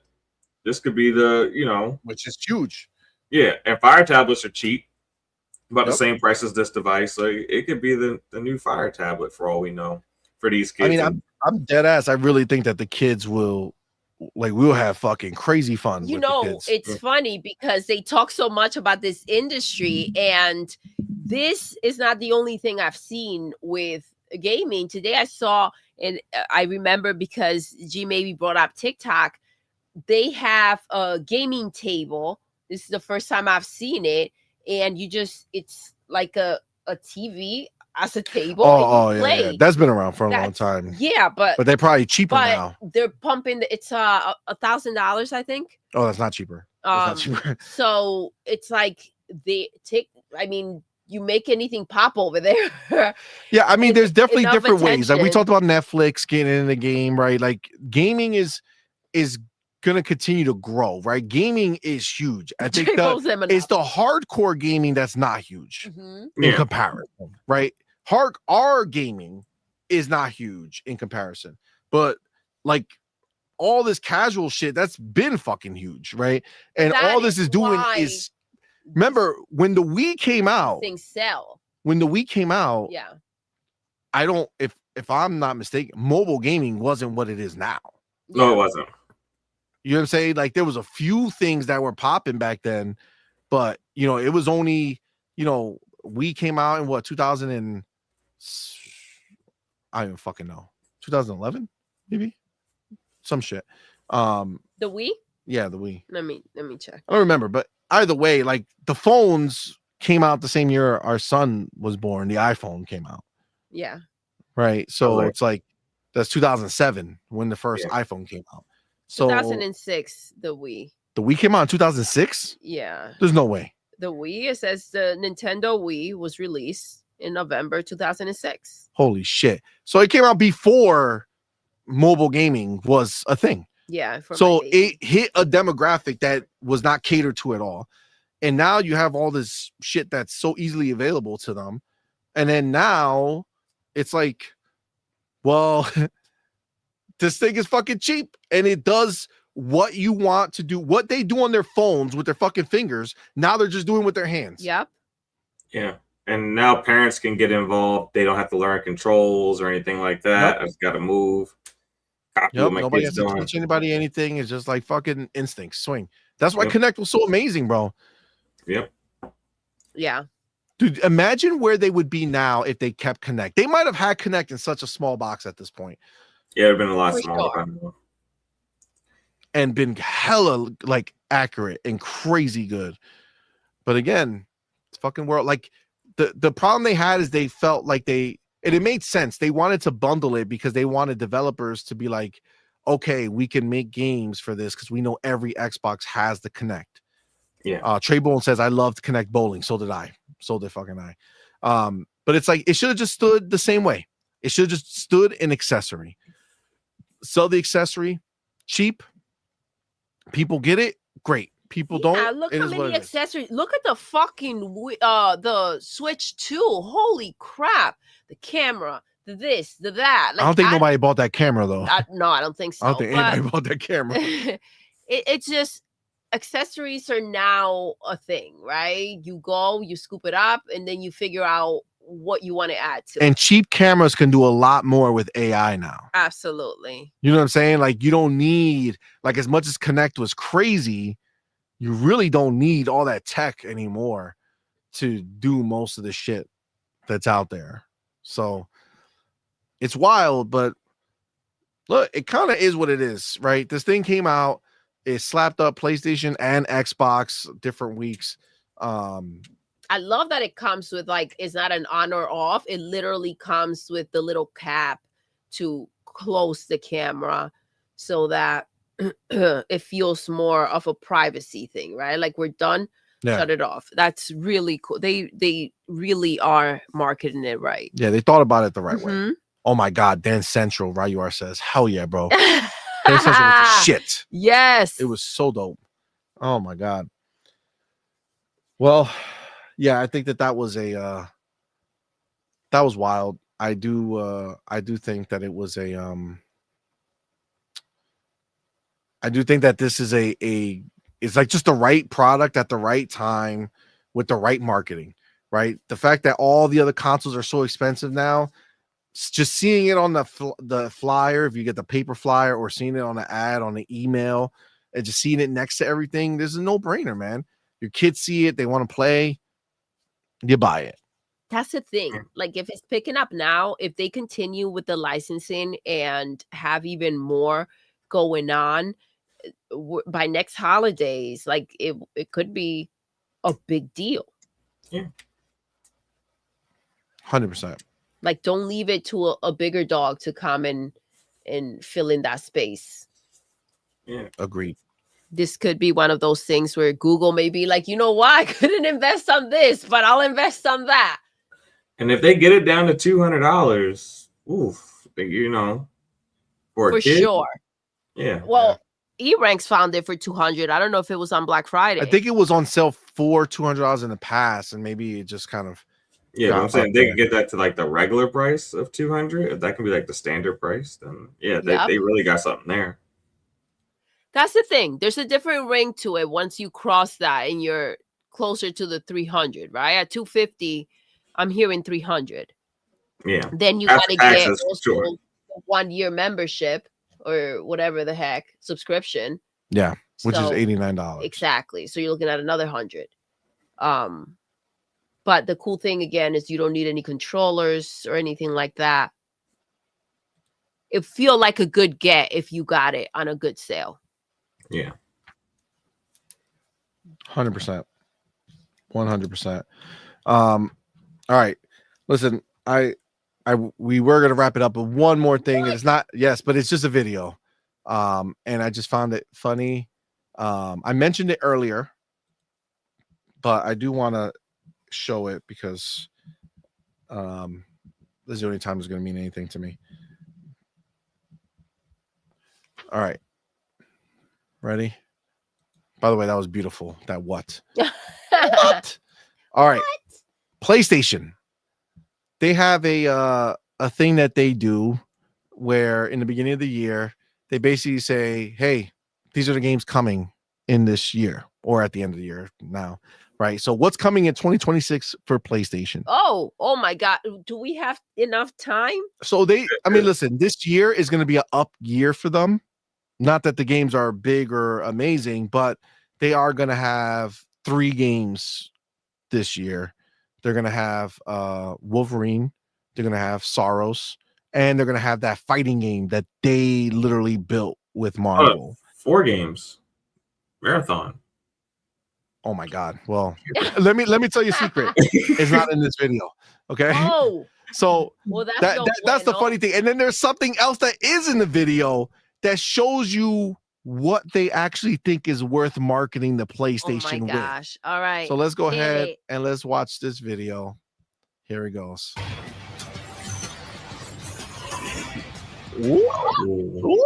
Say what? What? Got Wolverine. Same trailer they've already showed. Nothing new. Resident Evil's coming everywhere. That's going to be amazing. Fucking Halo campaign evolved. Look at they marketing Xbox games out in the street. Look forward to this on our PlayStation. Saros is the same.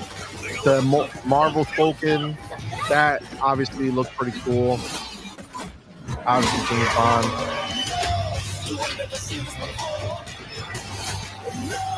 Neo 3. I don't know if that's a exclusive game or if that's it's everywhere. Coming everywhere. Dune Awakening, that's definitely going everywhere. Onimusha going everywhere, that's just fire. Crimson Desert going everywhere, that's amazing. Blood of the Dawn Walker, another game going everywhere. Armada, another game going everywhere. Lego Batman looks fire.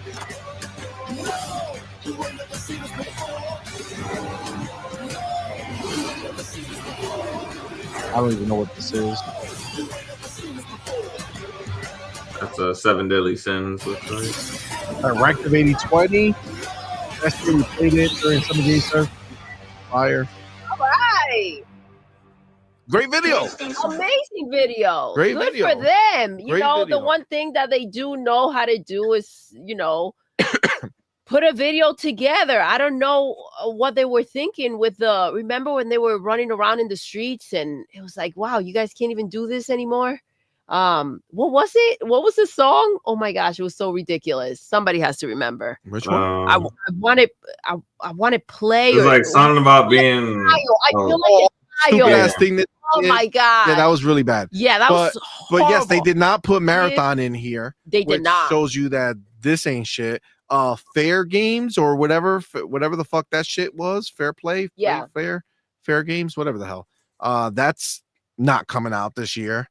And it's probably canceled. But yeah, I mean it's a hype video because there's a lot of dope games coming out this year, and at the very least they had games in here, right? Wolverine, Saros, which that's a nothing burger, but whatever, and that Marvel game. Now, Powerball says that Marvel game's multi-plat. I don't know about that. I never heard of that, but that would be crazy. It is coming to PC. I don't know that much. Okay, well then it's coming to our handheld anyway. Yeah. But then also Powerball mentions no GTA 6. Oh, which the world would try to tell you that PlayStation has the marketing for. Why not play the old trailer? Right. I don't know. Sus indeed. But I mean, not bad, right? Not bad. Of course not. Not bad. Not bad at all. 2026 is gonna be a good fucking year, man. Great music, dope games. It's pretty cool. Yeah, not bad. Not bad. Again, a lot of good games that we're looking forward to. Fucking Halo. That's the biggest thing I would say is the fact that they went ahead and put Halo on here. Like we saw, I think the last time on the show, on the PlayStation right? show, no, Flight Simulator. Gotcha. Remember they did the announcement during their state of play, which we thought was they were that promoting was the PlayStation 5 Pro with Forza, right, or something like that. Yeah, they were promoting Forza. Yeah. PlayStation 5 Pro. Hiroki don't give a fucky anymore. So now this is their hey on PlayStation. This is look forward to this, and they're like, yeah, Halo's coming, baby. Halo's coming. We're excited. Get excited for Halo. That's a W, man. That's a huge W for Xbox to have Halo out front and center. Absolutely. To all those new PlayStation buyers. You know what I'm saying? Free advertisement. That's dope. This was the whole point, right? Bigger than the platform. Go out there, do what you can do, right? Like show me what you got. This is the thing. Yep. Amongst the big dogs on everything, everywhere. They can only promote it so far. And that's the problem with when you have a game that is chained to the platform. Now, hopefully PlayStation gives us more of a reason to play it next year. Obviously, Wolverine might be the game to play unless we know for a fact that it's coming out 6 months later on Xbox, or if it's launching right on PC as well. There's a lot of variables there, but I don't know if you guys checked it. But I checked. I had the PlayStation wrap up. Okay. And in my PlayStation wrap up, you don't have an account on PlayStation. So when you use it, you play on my account. Mm-hmm. So total, I played, or the PlayStation was played for 28 hours total last year or this year, right? But you played Age of Empires, the PlayStation version that they sent to us. Yes. For 13 hours. And then we played Hellblade for a couple hours. So we really only played about 14 hours on there. And wild. 11 of those hours was me trying to go back to play God of War Ragnarok at some point. And the rest were a couple games that came to PlayStation Plus. When did you finish Ghost of Tsushima? 2024. Oh, okay. Last year. Yeah.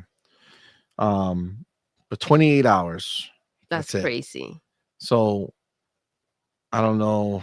And and we had already beat Hellblade. Wrap up. Yeah, we beat it on Xbox. So we were just trying it out to see, they sent it to us so we could try it out and see if it was any different. But mostly the same, all looked the same. There was nothing crazy. But yeah. So I don't know. I don't think PlayStation is going to fare much better for me. But that Wolverine game is the only game I'm looking forward to playing on PlayStation. Well, I'm looking forward to playing from PlayStation first party. Like I said, if I know that it's going to come out on PC or a little bit after that, then I'll just fucking write it out. I'll just wait. There's going to be honestly, even if it's only on PlayStation, dude, I'm not going to lie. During that time, I'm going to have so much shit. What do you think I'm going to say to you? What are you going to stop playing to go play that? That's exactly what I'm going to say to you. That's facts. And then you take a moment and you're like, okay, that makes sense.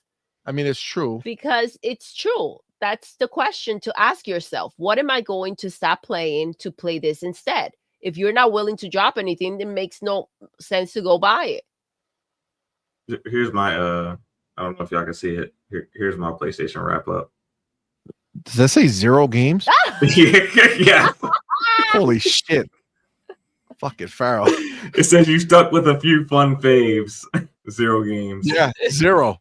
Nothing. That's wild. Oh man. No, Powerball says Saros is Returnal 2.0. That's the only game even worth getting. That's the furthest game for me getting. I'd rather fucking play baby Burn yourself steps. with matches. I'd rather play baby steps than play that shit Returnal 2.0. I hated Returnal. Fucking crazy. That shit was trash for me. Obviously, I'm not talking about its quality as a game in general. For me, fuck that shit. So 2.0 to that, no thank you. In an even worse looking world, an even blander looking world, nah, I'm good. I'm all right. But yeah, guys, I think we did it. I would say so. Yeah, we're gonna wrap her up right here and call it a day. What a show, guys. What a Shout out. First of all, shout out to Doodle.